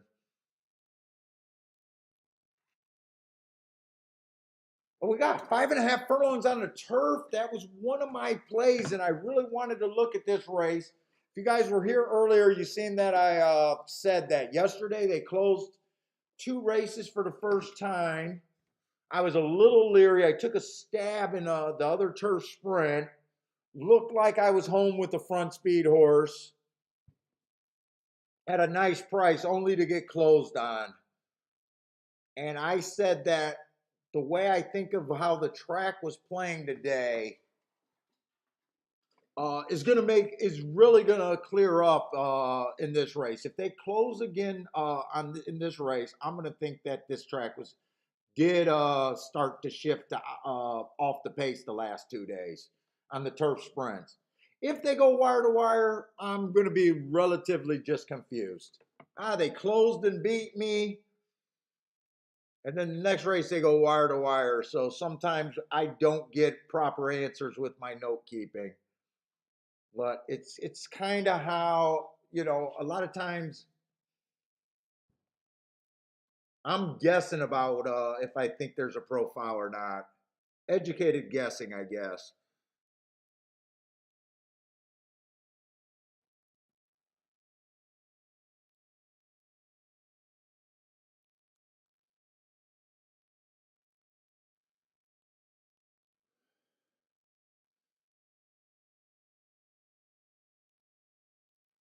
And if it's a closing track, that's definitely going to help out the four there. Five's dangerous. Five had a nice close first time out. If it's a closing track, but you know, not the. I'm not saying he's dangerous because I like his chances, which I'm not saying I don't like his chances.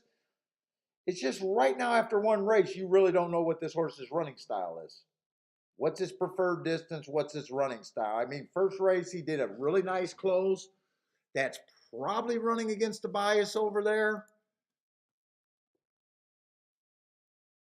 But it's always dangerous to pigeon shoe a horses into a running style after one race. It's always dangerous to say, "Oh, he's a closer." He may be, but he may not be.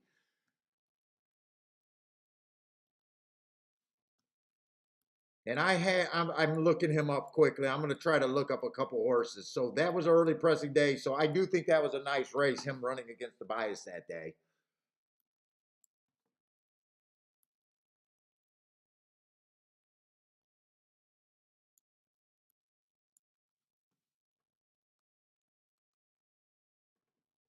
Oh, my ear itch. I need a freaking Q-tip. Now I better not put that finger in my mouth. I'm going to look like I'm a creep. Average match strides with the slowest winner. Oh, there's a guy on YouTube. He picks his ear and then sucks his finger. He's fucking gross. I might get more ratings. There might be a fetish out there. Want to watch that?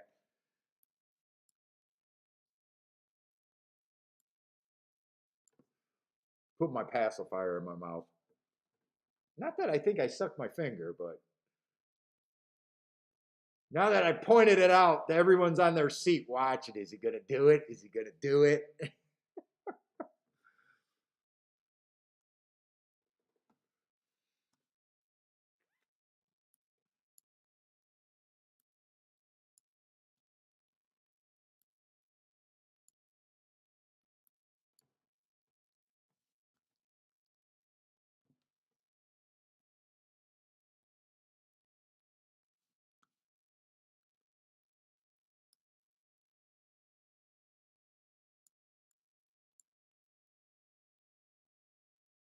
I'm not really seeing anything that makes me get tempted right now. By the way, I'm just the guys that watch the channel, the ones that are interested in the mark, kind of already know what they are.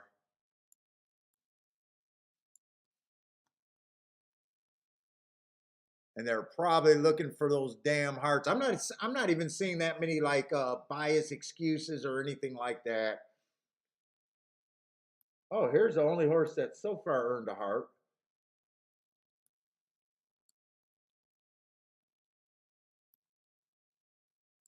But you know, the track might not be favoring speed right now. Dude, I love when they do that overhead view over there at Saratoga. I like that drone shot or whatever. I've never been to Belmont. It looks like a nice place. Do I want to go to November 5th? I guess I'll look up the November 5th. Trying to look up the speed horses. Actually, there was a little excuse there. Bad rail. Had the 3-hole. Got bumped.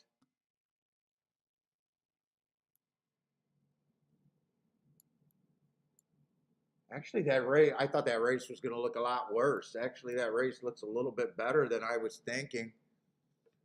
Even enough where I want to look up the the October race. You know what? That race is better than I thought that was going to be, too. That was a stalker day. Tried to go wire to wire, running against the bye. Timer malfunctioned at the second call, but he would have earned a heart for the first call. I don't know if you want to trust that. really don't know if I want to trust that, but I'm not that tempted to bet this race.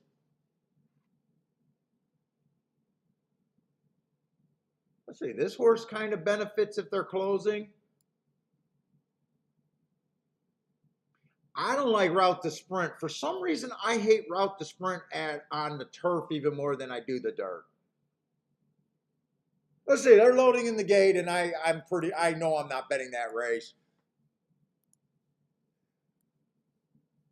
I like to put down my marks even when I don't. For these races, I'm probably going to have to mark up the field because I still, when I chart my races, I like to have my form, if I got the form, to really get my baseline if I thought that there was a bias that day. But I'm not able to mark every form when I'm doing it. Let's see, Dan likes the 1 and the 2 at the Toga. Diego, what's up, Diego?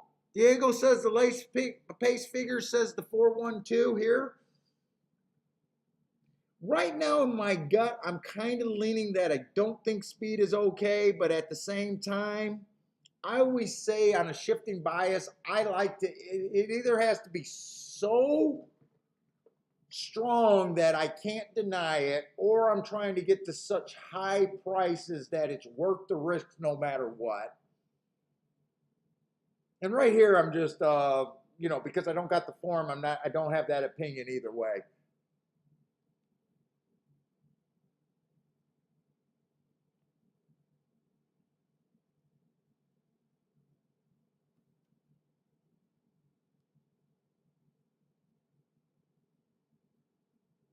Never even made it to the 8. 8 looks like he's running pretty freely here, though. No, this track's backing up. Fuck no, this track's backing up. 8 stopped. 9's coming way off the pace. 2 came off the pace. Oh, it's not the 9, it's the 5 horse. But either way, he came way off the pace, too. Dude, I got good instincts. Although I think for nothing to brag about, because I think the 5 was like 5-2.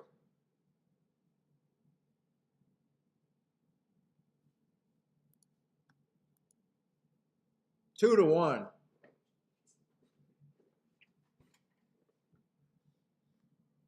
8 looked like if this track was favoring speed and stalkers, that 8 would have carried on with that move, I believe. 8 looked home and then they just fell apart completely. 4, I'm not sure where 4 came from. He ran 3rd, but he looks like he probably came off the pace to me. And I'm pretty sure 2 was not on the pace. Although 2 looked like you could have made a case for him being on the lead, I don't think 2 was on the pace there.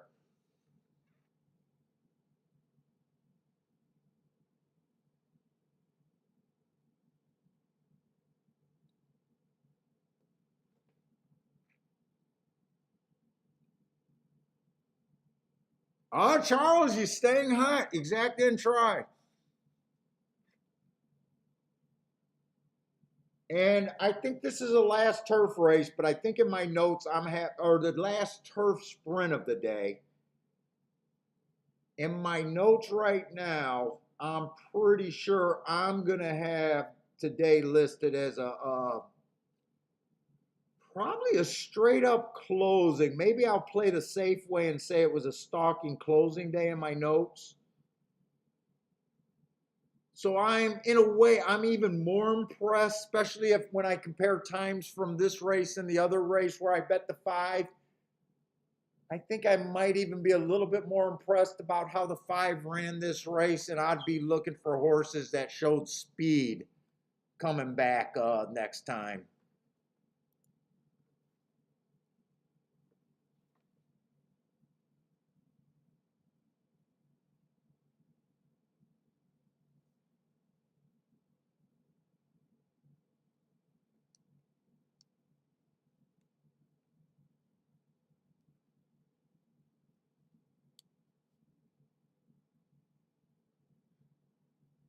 Wait a minute, Charles. How did you hit that if you didn't see them coming off the pace, or you just like the 5.24 anyways? 5.24 all came off the pace.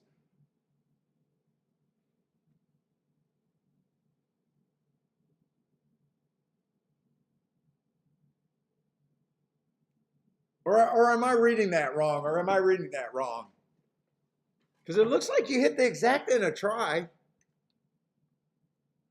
Or was that after the race and you're saying that they didn't come from that far? I'm not sure on that one.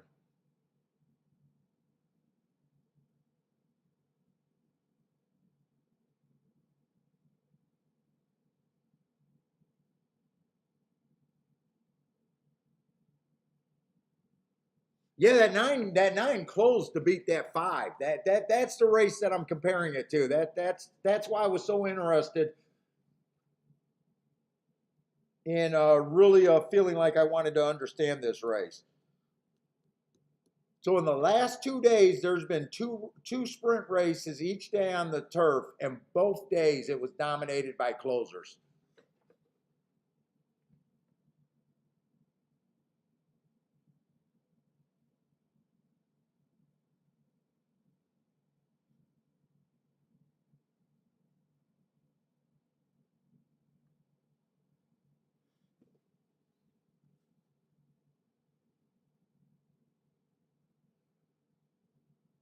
And let's see, we're in the part of the Saratoga card where the card gets kind of shitty for the betters, right?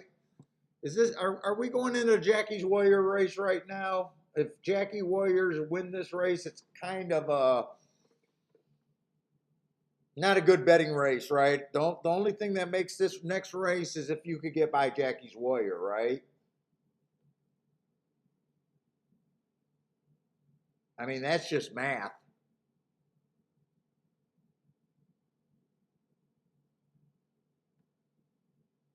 right? We're in the eighth race, right? Jackie's Warrior, right? Yeah. And then the next race, I think, is a Jim Dandy, which I think turned into a four-horse race where I don't see how anyone's going to get ignored there. I'd be shocked if that turns out to be anything.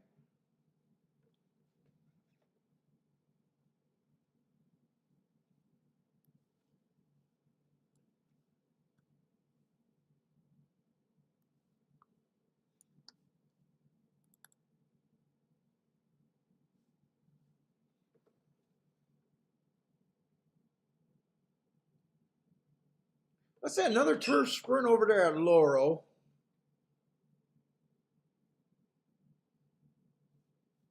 There's a bunch of scratches in this race. Might not be that. Well, actually, it's still a big field there.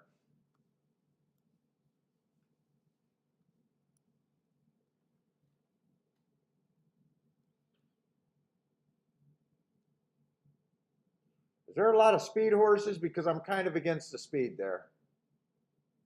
Yeah, actually, there's not. There's a couple speed horses, but not crazy enough.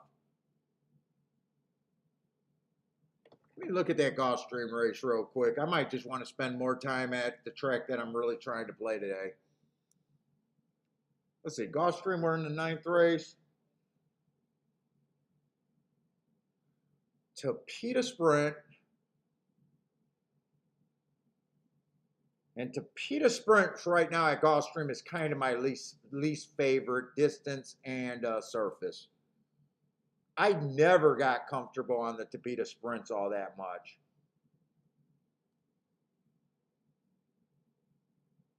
I'm just loving the dirt and the Tapeta routes.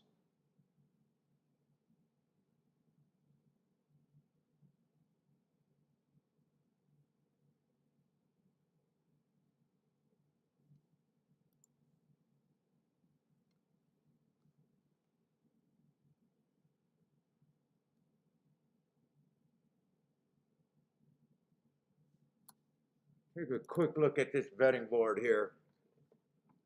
7 is out. Oh, great. I tuned in just in time to get Ron Nicoletti's pick. Sweet. I'm going to be a winner now.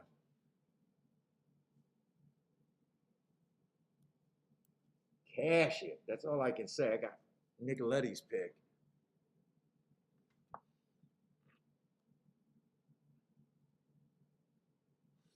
Claiming 20,000.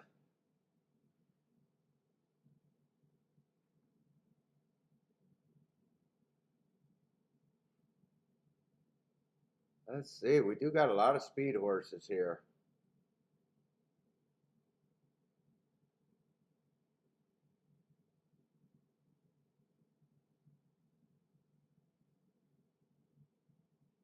Oh, who the hell are they betting?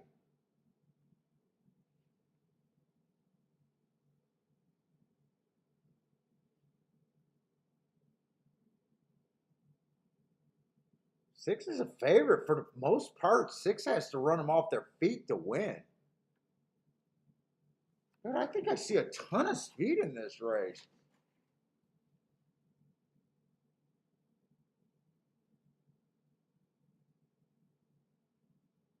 What's his advantage to take 9-5? I mean, I'm not saying he can't win. It's a math problem. What is his advantage at 9-5?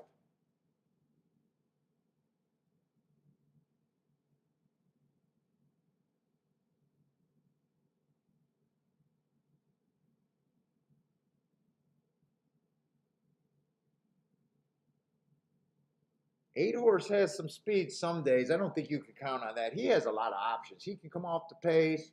He can stalk. He can close.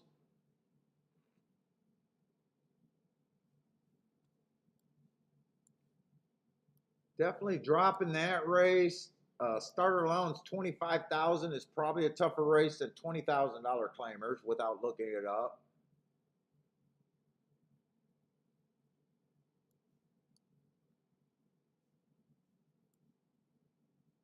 I'd say this is pretty much a drop. He was at this level last race, but he won this race, but he's off a recent drop. In fact, kind of that's his move. He goes up in class, drops to this level, pops. I'm not saying I like him. I just don't think he's impossible. I'm just wondering how the 6 can possibly be 9-5 here. Let's see. I might want to play with this race. I'm going to try to do a betting line here. Right now, 6 horses are in the race, right? 6 or 7? 7 horses are in the race. I do a 120 point betting line when I do a betting line. I give myself 120 points to work with. I do a pretty basic betting line.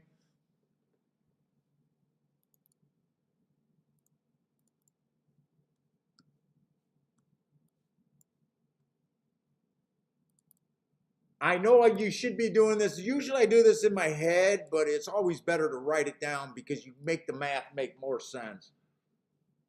Let's see, if there's 17 or 7 horses in the race, every horse gets a 17% just off the start. And I take points away from horses I don't like and give them the horses that I like. And it's just a math problem after that. So right now, fair value, if you don't know nothing about handicapping, just bet horses at 5-1 or higher, blind, if that's what you do. But I could probably do better than that. To me, it's always easier to start with the horses that I don't feel like I can get to, that I don't want to bet. Wow, this is actually holy shit, this is a tough race.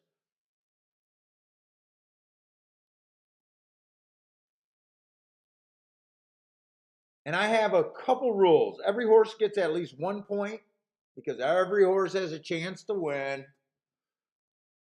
And I don't give any horse more than 50% chance because I don't believe you should be looking for horses that has a better than 50% chance to win.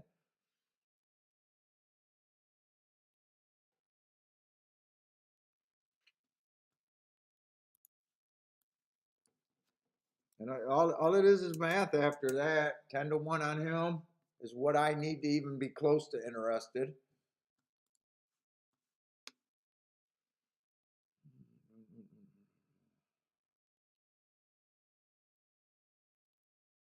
I don't think 4. I think 4 is better than a 10-1 shot.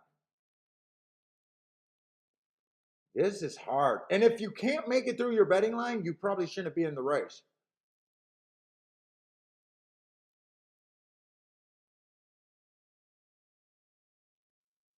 This horse been running quite a bit cheaper for a while. He's in good form. He went too fast to win last race and the race before, ran against a bias. It's hard to, I'm going to be a little hard, but 10 to 1 is not out of the question. I think he wins this race 1 out of, or 10 out of every 100 tries. Fuck. And it's just math after that. I got 5 horses left and 100 points. So everyone is 20 to 1 right now, is where my betting line is right now.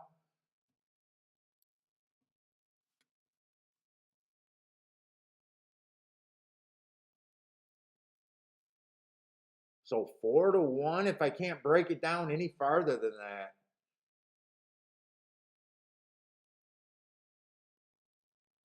Dude, I do not know how they get this 6 down to 3 to 2, and I'm not saying he can't win. Obviously, I don't hate him.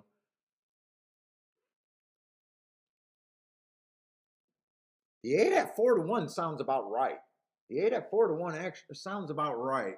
Let me just see where I'm at. I might just be done with the betting line, and that's might just be where I see the race. Everyone should be 4 to 1. That makes 6 over bet, 8's over bet. A little bit of value on the 4.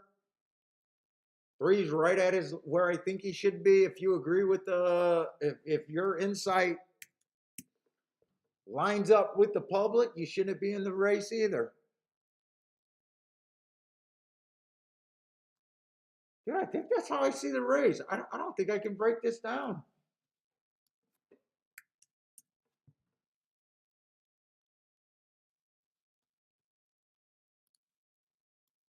I think that's exactly where I see this race.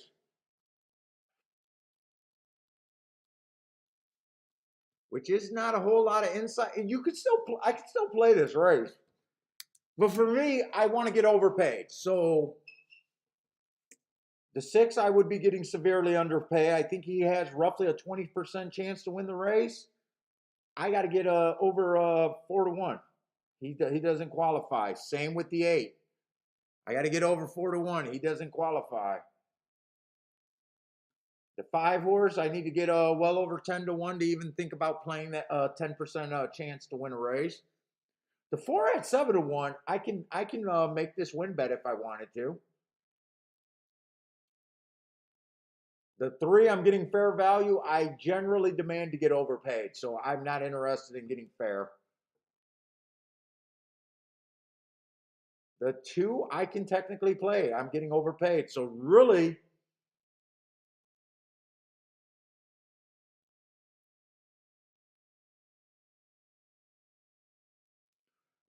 I got 2 plays I can make. I can Dutch the 2, or I can play them separately, the 2 and the 4. I'm not going to do anything here, but if you guys are ever interested in how to do a betting line, if you guys are new to the channel and never seen anyone do that, it's really good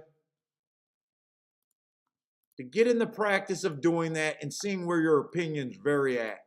We've done this on races where I didn't think I had a play and got very nice big tickets just based on doing that. A lot of times it's just a labor of, there's not much any more insight, and a lot of times you're not able to make a play.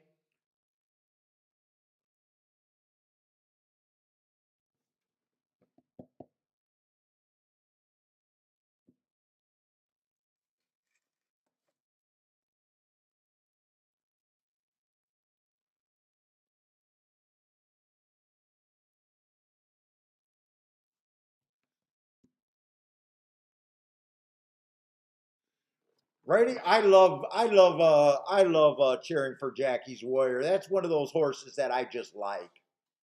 I don't think I've ever played a bet on him because I don't think he's ever been at a price where I could bet. But I just enjoy watching that horse. What's up, Stevie? Stevie, it's just math. It's that simple. You get your starting point. You got 120 points. which is 120%. So right now, I got an extra 20%, but right now my handicapping says the 2, the 3, the 4, the 6, and the 8. I think they basically win this race 100% of the time. I think they all have roughly a 20% chance to win this race.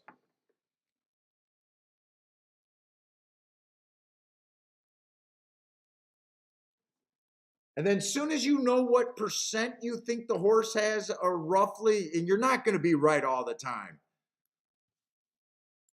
You're also percentages based on odds. I got my little cheat sheet right here. So every time someone cries about a even money horse losing, the odds are telling you that he has a 50% chance to win and a 50% chance to lose. That's why it's so easy to bet against favorites.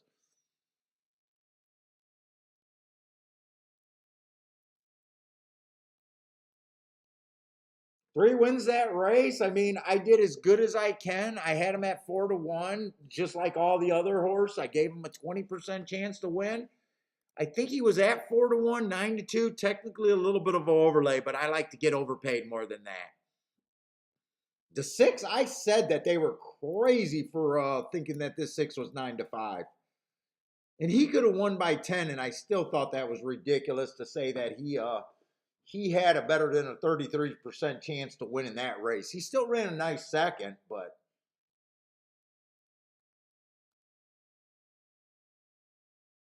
it's just a lot of people think that we're betting on horses. We're betting on math. Just like the casinos, when they offer a card game, slot machines, they're not betting on that game. They're just betting on the math. And knowing that the math is their advantage.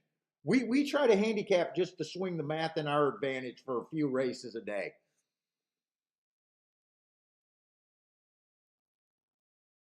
Oh, Steve, send me an email, Steve. I'll just copy and put it in. So I got these two, Steve. Because I don't do these all the time, a lot of times I need to know. So I got a quick little sheet right here. So I got this sheet I can send you. This just tells you on a 120-point line, where's your starting point is. I always find it good to know your starting point.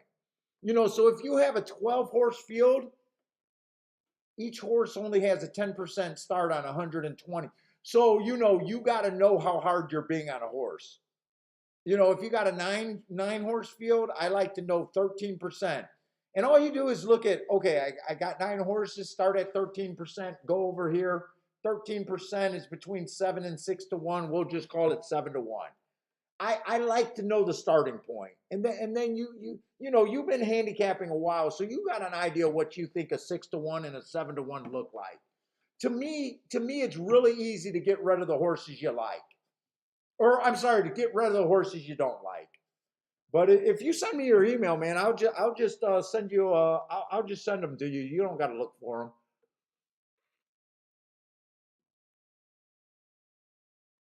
In a 6-horse field, you don't got to be as tough as on a horse. You can just say, "Hey, I don't like the horse. He's 10-1." It's really good. Now the new guys, you're not going to have the handicapping knowledge and the handicapping instincts, and your views are just going to get worse. But it is still kind of good for you to do that, even though your handicapping being new. Probably, there's such a learning curve in the game that your instincts just aren't going to be good. And that's okay as you learn and go, but it's a good practice to get into. It's a really good practice to get into.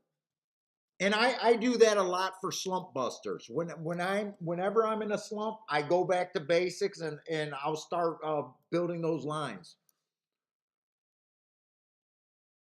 And instead of going to the bar and finding that fat chick to take home, the old slump buster, just go back to basic handicapping and making a betting line. And then demanding to get overpaid with whatever you do.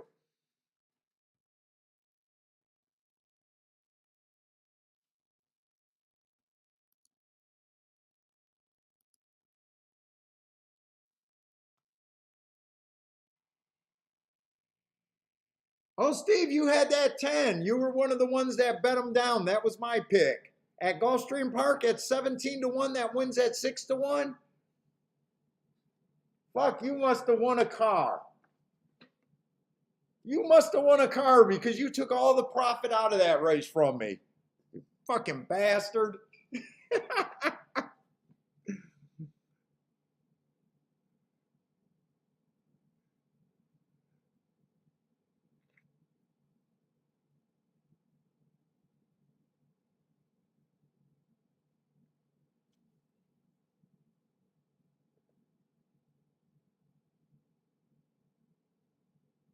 Now, if I would have thought of playing doubles, I would have had that double. I would have played to the 1 through 3 and possibly the 1 through 5. Yep, we had them too. This is a second horse in 2 days. The other one was 14 to 1 yesterday, and he wins and he's 7 to 1. I might have to stop streaming. You guys are going to take my edge from me, and I'm not going to be able to be profitable. Damn it! My wife did not want me doing the show. She said that was a possibility. Because unlike most guys that play the horse racing, my wife understands the reality of the par mutual pool. We all can't be winners, and we all can't be doing the same thing. My wife knows that.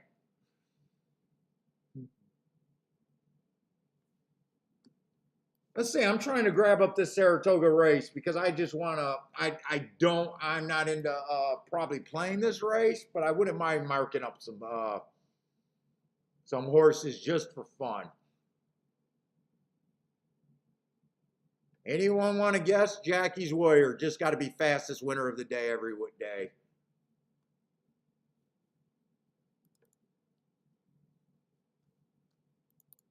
Love that guy.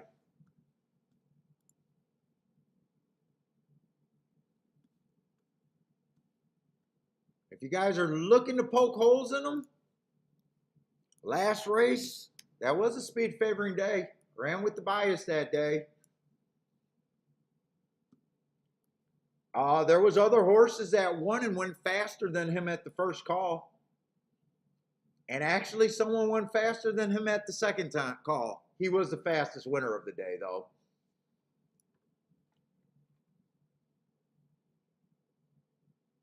Let's see, anyone else coming from New York? Because I got to open up other files. Let's see, New York traffic. Let's look up his 429 race.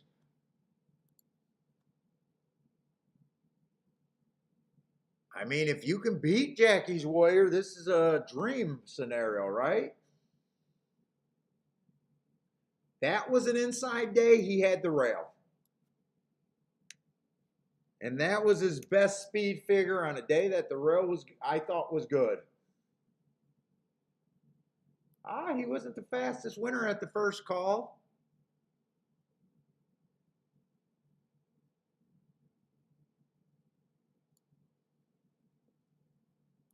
One tick slower than the fastest winner, though. 45 and 2, he was the fastest at the second call. And 69 and 2. Oh, are they off? No. I wanted to. Oh, no. That's just the 3 warming up. And fastest winner of the day. But he did have an inside track going. Did anyone? I like to find horses that ran against.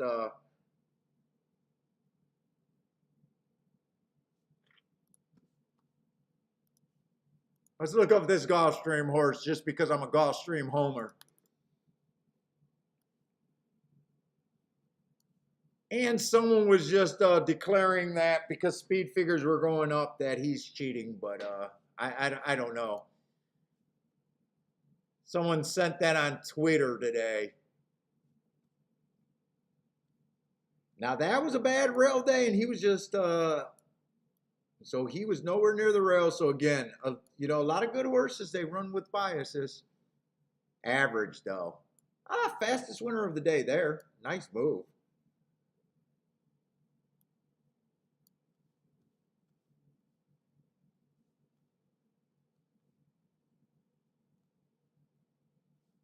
This was early pressing day, exactly what he was, no problem there. Again, average at the start. Going fast this winner at the second call. Stopping these horses. I mean, good horses like this. They a lot of times they don't do much wrong.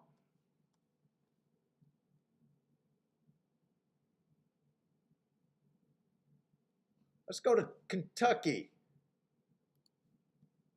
Kentucky. Grab my Kentucky file.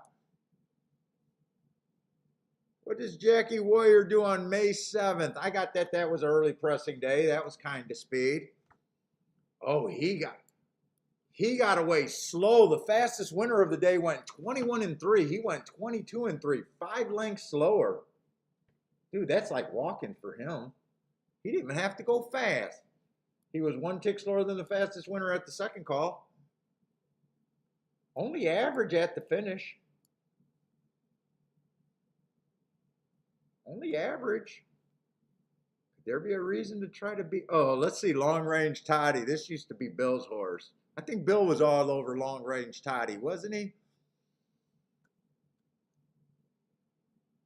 Holy shit, he's running allowance races. Early pressing day. Oh my God. Oh, this horse overcame or had some adversity. He went too fast to win that day. He went too. Oh, I'm looking at the wrong month. Right day, wrong month. You gotta trust your marker. Actually, he didn't do anything. He just was average that day. Bad Rail Stalker. Ah, he did run against the bias there, trying to go wire to wire. Ooh, and he went too fast to win. First, second, average at the finish. That's a nice race. I don't think he stacks up here, but that's actually a nice race running against the bias.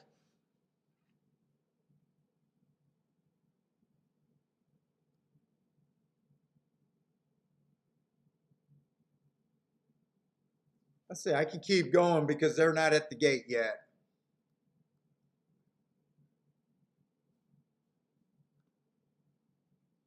One tick slower than the fastest winner. Too fast to win there.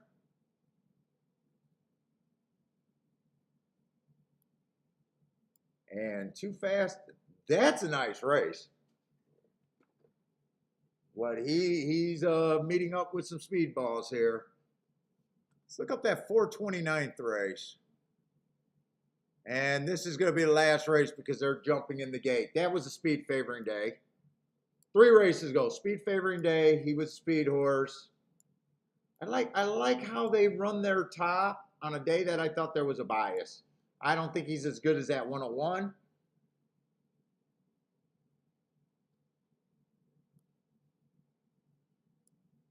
Average, fastest winner, 69-1 fastest winner.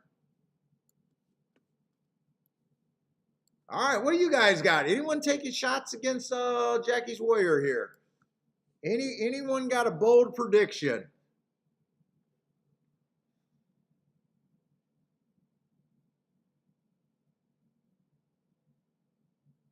Charles says the 2 horse was very impressive back to back. In a way, he earned his best buyer on a day that the rail was bad. And he was 4 wide. This horse just bugged me because someone goes, oh, look at the speed. That's a sign of cheating. Like, shut the fuck up. Like, you win, and he was talking about the buyer speed figures. Well, if that's the case, if buyer speed figures was the indicator of what horses are supposed to do, congratulations, everyone that ever tried to play horse racing since 1995, we're all winners. We're all driving Lamborghinis based on our horse racing winnings. If Andy Buyer speed figures was the end all about, they are all based in 100% science, and they're the indicator of cheating, winning, and everything. What's up, Dixie Overland? Play that on the 3.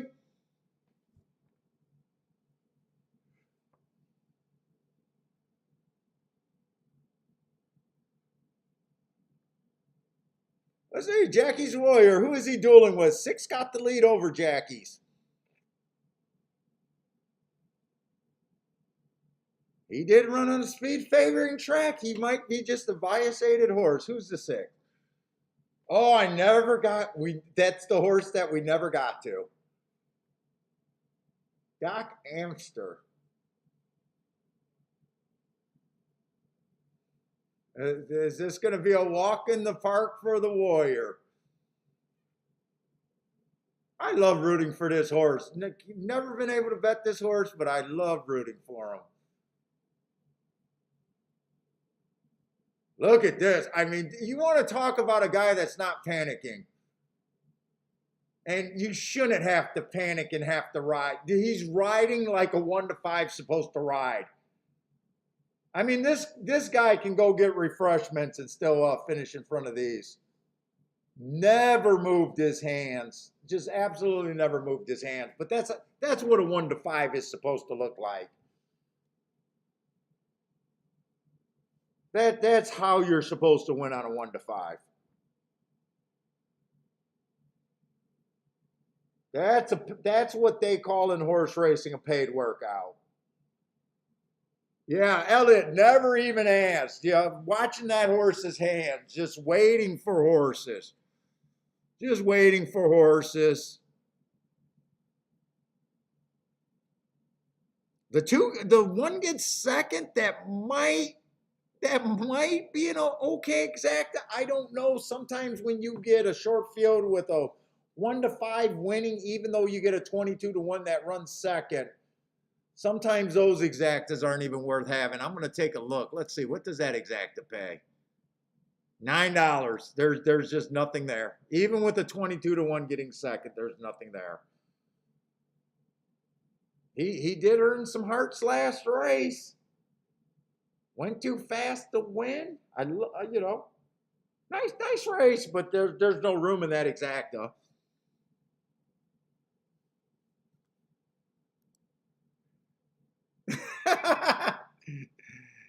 Nasser had the winner.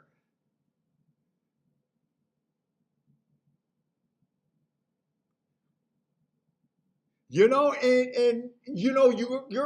I don't think we're gonna have to remind anyone next time Jackie Warriors win. And I got a feeling probably his last few races were probably won the same way, not even being asked.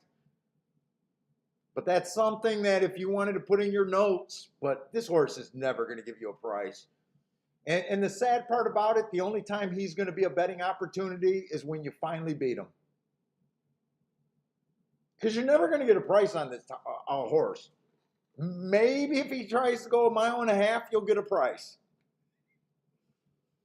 But if this horse is sprinting, you're never going to get a price on this horse.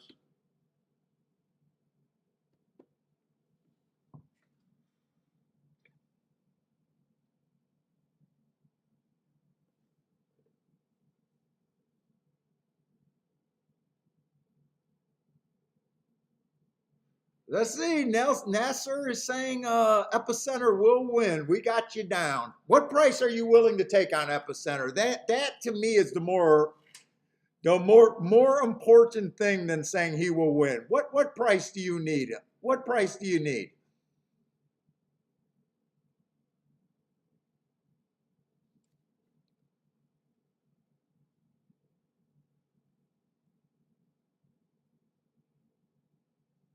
Yes, Charles, he just trotted.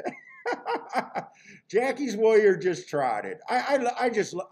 There's some horses where, Zenyatta was another one. Zenyatta, I don't think ever won a race at a price where a bettor could be happy. Other than, if you're a pick 6, pick 5 player, probably just single and move on. But they're a joy to watch. And sometimes you just got to be a fan and not a bettor.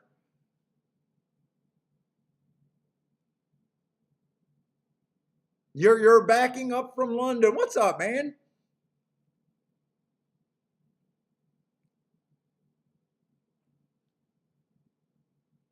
Hopefully I'm close to your name.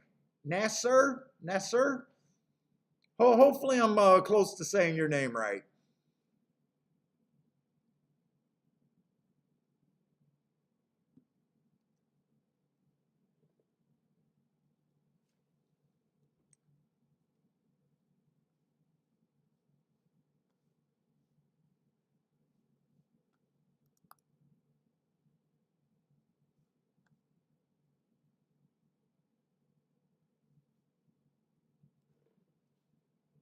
You need a episode. Are you getting 4-1 on an epicenter, or is that the price you need? Because if you're betting through London, it sounds like you're betting through fixed odds over there. Is he really 4-1, or is that the price you need? I'd be surprised if anyone has him at 4-1. Really, huh? Interesting.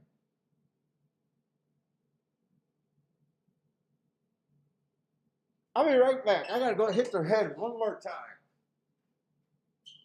Hopefully, one more time.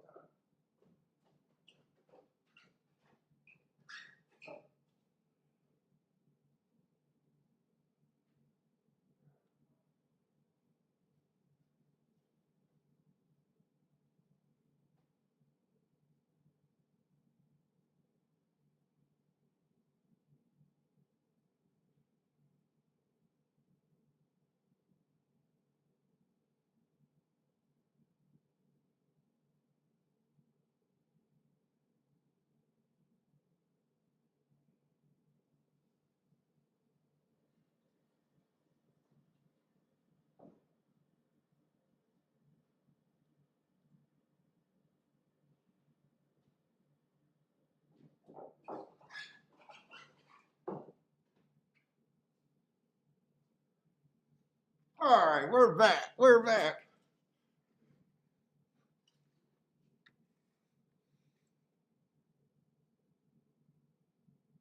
Oh, epicenter is 4-5. Or maybe he's saying the exact, or maybe he played the double and the double is 4-1. Maybe it's so hard to communicate. In the chat room because people are on a delay, and they're doing other things too. So sometimes I ask a question and you're not really sure that the people are even still there or paying attention. Or a lot of people watch this show while they're working and stuff. So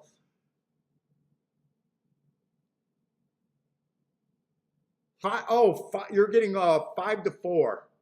I always get confused how that was, but that sounds like a pretty much of a favorite right there.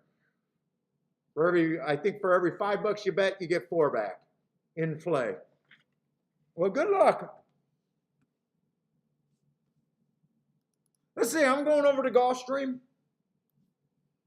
and then we'll come back and we'll enjoy that. I'll try to mark up some of the horses over there. There's only 4 of them. I'll be shocked if I have a play over there. Saratoga for the big race.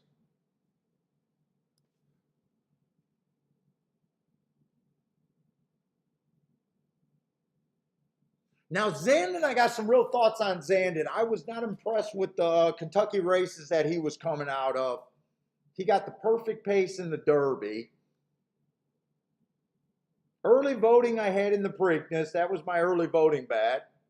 Epicenter did have trouble in the Preakness and got a terrible ride in the Preakness. Didn't use any of his speed. But I'm on the thing that I just don't see anywhere there's going to be the math to make sense in that race. I just don't think that it's possible to overlook a horse in a 4-horse race. In fact, I just want to see what the early betting is there. Well, actually, the math on Tony Port is the only horse at 7-1, is in my range of plays.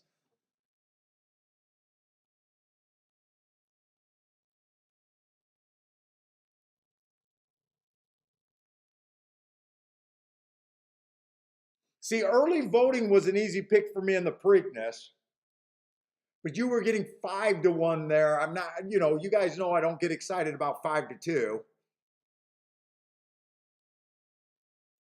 Zandon, I'm kind of a hard against Zandon. And Tawny Port, I'm going to have to look up to see what. I don't even remember who the hell Tawny Port is. Did Tawny Port just beat or not Epicenter? Was that the horse that just beat the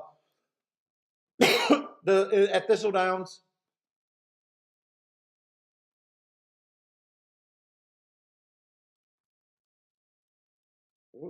Is that who Tawny Port is?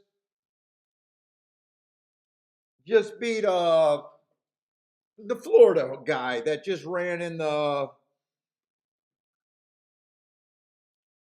last race and didn't show up at all. Yeah, Tawny Port just was all out, just won. Well, it wasn't all out, but just beat White Barrio in the Thistle Downs, and then didn't come back. Didn't and White Barrio didn't come back to do anything last week. And in the Derby, Tawny Port had the pace.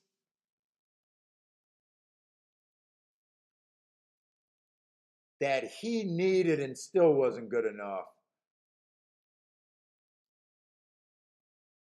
And there's a real chance that early voting could just control this pace, because unless Epicenter goes, there's no one. And I think Epicenter is going to be forced to go.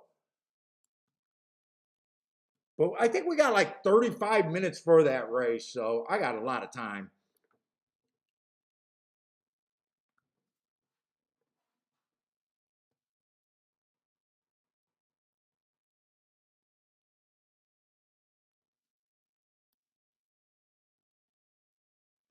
Yeah, but the outclass, I mean, Epicenter just lost a horse in this race. Now, he did get a bad break when he lost the early voting, but the class is the same. There's no difference in class, and these horses are all recently coming out of the same Derby. A couple of them ran in the same Preakness. I mean, there's once you get to the highest level of class, to me, there's no more extra class.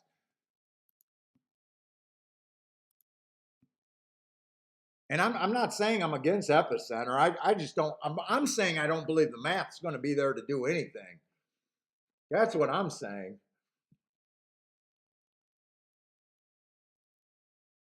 Let's say we got another Tapeta route race over there at Gulfstream. Give me enough speed horses because I need a damn pace.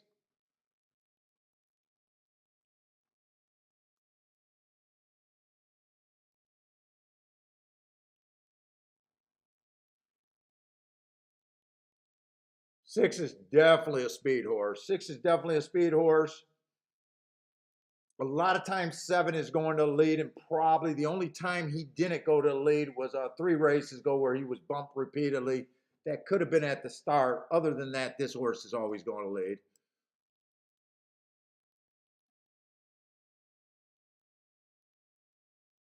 Give me one more speed horse, because for me to play, I want 8 is scratch. I should have got the scratches first.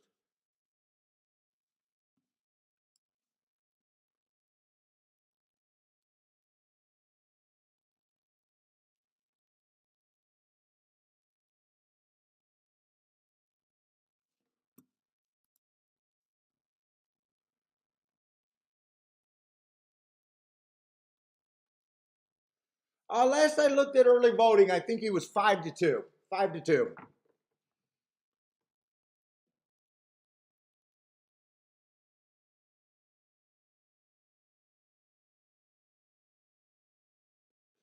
I think that I'm hoping that the 3 goes to the lead.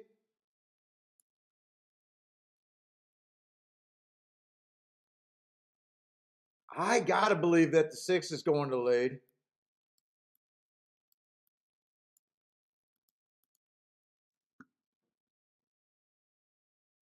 And I need the 7 to go to lead, and then I need them to eliminate each other. But who are the closers, and if anyone interests me here?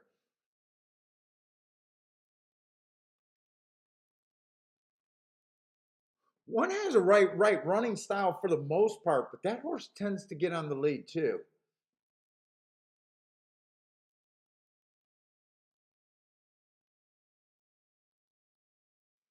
Got away a step slow.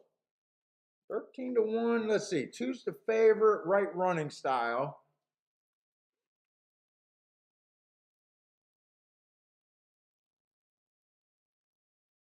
But just beat this horse right here. Who is that horse?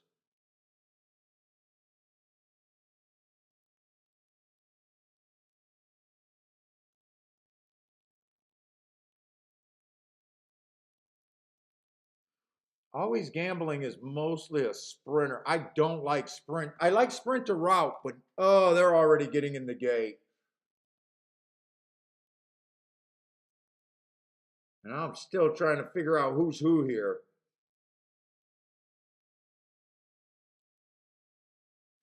Dude, a 10 is interesting there. What kind of price is a 10? Just 5-1?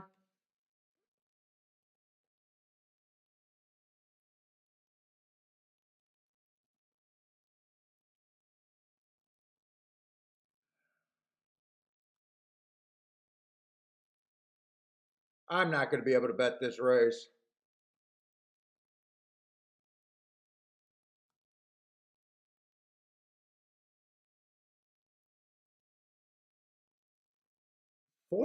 Four rates could be a little interesting, but I don't know if I trust him completely.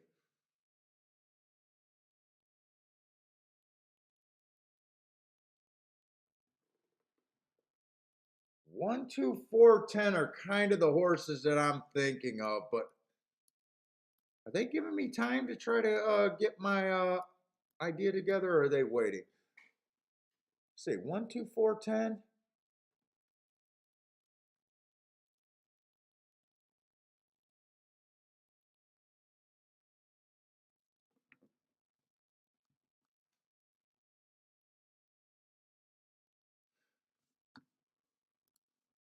I'm gonna do a Dutch on the 1 and the 10. I'm not gonna put together any combinations here, but then I'm gonna put a bit more on the 10 to win.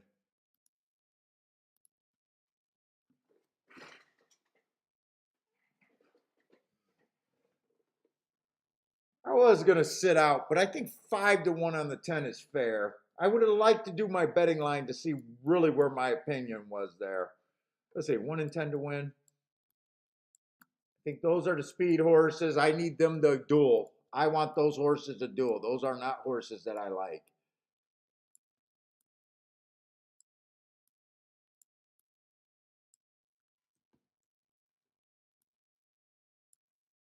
Oh my God, can I make a D? Do it like that. D. All right, speed.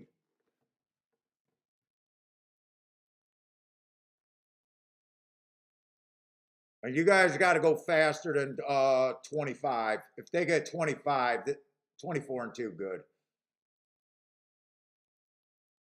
That still might be 3, 6, and 7 are all up there. I need these horses to go away.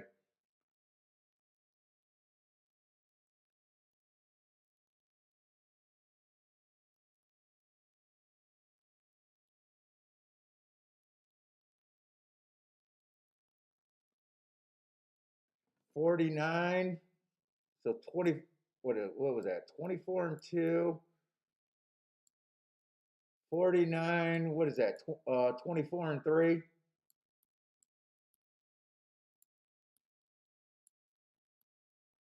No, 49, 24 and 3.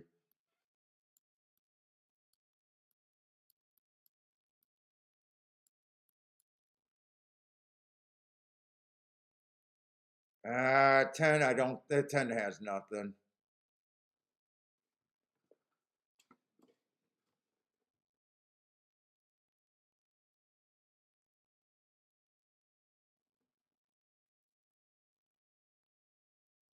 Seven held up really good. 729. 729 was the result. So 7 did not get completely crushed.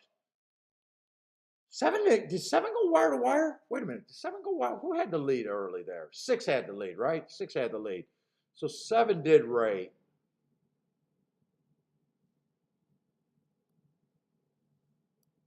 Seven was 3-1. That ends up being another chalk chop.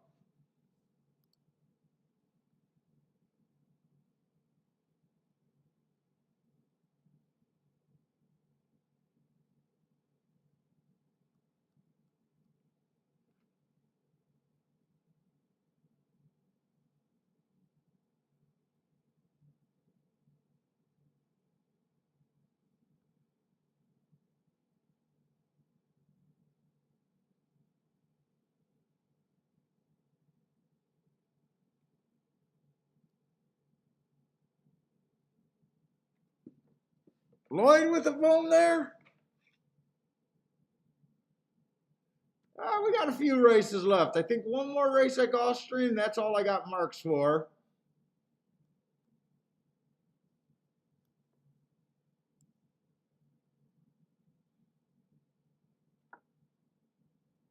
Mac had the 7-9 there. 10th race at Laurel. I do think that's a turf race. I think that was a turf route race at Laurel, right? Or a turf sprint.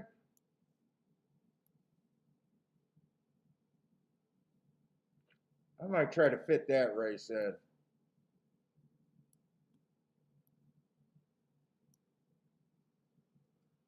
They got a bunch of scratches there, though.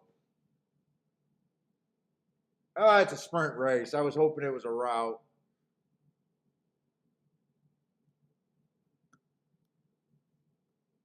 Maybe I'll look at that.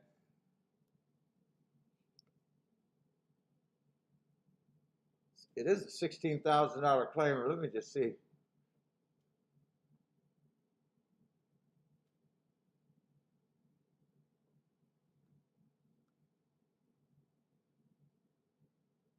Is there speed? Not a ton. There's not a ton of speed there.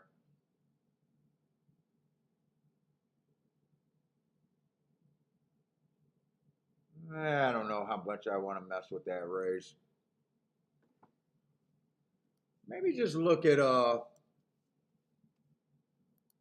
I don't know, the second most unplayable race of the day, probably. Let's see, Epicenter is sitting at even money, 6-1 on Tawny. Early voting is still 2-1. Zandon, 5-2.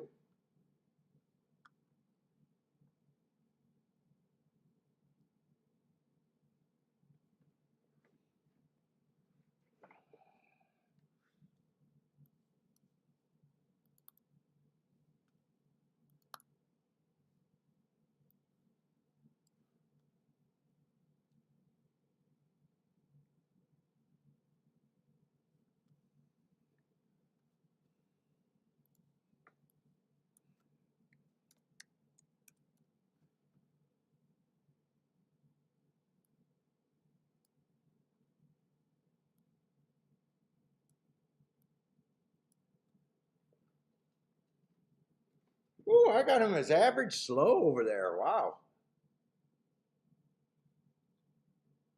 Wait a minute. No. I'm looking at the wrong thing. Hold up.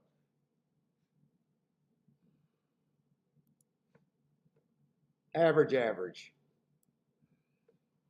Yeah, I'm calling Zandon average.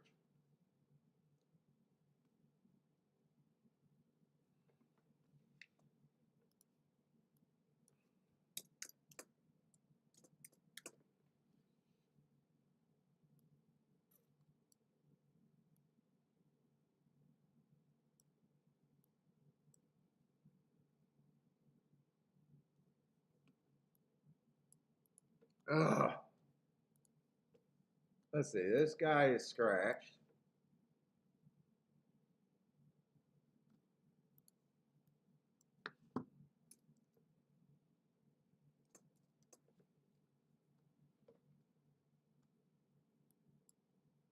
Average. Yeah, horses went faster than the Derby that day.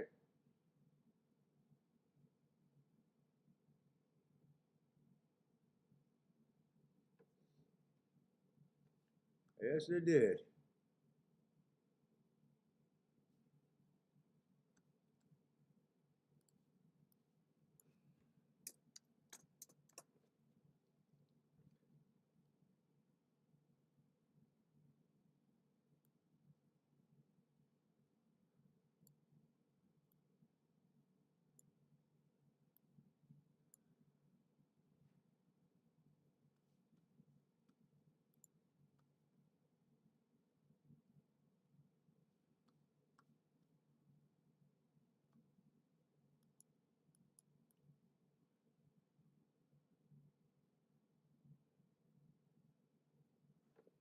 Oh my God, Tony Port at least got a heart in the Jeff Ruby Stakes.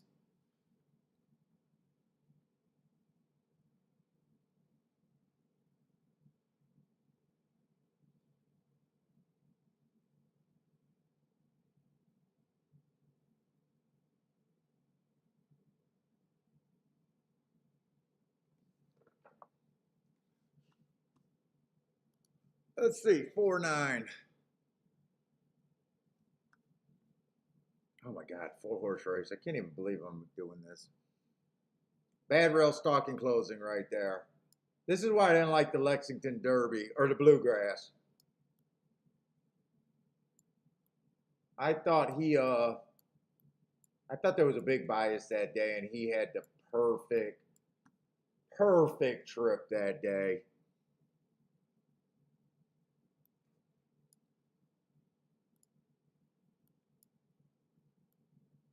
Slowest winner of the day. And I wasn't even impressed with that. Slowest winner of the day.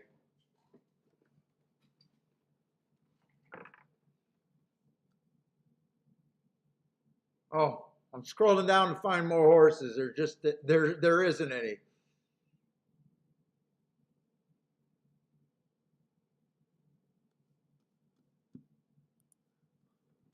Let's see. Pimlico is in Laurel. 521.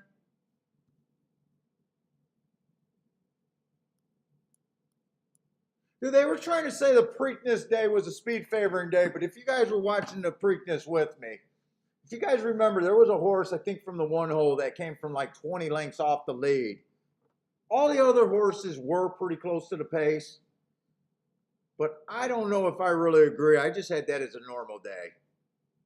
I don't know how you could say something speed favoring and then had a single horse close from about 20 lengths off the lead. That's like severely not speed favoring. At the very least, I could not call that a speed favoring day and respect myself in the morning.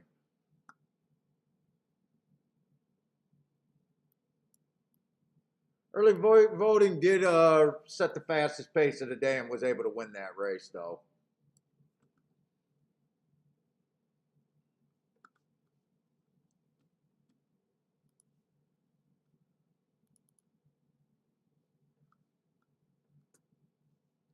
Oh, where did I just scroll on that race? Let's see, New York.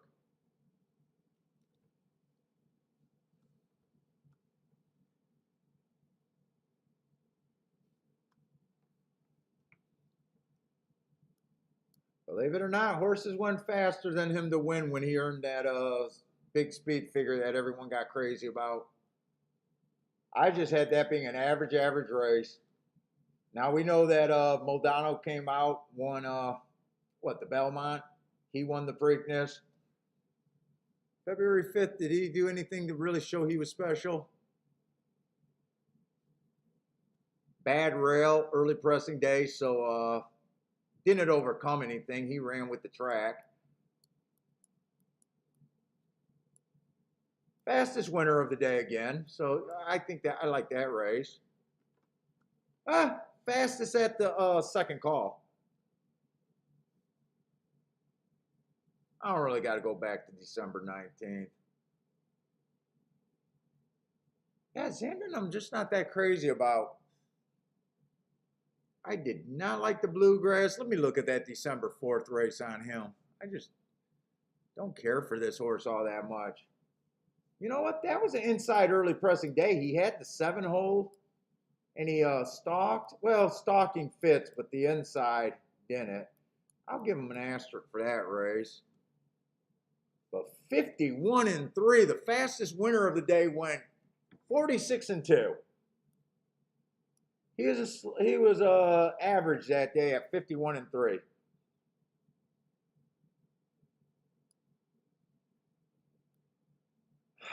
I mean, he did run against the bias there, if you like that. I don't think anyone else ran in New York. Just some fairground races I'm going to look up just for shits and giggles.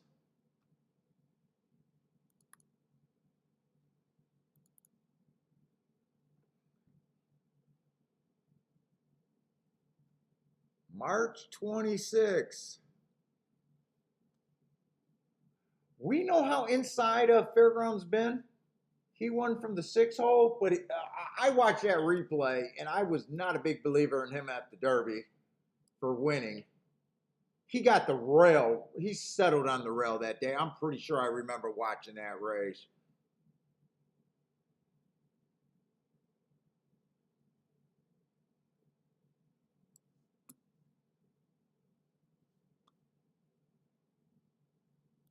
One tick slower than the fastest winner at both calls. So that was a nice race, but I did think he settled on the rail there. In fact, I thought Pioneer of Medina, I think, ran the toughest race that day. Although that horse is chicken shit, and I don't think he came back to run since.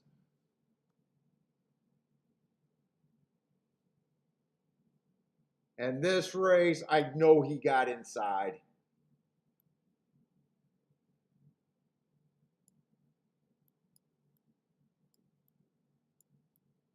But everyone knows these are good horses. I mean,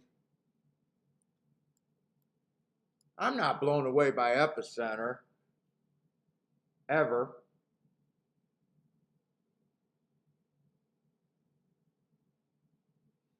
Let's see, Zandon raced over there and had the 7 hole. He did have the 7 hole in the Risen Star. That is not good over there. That was also early. You know, he did run against the bias there. I just really didn't like the Bluegrass. I thought the Bluegrass was a perfect race for him, and he won it. And I think the Kentucky Derby, I felt he had no excuse in that pace not being able to beat Epicenter. Now, if I was looking at a pay raise, I would say go ahead, but you're not even getting a pay raise.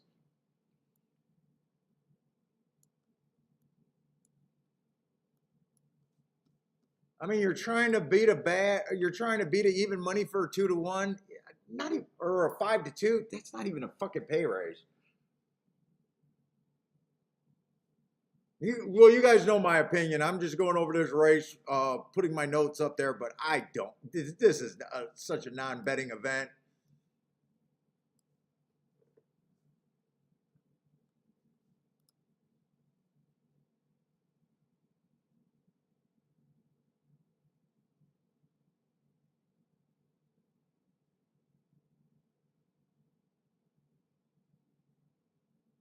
No, I don't. Actually, I've been doing super well in the stakes race. We just gave out the one last week.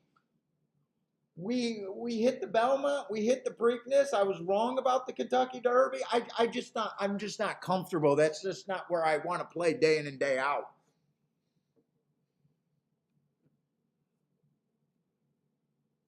But I also got to do these races just to try to grab some YouTube shit.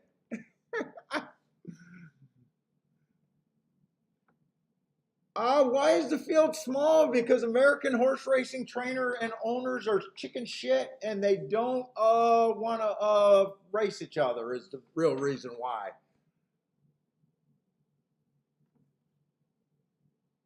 I mean, fuck. I've been waiting for. I've been waiting for those horses last week to come back ever since the Derby, the Exacta, and they finally came back last week. We still can't find freaking Messier. Messier was close to that crazy pace. I think Messier had a win under his was looking at a win if he ever came back. They're just ducking each other. They're just ducking each other.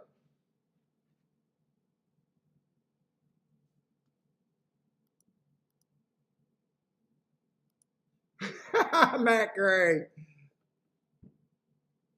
It's also like, fuck, why does the Derby get 20 horses? Everyone sells their soul trying to get in the Derby, and then as soon as the Preakness and Belmont comes, we get 6-horse fields. Like, you just thought you had a Derby horse, and now you're chicken shit. Yeah, the pace was fast. Oh, we can't run. Epicenter's the best. Epicenter got beat again. They just get chicken shit. If it was a $5,000 claimer, they'll be a full field.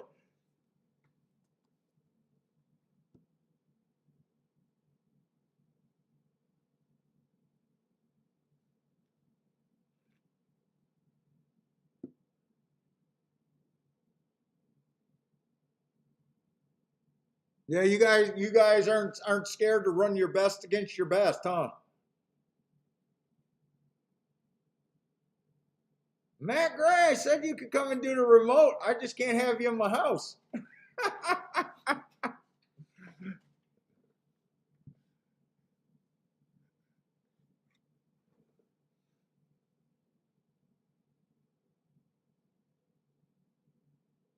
Yeah, I'm not even sure. Epicenter is the greatest great horse without a fucking grade 1 win. He's the greatest fucking non-grade 1 winner of all time so far is Epicenter.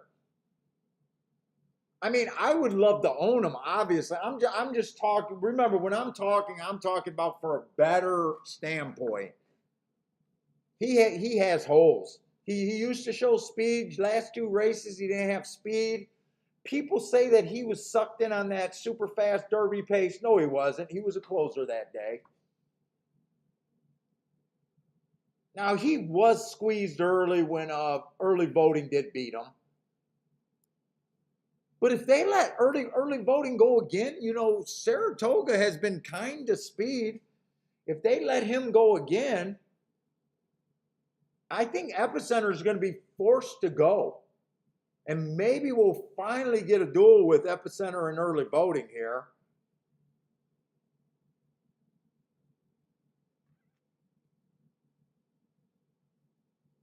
In says it's a grade 2, so Epicenter can show his greatness. That fair point right there. Fair point. He has won a grade 2, multiple grade 2s.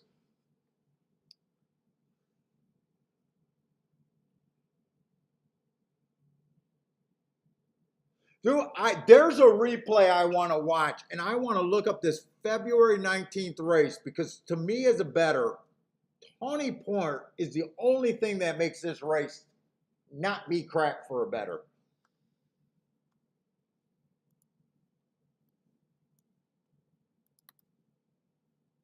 Let's see if I want to be super wise guy here or not. Right now I'm leaning on not doing anything.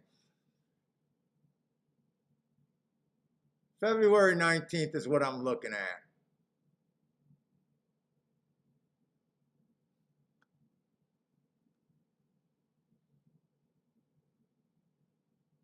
That was a Rittizen Star. I just had that was an early pressing day, so he would have got an asterisk for being a closer that day, running against the bias. Epicenter and Zandon was in that race. I want to watch that replay.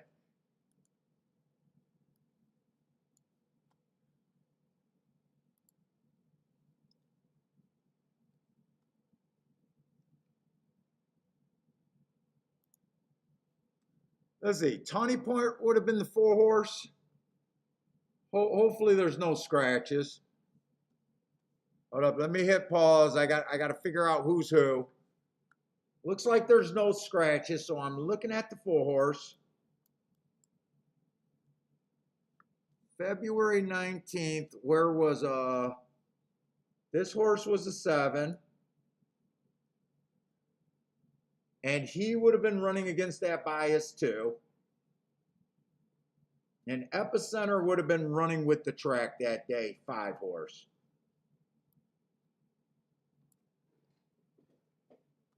All right, I'm watching a replay.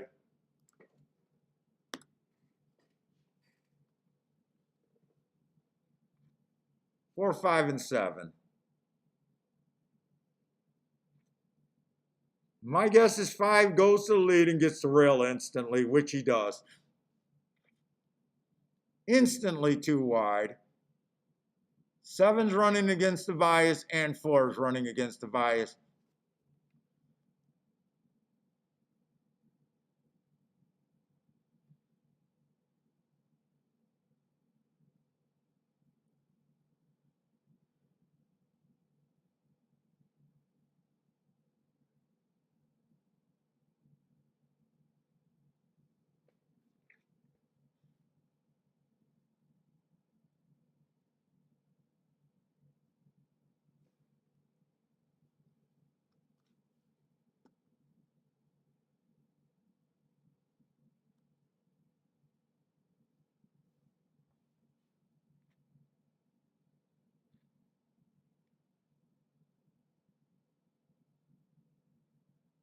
Four looks interested and 7 looks a little interested. Let's see if any of those 2 horses make a move here.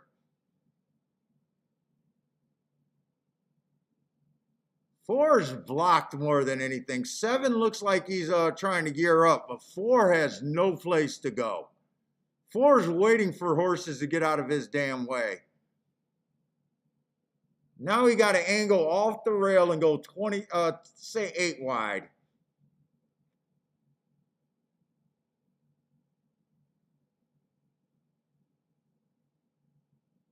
You know, I can make a case for even wanting to bet the 4 here if I really wanted to.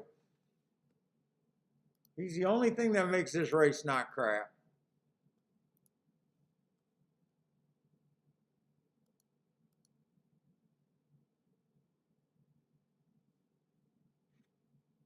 Let's see, that race at Laurel was nothing but, let's see, Saratoga is, oh, Saratoga is already freaking 3 minutes away.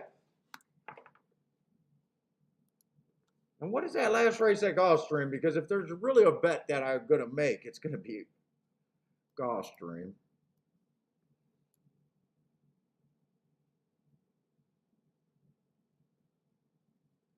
This is Gulfstream in 11th race. Is that a Tapeta or a dirt? That's a dirt sprint.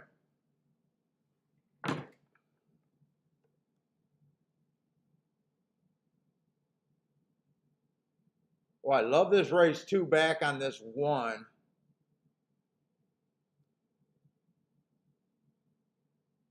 He might have went off form because his next race went bad, but I trust my marks.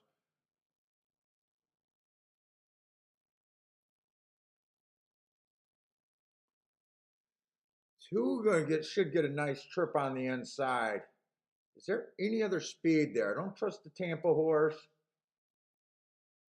4's route to sprint. I gotta look at this race real quick because this could be a betting opportunity where there's not much won at a ridiculous class drop here. That's ridiculous.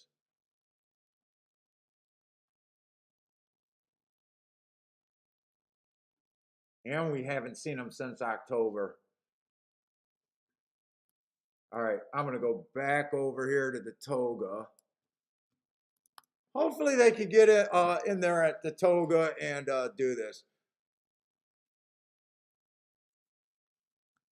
Do they even let you bet exactas? Oh my God, they're letting you bet exactas.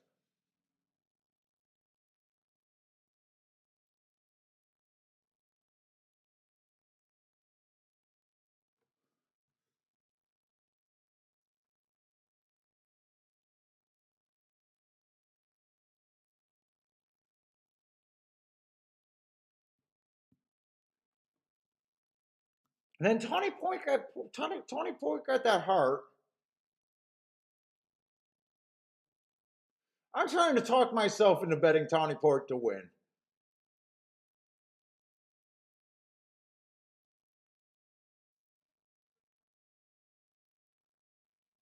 20.2. I'm even looking at the exactas. I could go 20 point to win in all three. I've got the all button. But the highest exacta is 23 to 1, and the highest exacta or lowest is 16 to 1. So for every $3, $16 or $25 is not bad. It's just as good as a win ticket. Oh, fuck it. I'm gonna do it here.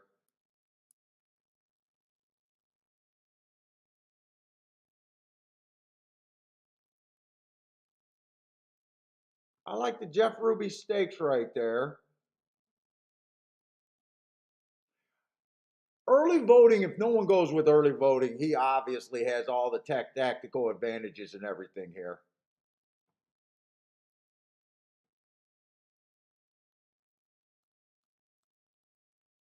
Play bet, by the way, just a play bet. Although my play bets can be a lot.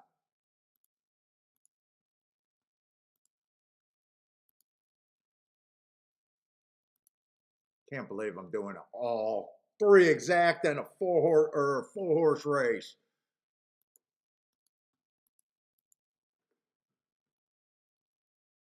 Yeah, I talked myself into the three. I was like, fuck it. Yeah, we've been hitting these on the stream.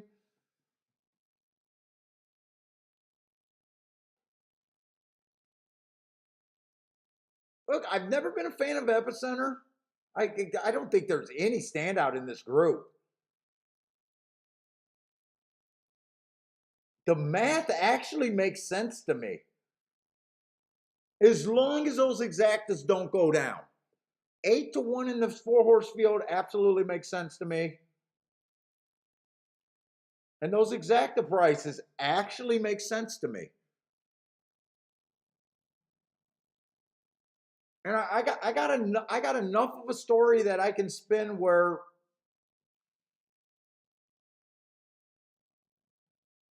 I don't think the Risen Star, if you watch that Risen Star, this horse was blocked the entire time.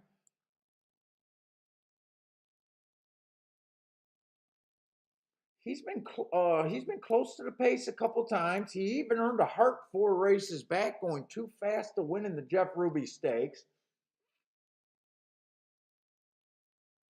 There's not a super horse this year.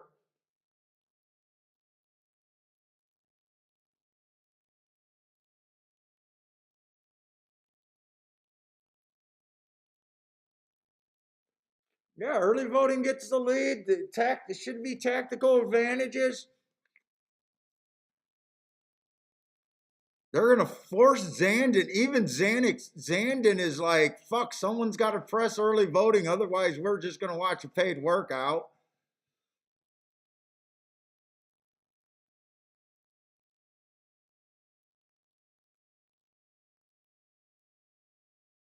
And then we got the greatest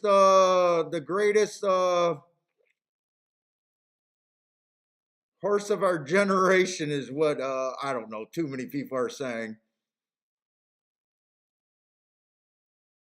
Yeah, Four has no excuse. If early voting loses this race, he has no excuse. But we got Tony Port. Let's go.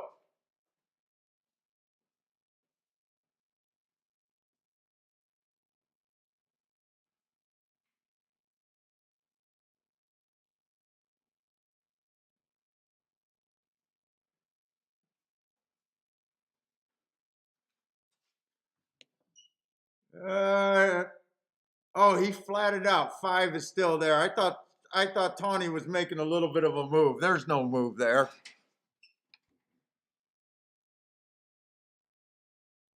Early voting, get out my fucking way. Get out my way and let's go. Get out my way. He's not going to get second, is he?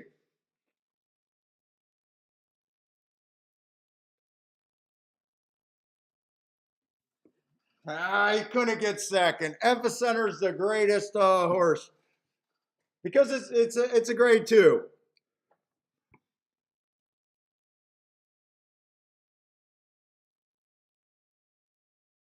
I want to see how tight that was up that rail. I want to see how tight that was up that rail.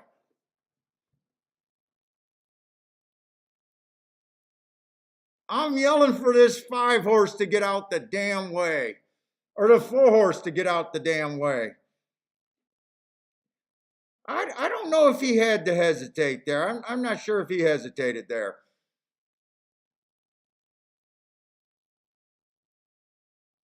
Oh, 2 minutes to Gulfstream.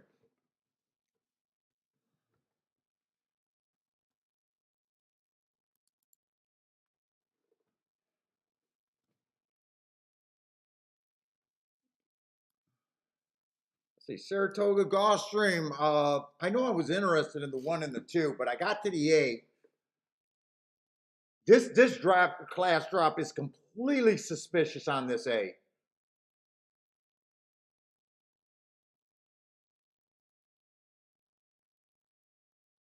Dude, I love the one's last race. I love the one's speed, but the one's been quitting bad. 4 races ago, ran against the inside bias. So I like the excuse there, but the next race had the 2-hole, showed his speed and folded. I wonder if this horse just went bad. But 6-1, 7-1, I'm definitely paying the freight to find out. I don't think there's much speed on the inside. I really don't think there's any real speed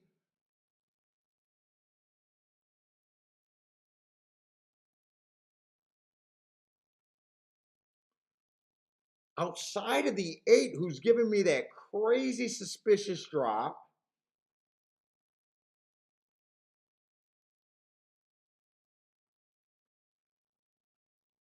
If 8's right, he crushes these. If 8's right, he crushes these. But that the outside of the track plus the suspicious drop, I'm willing to try to beat this horse.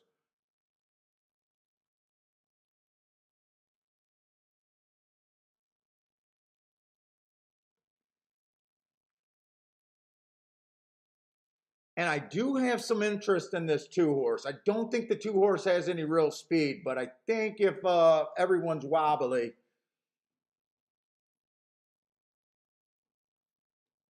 2 at 15-1, I can definitely get to on the inside of the track. I'm just doing a decent win Dutch bet there on the 1 and the 2.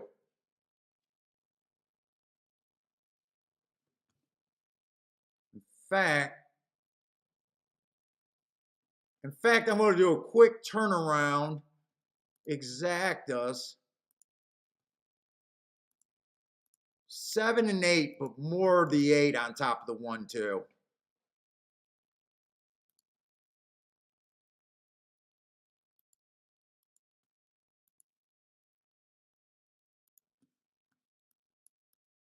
One and 2 to win. 8 for more on top of the 1 and 2. I probably just want to hit the win bets though on it. Well, I didn't get to see what those exacta paid. I'm not sure if I really want the exacta or the win bet there. Let me see. I didn't have time. Let's see. 8 on top of the 1 is paying 33-1 and 60. I want that. I'll take the exactas. And 7 on top of those are paying triple digits each.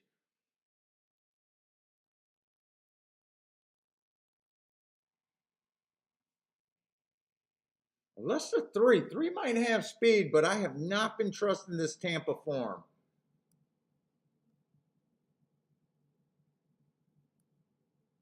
I have not been trusting that Tampa form, even with great marks, and I don't know the marks there.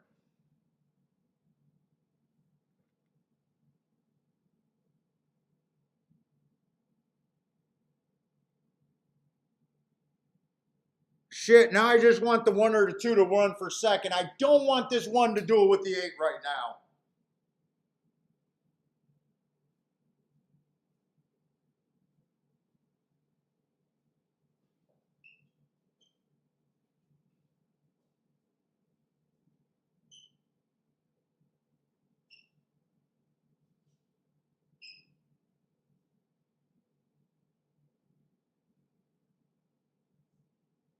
If this is a speed duel, I don't like it. Ah, they're killing each other. Come on, 2. Tell me the 2's still alive.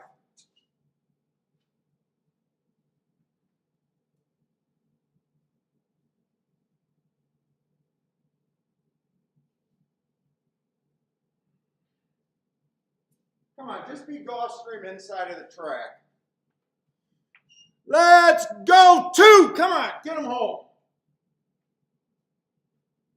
Don't make me throw up.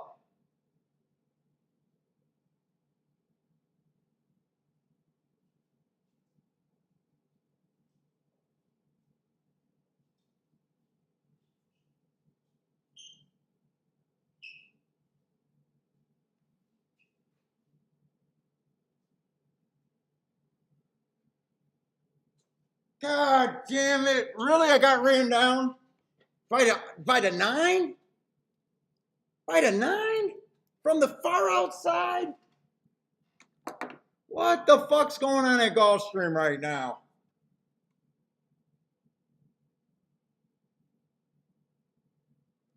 What the hell's going on at Gulfstream? Who's the 9? I didn't even look at the 9 hole. Nine's making a big class drop. I don't like route to sprint. He's making a good class drop. Ran against the early pressing day last time. Ah, fuck. He had to be a price, though. Didn't he?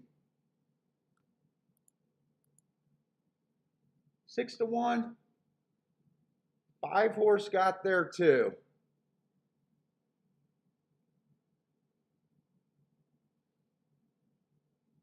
I would have rather got beat by the 5 than the 9. I would have rather got beat by the 5 than the 9 there.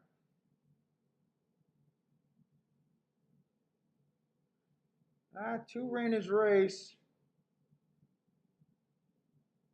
2 I thought was a little too close to the pace, but I had to be cheering for him. He was only about 2 lengths back, I think. He was a little close to that pace. Usually he has been that close, but I would have liked for him to be a little bit farther back. 22-3, 46-1. Not well. They went 24-3. 24-3 at the half to the 3/4. 24-2 actually. That is kind of solid. That is solid there. Oh, I thought I had one there. I thought when the 2 scooted away on the stretch, I thought I was going to end up with one there.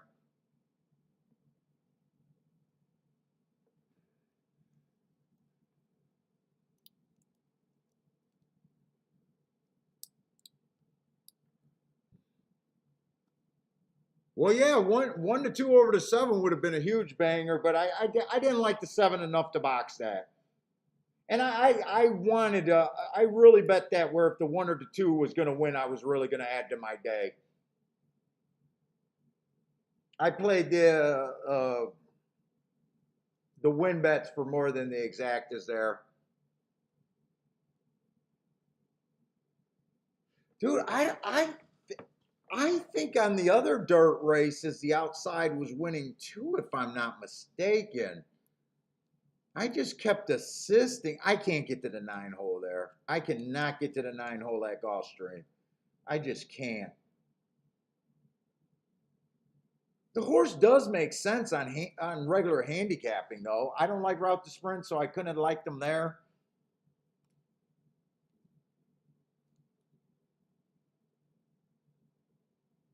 He ran against the early pressing day, last race. There were some things to like him. I just don't like the outside.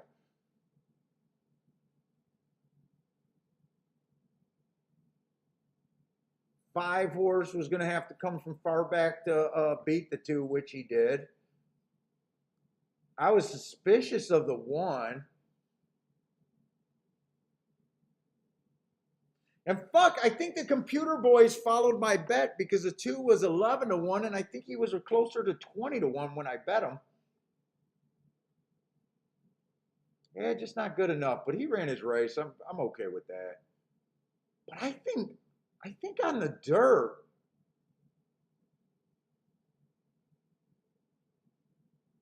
so all I hit was that 1 race at Gulfstream. That's all but I don't have that much plays in today.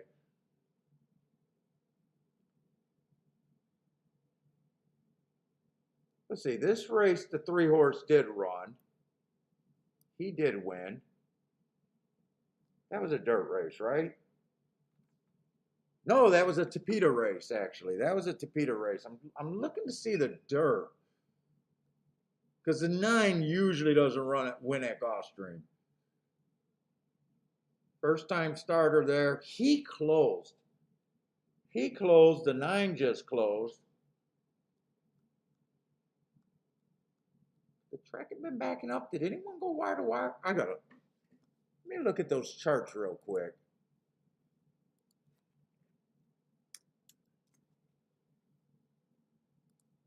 Whoa.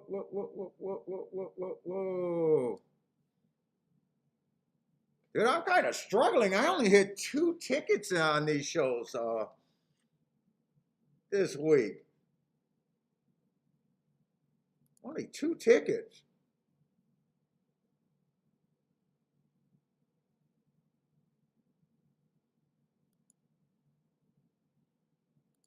Both of them were at Gulfstream.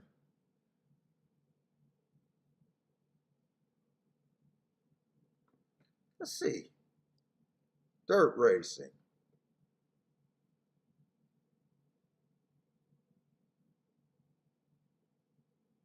First race, the 4-7 came in. But that was that baby race with nothing but a bunch of first-time starters.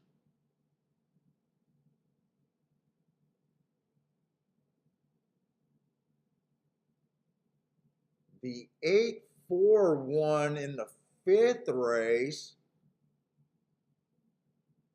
8 stalked there. That was those 2 routers.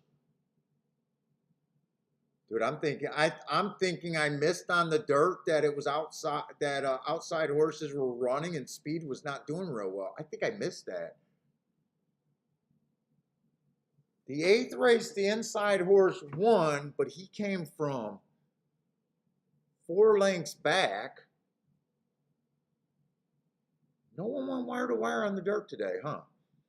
And that came in 287, and that 8 was 37-1, and he just got beat by a neck. I think I missed this. I think I missed the track was backing up. I think that I missed the track was backing up on the dirt.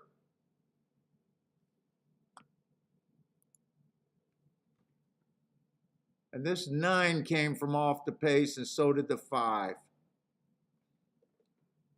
And I'm guessing pretty far off the pace.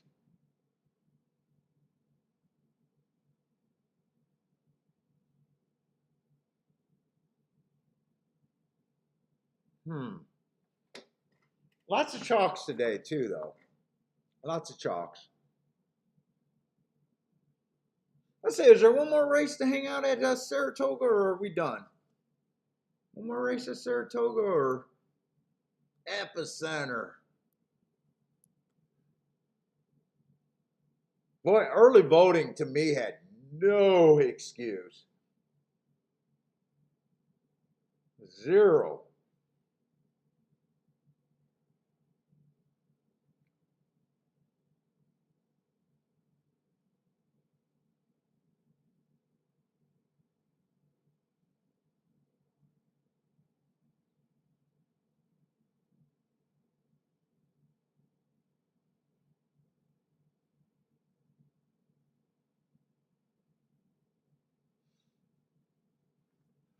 Lloyd, oh, you told them that early vote.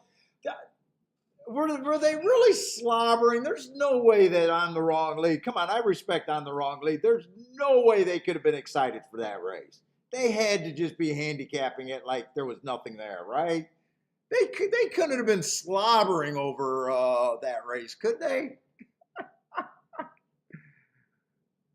Come on, those guys don't get excited at 2-1.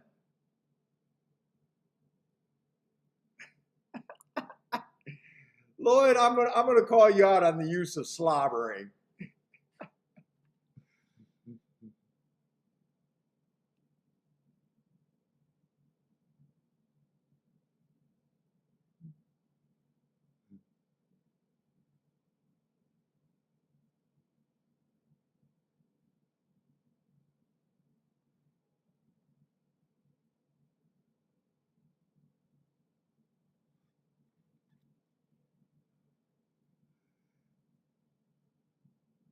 KG says yes, they do. 3 to 5 excitement. Come on. Don't tell me. I was watching some of the other shows and they were putting out that race early, and I'm like, oh my God, it's so embarrassing to even cover that race.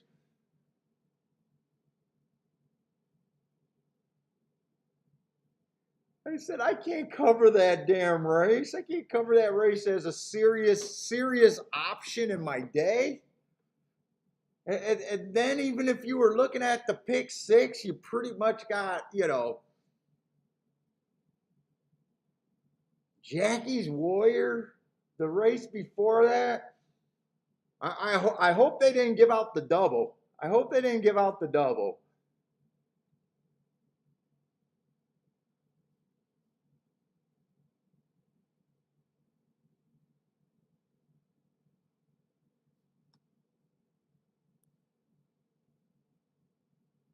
I was watching another show. I'm so excited for this race. I'm so excited for this race. I'm like, what? If Epicenter wins, what? If Zandon wins, then what? If early voting goes wire to wire, then what?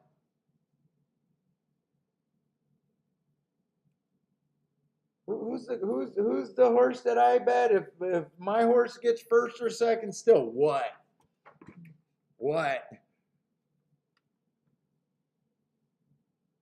I mean, at least, I had a bet with a little bit of upside, but barely nothing.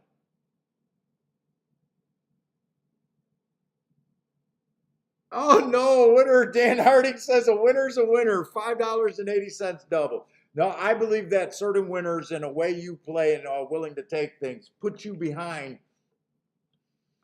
farther in the game than they should. Yeah, I know you're not saying that, but yeah, it's hard to argue with someone after they just hit a win where you think it's a bad bet.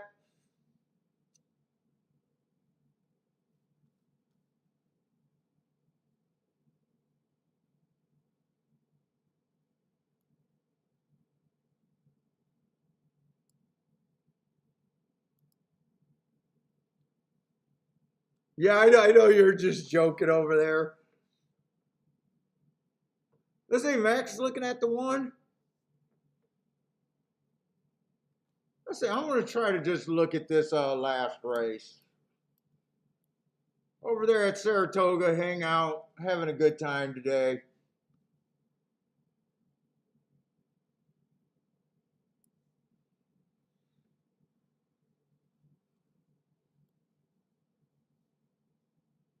Let's see, 13 is out.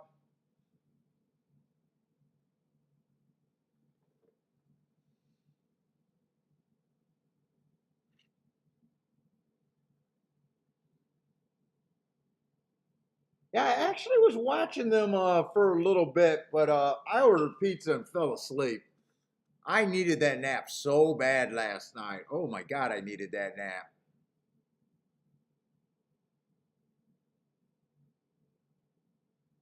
What? Oh, the 10 and the 12, their names were confusing me. I thought my numbers were wrong.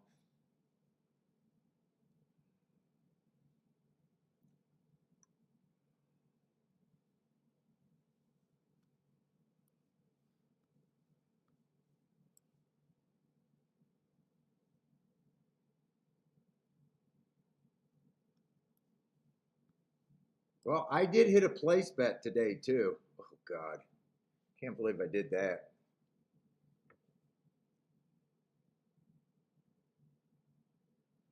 By the way, did the pick six pay out now, or are they paying out, or did they pay out to that race? How did they do that?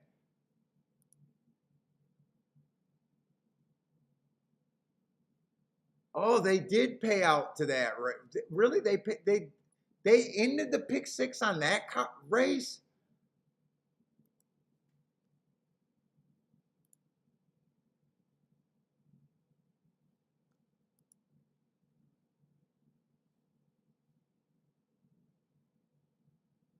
Wait a minute, is there one or two races left over there at Togo? Maybe there's two races left, and that's why I'm confused. Oh, there's two races left. Oh, okay, that's why I'm freaking confused.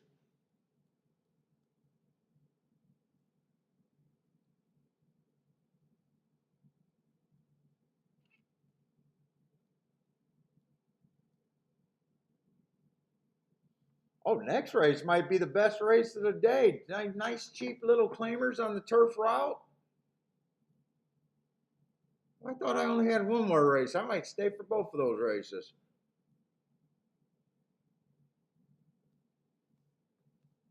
Fuck, do I want to look at a double? Wait a minute. 10 and the 11 are out. Hopefully these numbers are right. American Legion. Problem is I just don't have any marks.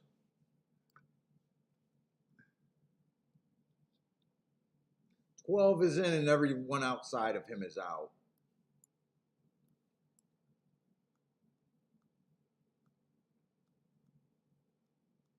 And turf routes today, they've definitely been backing up every race, right? Turf routes, that's what they've been doing for the year. That's what they did last year.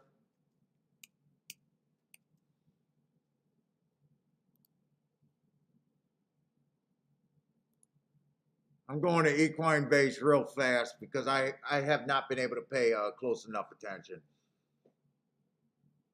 Yeah. Long shot Louis 5 came from dead last. 14 lengths back. I'll say that's a close. Second place horse came from 6. Third place horse came from 5. Fourth place horse came from 7th. Let's see. That's the first dirt route today.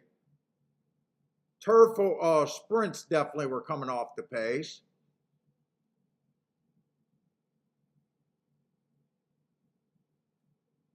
Let's see that. One horse in Elliott's race. He came from 5 lengths off the lead. I bet those were the only 2 turf routes we've seen.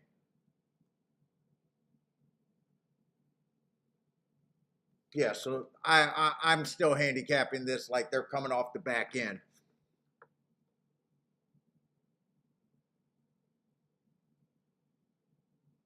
They sucked me in that race. I hopped on the 3 horse. I still got to watch that replay to see if he stopped riding on that rail. Did it get tight or did he just get beat fair and square? I honestly don't know.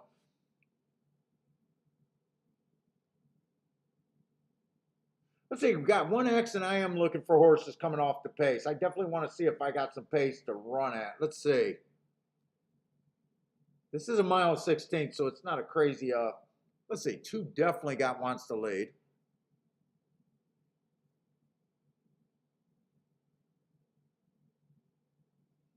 Three should be nowhere near that pace. 4 is kind of questionable. Ah, wait a minute. Is this? This is my form, right? Or is this? Hold up. Is this my form or is this because my form is adjusted.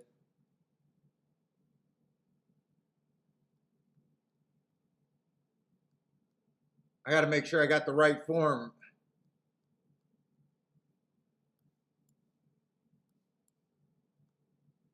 Ah, wrong form for me.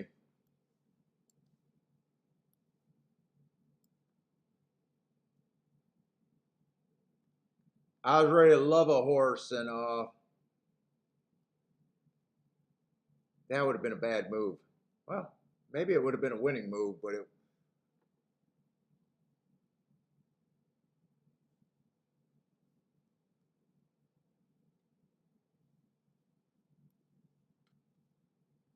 Who's the horse that I was looking at?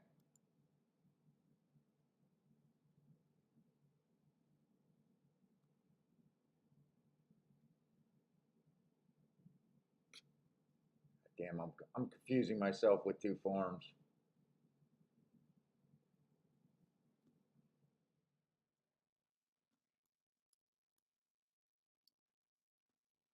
There was a horse that caught my eye on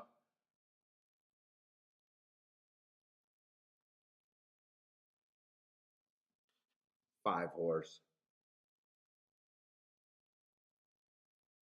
Yeah, that's a big difference. That's a big difference there.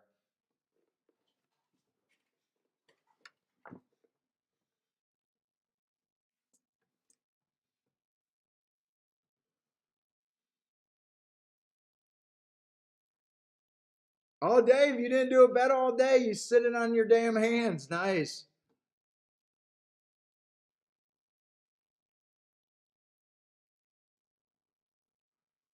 Let's see. I think 8 goes to lead.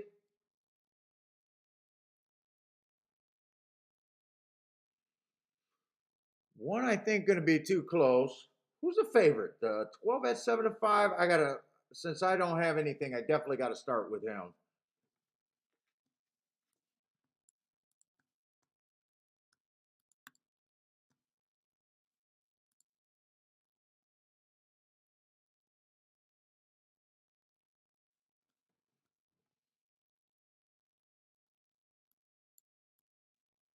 I mean, that's a nice win, but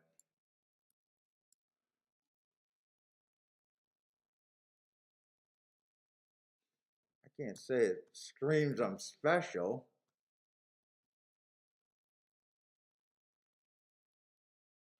It is a Todd Fletcher training. Obviously, a nice win there.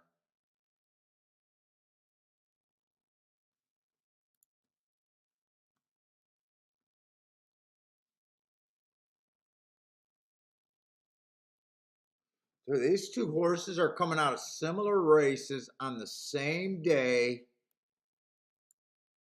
And look at those time difference at the second and third call. Now, you could make the argument. To me, the pace was so much faster in the 11s race.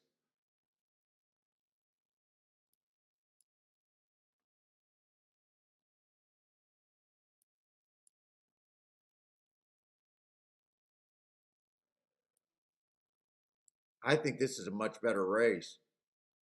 Now, the only thing where the 12, you could make an argument, well, Paul, he chased the slower pace of the day and still won by 5 and earned that sweet speed figure. You're also comparing times to from a mile to a mile 6. I know that. I do that all the time. And I have no problem doing that.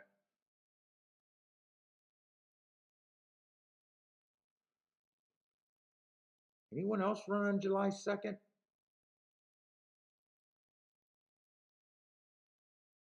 What is that? What is that 11 horses at? Oh, 27 to 1. I'm not scared to play that.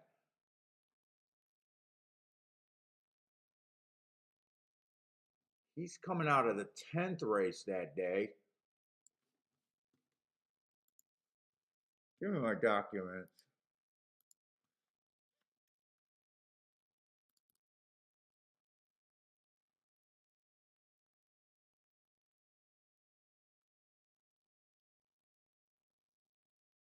Fuck, where's Belmont? Belmont, what am I looking for? 7-2 of this year.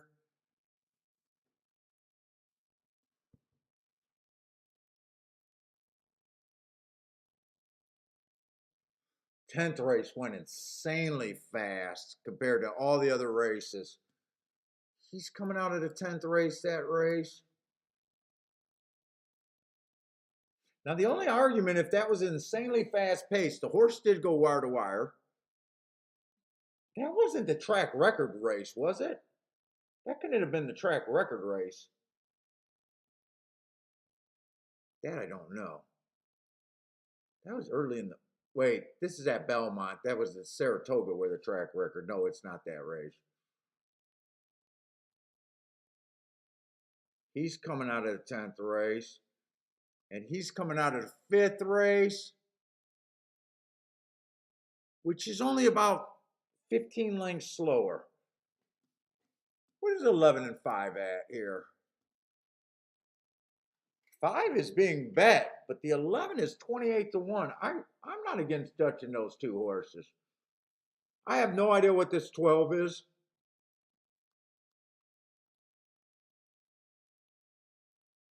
Anyone else out of that race?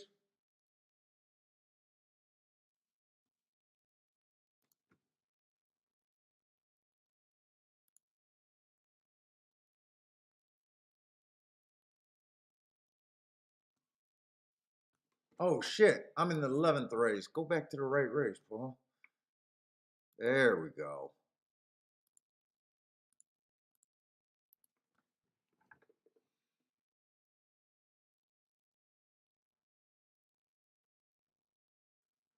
Could be getting first run.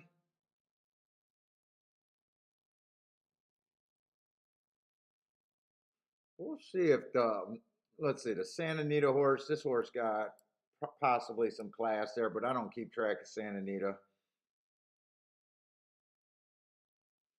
This horse fits.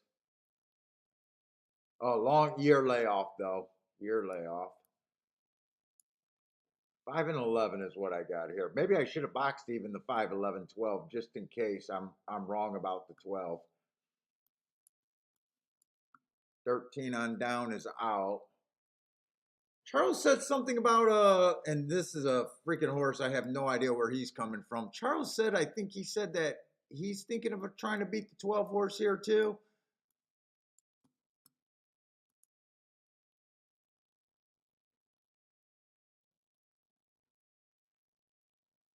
What's up, Parsons? The one horse. What does the one horse look like?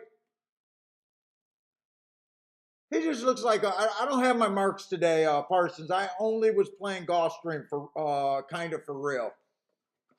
I'm looking at Laurel and Saratoga, but I didn't have the marks, so I barely been playing there.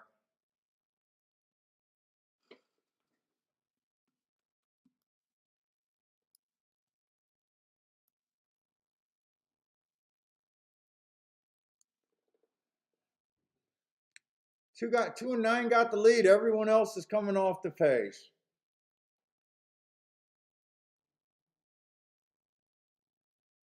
When 12 got 5 and 11 into 12 are all grouped together. They are all coming from well off the pace if they come at all.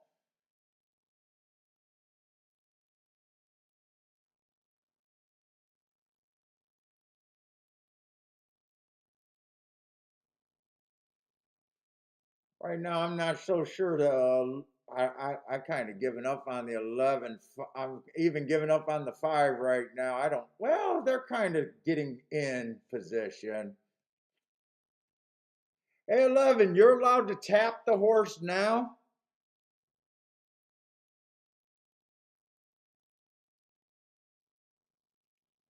12 got first run. Come on, 5 and 11. Five's too far back. Come on, 5. One more. God, he feels like he's coming, but they're too far back. You're allowed to whip the horse before the stretch, by the way. If you're a jockey and you're sitting there and the pace feels slow, you're allowed to ask for the horse. I'm going to teach all you inspiring jockeys out there. Horse racing is a positional game.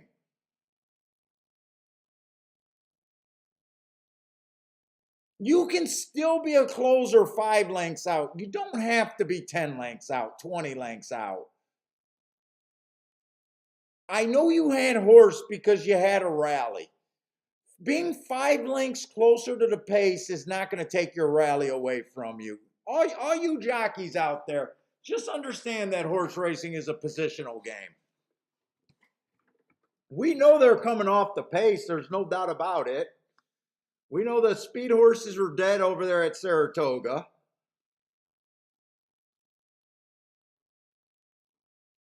Just put yourself in position to fucking win. Look at the nice ride the 8 goes. The shakeup says we can't go wire to wire. I'm going to come off the pace today.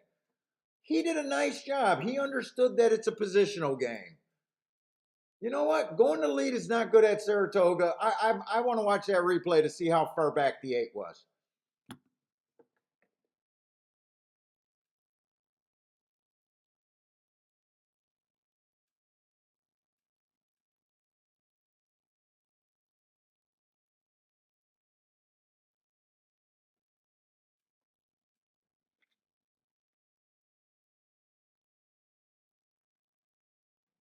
And I want to count the lengths back. I got a feeling the 8, the 11, and the 12 were all about 15 lengths back early. You're allowed to ask for the horse. You're allowed not to bury yourself. Look, if you just go by the racing form, freaking Saya should have been on the lead with no chance.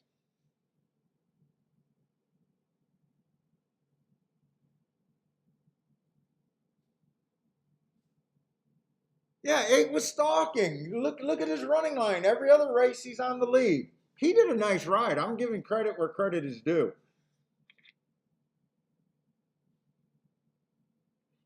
I put my little slash on him because I was guessing that he would probably be on the lead there. That was my slash, was just throwing out the speed horses.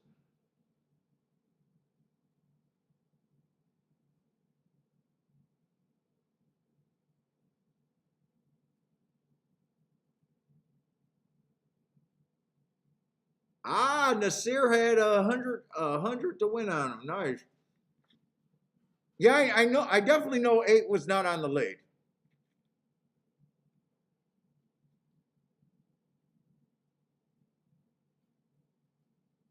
Yeah, and if you're a jockey and you're riding a closer, I would suggest you'll do better if you did not ride to the finish line. If you just rode and demanded that at the top of the stretch, I was going to be within 3 no matter what. Never just position. Position. That's all you want.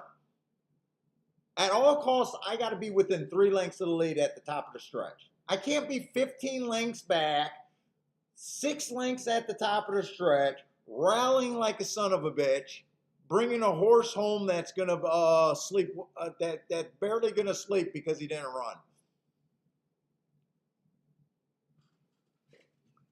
I'm gonna open up a jockey school.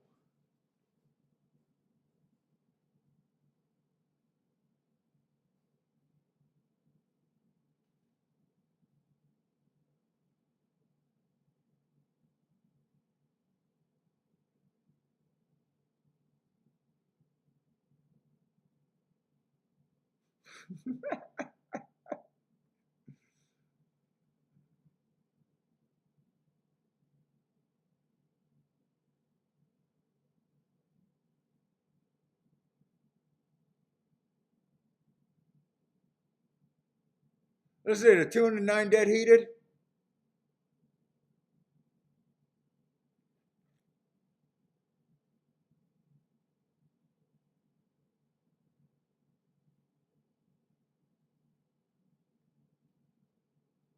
2 and 9 got in the super, huh? 2 got in the super. DIV cop. No, dead heat. Oh, dead heat. I thought disqualification. Yeah, dead heat.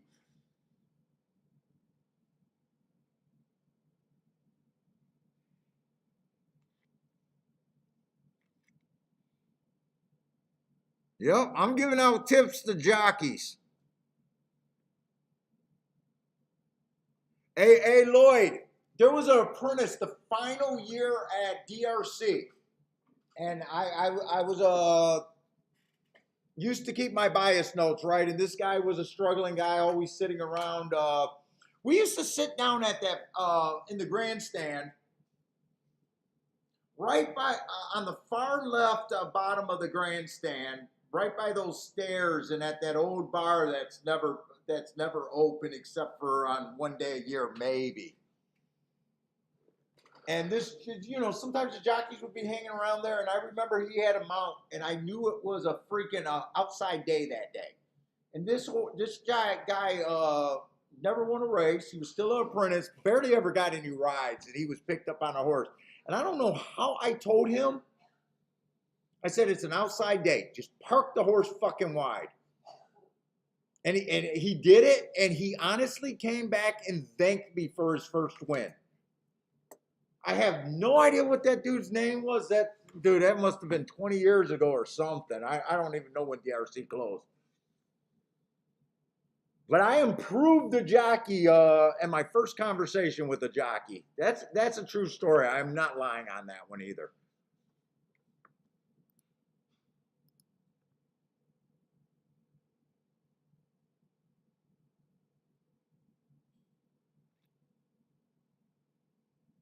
mean, look at this. This is 1, 2, 3, 4, 5, 6, 7, 8, 9, 10.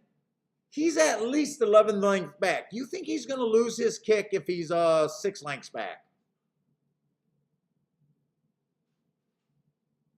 And if I think the 5 did bad, I think the 12 and the freaking 11 did even worse, and so did the 7. You think they're going to lose their kick if they were 6 or 7 lengths back?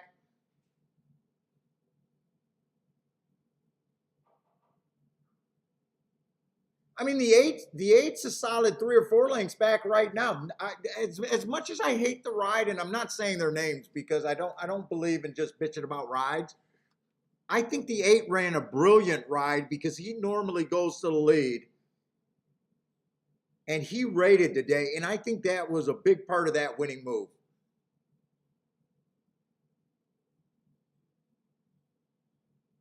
The 9 and the 2 were always dead going to the lead.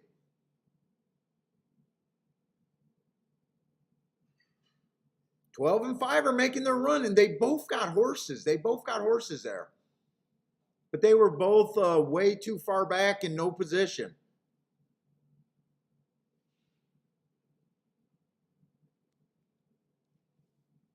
You mean to tell me that 5 couldn't have been a length or 2 closer to the pace? A length or 2 closer to the pace, I guarantee he would have got at least, he would have beat that horse out for a second.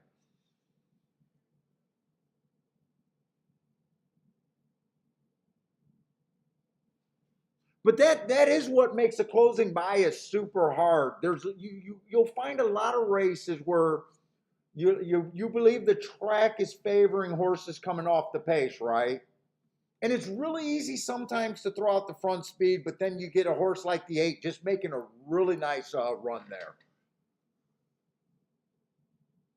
And then when it comes to just deep closers, a lot of time you're just playing a positional game. Who gets first run? Who's in the better position first is a lot of times the closer game.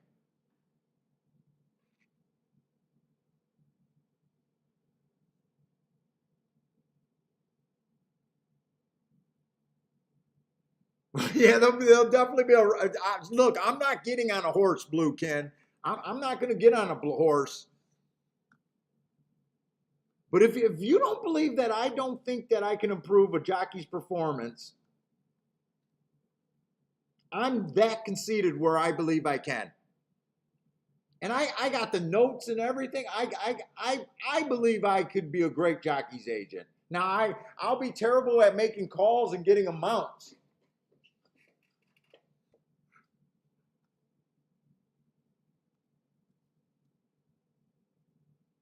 Because I don't do well making phone calls. I'll have to tell my wife you got to call these people. But as far as giving a jockey a good advice of where he'd be and what kind of horses I want to get that jockey to on a particular track, shoot, Gulfstream Park on the turf sprints, there's no way I would be trying to park my jockey on a closer. Oh, fuck that. We don't need that. We don't need that in our life. Yeah, but I need the rides. No, yo, you don't need a closer on the turf sprints. No, you don't need a closer. You're just gonna, look, trust me, we're gonna get your winning percentage higher because you're a scrub and you think you're an athlete. But I only want you on front runners, horses that can be within 3 lengths of the lead or 3 lengths at the first call. But I got a shot at a close. No, you don't. No, you don't. Trust me, you don't want that.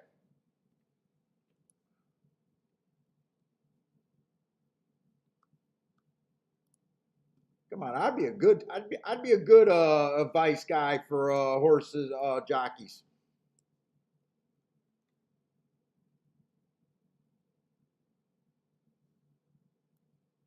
Fuck the PETA, you keep ending up on speed horses at Gulfstream. No. I don't want you on any speed fucking horses. Trust me. No, this one has a shot. No, we don't need that in our life, man. We want you on a winning percent. I'm going to turn you into a fucking 50% jockey. By the way, I read an interesting history about you think gamblers don't have, all you guys, and I hate when handicappers supposedly interview trainers and owners, and they always say, "Well, I'm not going to tell that guy how to win a race." Fuck you. Fuck you. I think I read a book. Maybe I dreamed it. But supposedly there was a legendary gambler that convinced a jockey to ride the American style. From what I understand in the book, is back in the old days of racing, European jockeys used to sit on their butts in the saddle. That they used to call this guy a monkey style racing, where they were crouched over like we see them today.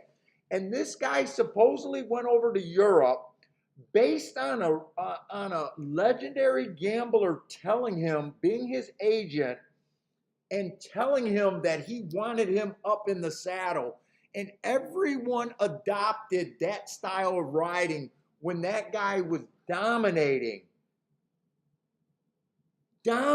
winning like 40% of the races in like the early 1900s or something, whenever that happens.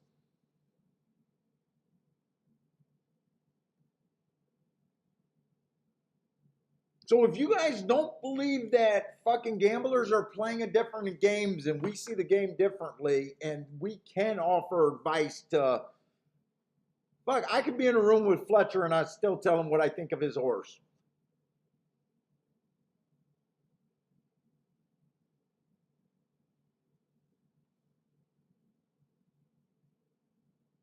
I would never be in a room with those guys saying, "Hey, I defer to him." I'm a fucking handicapper. I play a different game.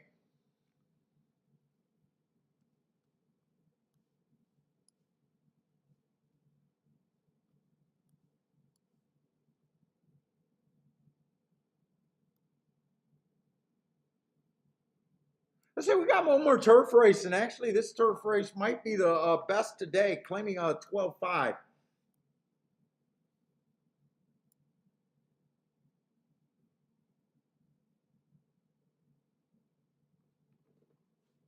What, in Europe, there's still some jockeys that just sit down?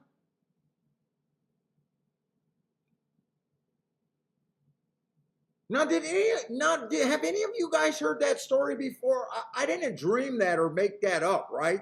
That's just not something that is in my crazy head, right?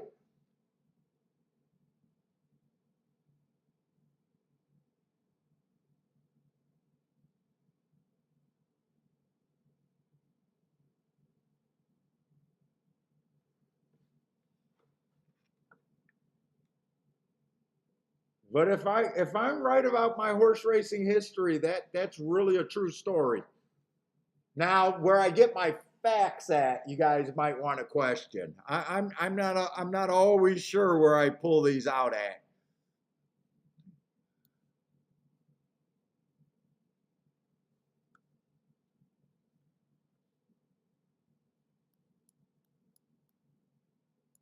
Let's see. I'm going to try to mark up this race as much as I can, because I would not mind doing a real bet.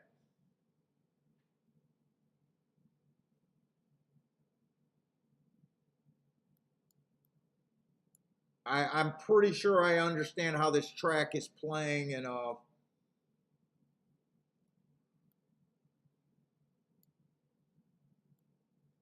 if I can find something, I may or I may not be able to.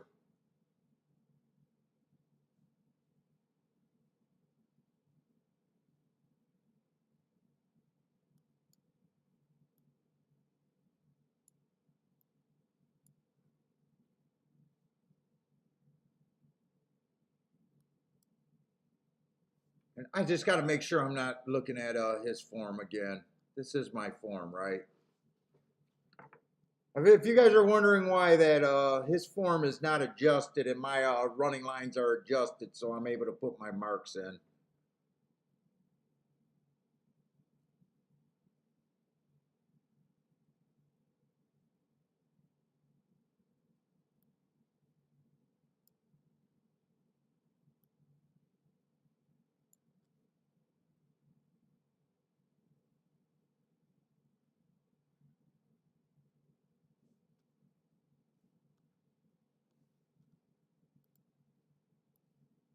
And this is definitely my last race.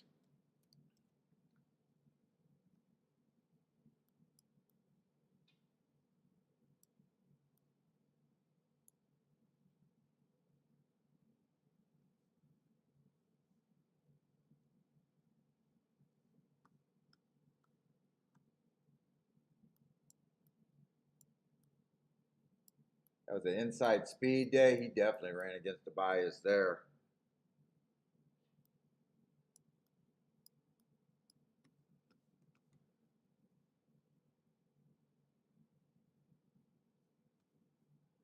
Let's see, that's a one race sample.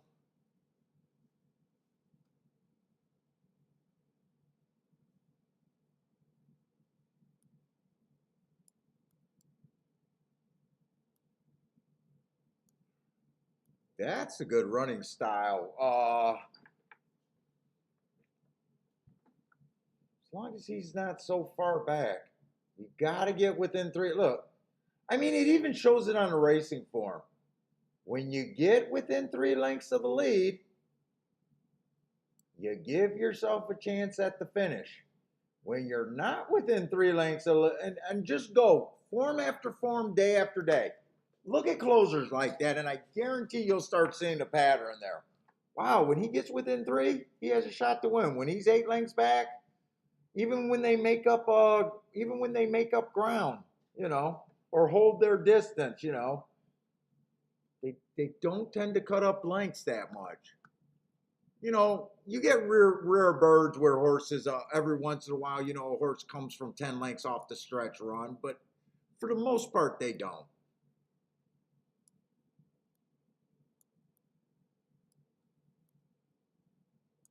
Average. 1 tick slower than the fastest winner. That May was last year, so he was just coming off a year layoff. Oh, this horse got a nice running style. Going to be the favorite. I'm definitely going to have to look him up. Oh, 9's not the favorite. Wait a minute. Actually, who are they? I still got a lot of time, but who are they betting? They're betting the 7 and a few horses at about 4-1 and 5-1, 6-1.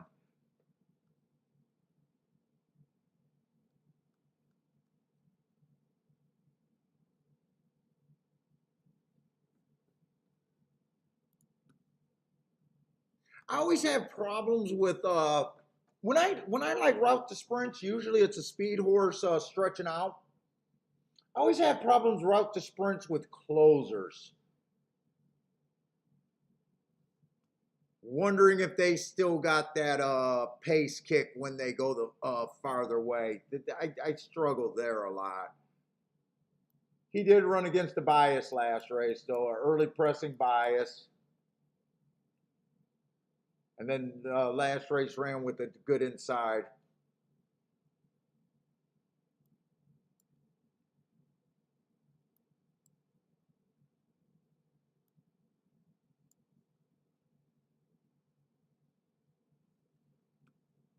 That looked like that could be useful races going all the way back there. Let's see, I don't want to waste too much time where I don't want to be wasting time on horses that I might not be considering.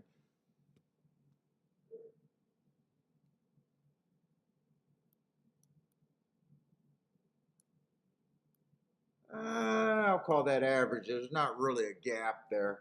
That was a fast move right there. Average match strides with the fastest winner. The race before stalking closing day, he fit that race. Even though he was 4 lengths off the pace, he was still going too fast that day. He's going kind of fast there.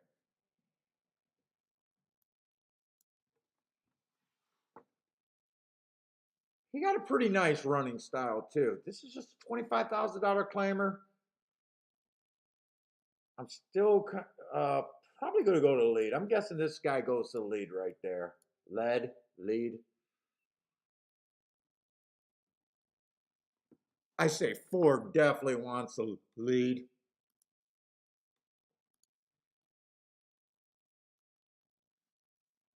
Ran against the bias there, but I think the bias is still against him here. Yeah, that's going to have to do. I don't have time to make everything pretty. I like his last two races. He ran against the bias both times, went too fast to win. Excuses are excuses unless he rates. And he's capable possibly of rating, but I need more than 5-1 to make that move to think that he's doing the right thing. Kiki, this is my last race. I'm done.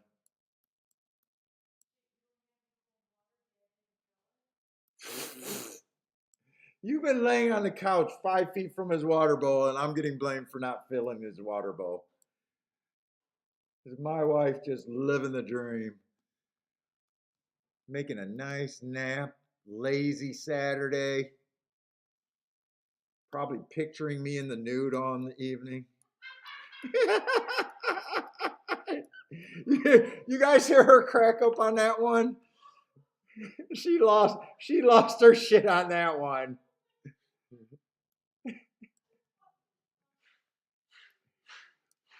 You know, that's a nice stock right there, too, on this five. Five got a little bit. I can see why five popped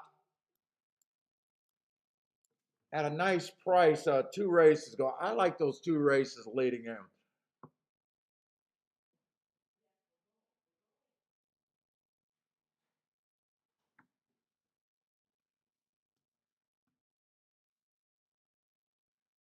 I still got to look up that Pimlico horse, though. Stalking closing day there, running. He was a little too far back. Didn't get within position. Next race, he gets his ass in fucking position and he wins. Come on, tell me I don't know about how to ride a fucking horse. I can be fat and still have a clue. I don't know how a professional jockey hasn't figured this out. You know, that was a stalking closing day. He managed to get closer.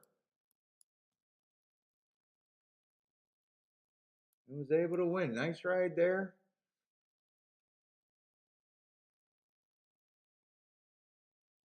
49-1. What was that? Slowest winner of the day.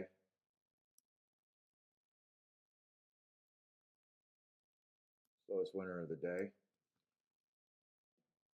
And I really got to look up this 9 horse. I think I got enough to start handicap. Oh, JW, thank you very much for the sponsoring the super chat. Wow, that I was not expecting that. Thank you very much.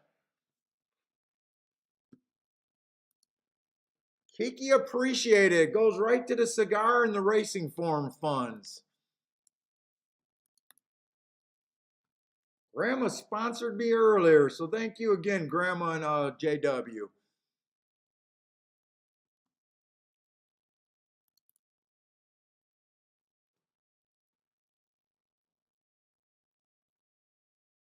One race sample. I would have liked to see that race right there. I would have liked to see that race. Let's see, 4-8. Let me look up that one. Oh, that's at Churchill. And Churchill, I don't know much. Remember, they put in a new track there. We were kind of learning as we go, and then they declared it unsafe. I did think that day was an inside stalking closing day, so I did think he ran with the bias that day.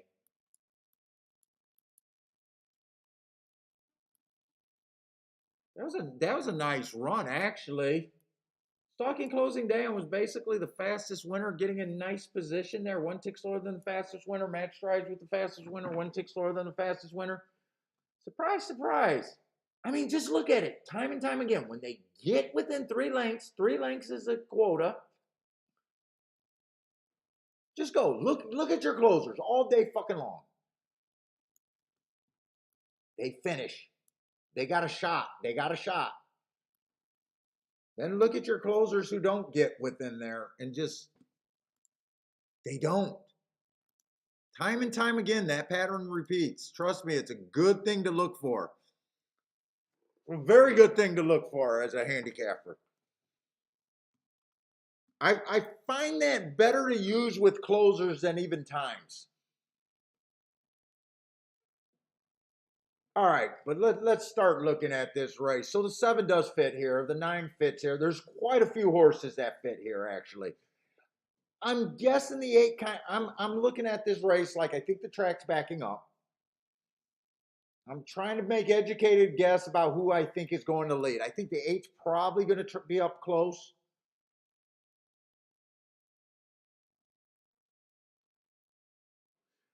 I think the 4 is going to be on the lead. Now if they do a nice ride like the 8 did last race, I won't be able to catch them. But you got to try to make stands. I'm guessing a 1 goes to the lead. One has been one going to lead and came stalking before. 6, I said it a little bit earlier. He's stretching out and trying turf. I have a hard time with these. The 2 horse, I'm just going to throw him off like I'm not really considering him seriously. I'm just trying to do a process of elimination right now. 3, I think 3 fits. I think the 3 horse fits pretty good. I'm just going to try to write down my contenders so I know. I think the 5 horse fits pretty good. And I did say earlier that stalking closing biases to me are a little bit harder to take advantage of because it's such a position game that sometimes.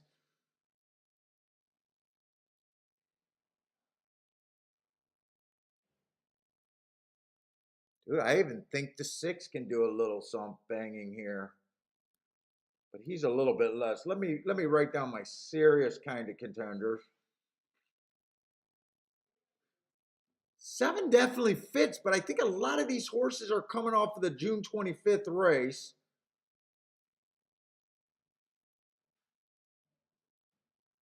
Like the 7, the 3, and the 4 are all coming out of that. Now, if I thought the track was fair, I would definitely be upgrading the 4 horse because I think he ran against the worst part of the bias last race. But because I still think he's still running against the bias, and unless he comes off the pace, I think he's banging his head against a track that's just not favorable to him.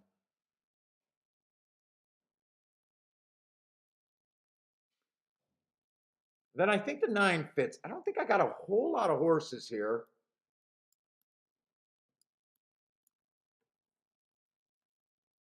3, 5, 7. What? No, not 4. That's supposed to be a 9 right there.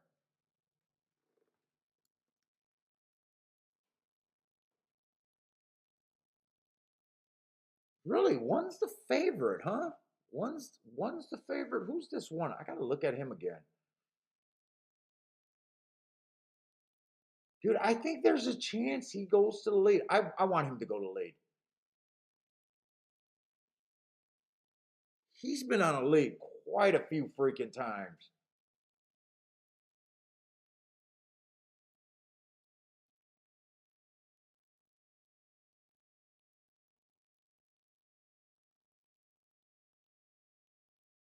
And Fairgrounds, if you guys remember Fairgrounds on the turf, those horses were coming from freaking 10, 15 lengths back all the time. That track was unkind to speed. He would have got a big bias right here, 3 races back, but this race probably, he was probably still looking like a lead horse right there, even though he was 4 lengths off the lead. I'm just educated guessing there, but I might be completely wrong about that. Let's see, could I box these 4 horses here? Let's see, 6 to 1, 6 to 1, 9 to 2, 7 to 2. Let's see, I'm not going to go crazy here, so I'm not doing any big bets here.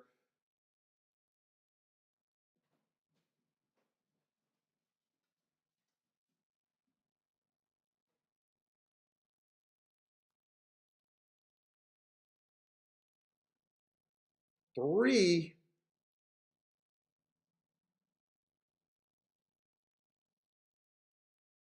They're all coming out of that June 25th race, right? 7 was too far back when he made his move, but he did get in position and just missed. 5 won that race. I'm going to do that little 4 horse box. I'm not doing anything to mess up my day. I only hit one race. I'm mostly just barely up just because of that one ticket, and more so not any great thing I did today. It was most of my action was just so small.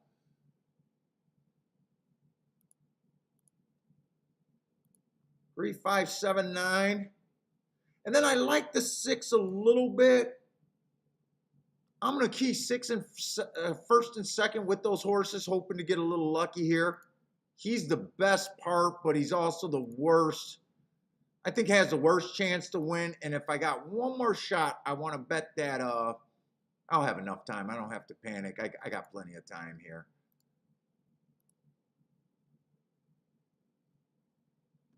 I'm going to Dutch the 3 and the 5 to win. I don't see much difference between the 3 to 5 and the 7, honestly. 3 and 5 are a better price.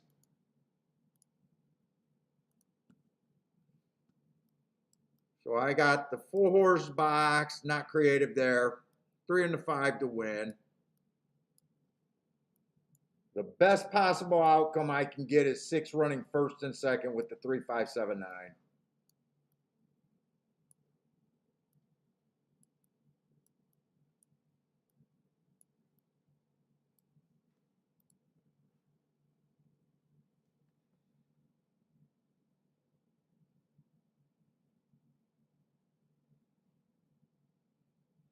Let's see, 8 goes to lead. 4 was the one of the horses that I was depending on. I'm a little surprised that the 1 is nowhere near that face, and I think that's automatically a good ride by the 1.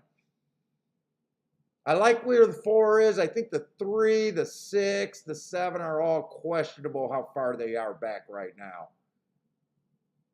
But I got a win bet on this 5, and I do like where he's sitting at. 5 is kind of sitting in that perfect spot in my book right now. Who is the 8 on the lead?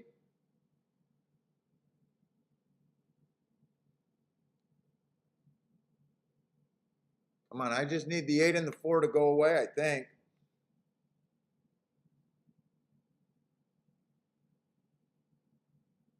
Come on, 5, you're looking perfect right here. Can I get a good ride today? Can I get a good ride? Come on, 5, win it, just bring me the exacta. Oh, wait, 8 is not gone away yet. I thought 8 was done. Holy shit, they're going to go wire to wire?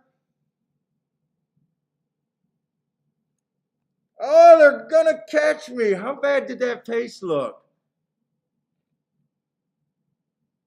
5 is not going to get there. We're running out of time. 8 went wire to wire. I did not think that was a scenario that was going to happen there.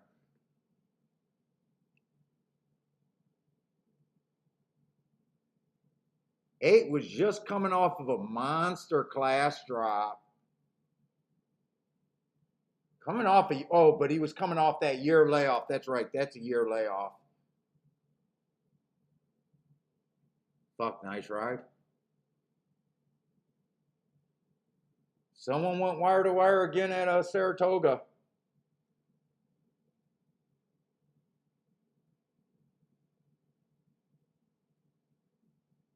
Who got third there?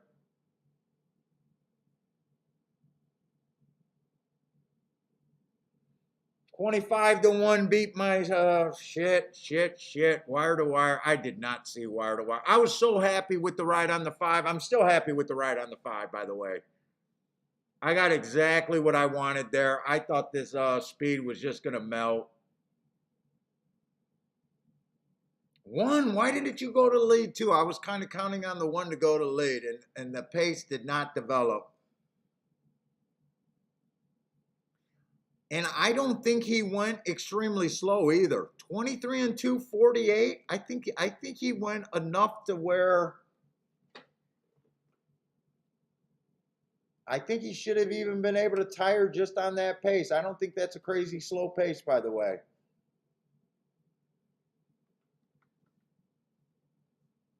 Case, right call? Oh, Case, did you hit the pick 5 then? Or you're already dead, but you had an all there?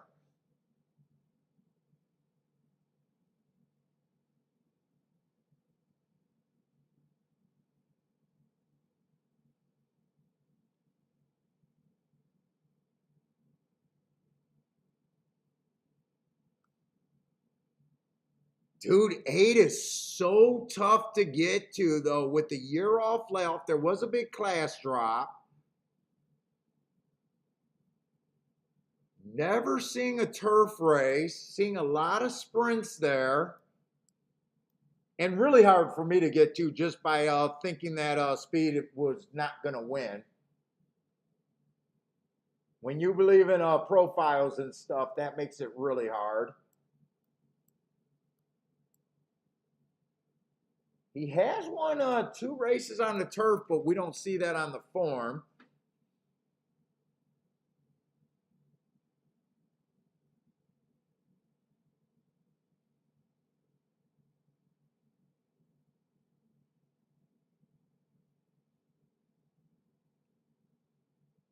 Yeah, tough. Tough. Kind of tough to get to. I think tough to get to. I would have if I would have thought someone went wire to wire, it would have been the 4. 4 tried to do it with the 8 and just he had nothing. He had nothing.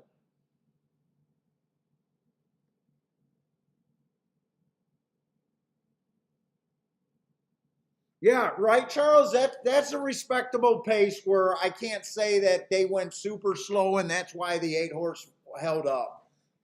I think that was a good enough pace where I'm happy. I got what I wanted. Put it that way. I didn't get the finish I wanted. I got the pace I wanted. I got my one of my win bets in a good position. I couldn't have hit that exacta. That 4 horse exacta box would have been a loser. But I would have got a win ticket on the 5. That would have been okay. But yeah, I can't, if the pace was super slow, I could be complaining, oh my God, they got the pace that I couldn't close into. But that's not the case there.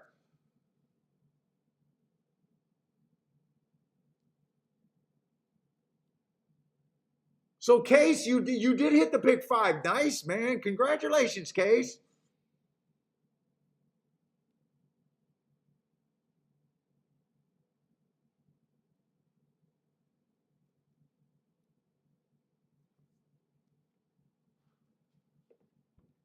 Pick 5 or pick 6? Pick 5?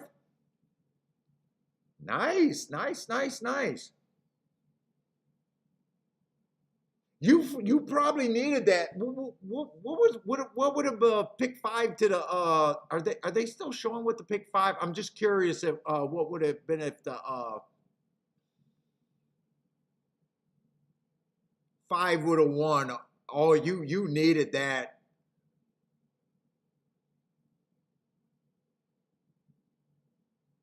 It goes from 387 to that's the pick 4. Oh, pick 5. It goes from 2,000 for $1 to 5,000, a little bit more. So, yeah, double. Nice pay raise. But even if the 5 would have won, that still would have been nice. And actually,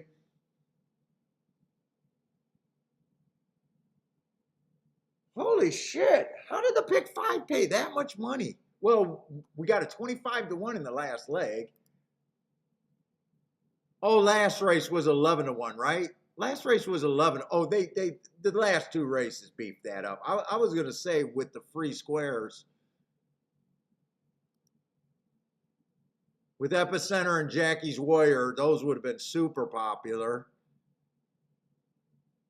Oh, and you started off with a 2 to 1 in the first leg. So the last 2 legs, the late double is what made the difference there. Congratulations, Chase. Really nice way to end the day for you. Yeah, are you kidding? I'd be happy with a $2,800 pick 5 more times than not. More times than not. But anyways, guys, that is it for me today. I am done, and I am not going to be tempted to do a show tomorrow. I'll tell you that right now. I got to relax. But anyways, guys, thanks a lot for hanging out with me. I know it was a little bit different of a show today with not really having as much work as I normally do and really being able to focus like, having a lot of times to really go after the stuff. Gulfstream was okay. but kind of chalky, but you know, felt good hitting that horse that we thought we were getting 17 to 1 on. It is what it is, but I was able to nurse him for most of the day. But anyways, guys, if you guys are paying for the rest of the weekend, good luck. Hope you guys do well. Feel free to blow up my email if you guys got some big scores.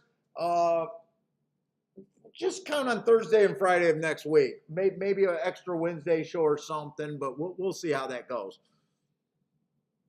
Charles, I'm glad I streamed too, because part of me didn't want to today, but I actually had a really good time today. It was kind of nice feeling like a pretty stress-free day today. Kind of nice. I just considered this a hangout day. But anyways, guys, good luck over the weekend. Stay safe out there and hope to see everyone next week.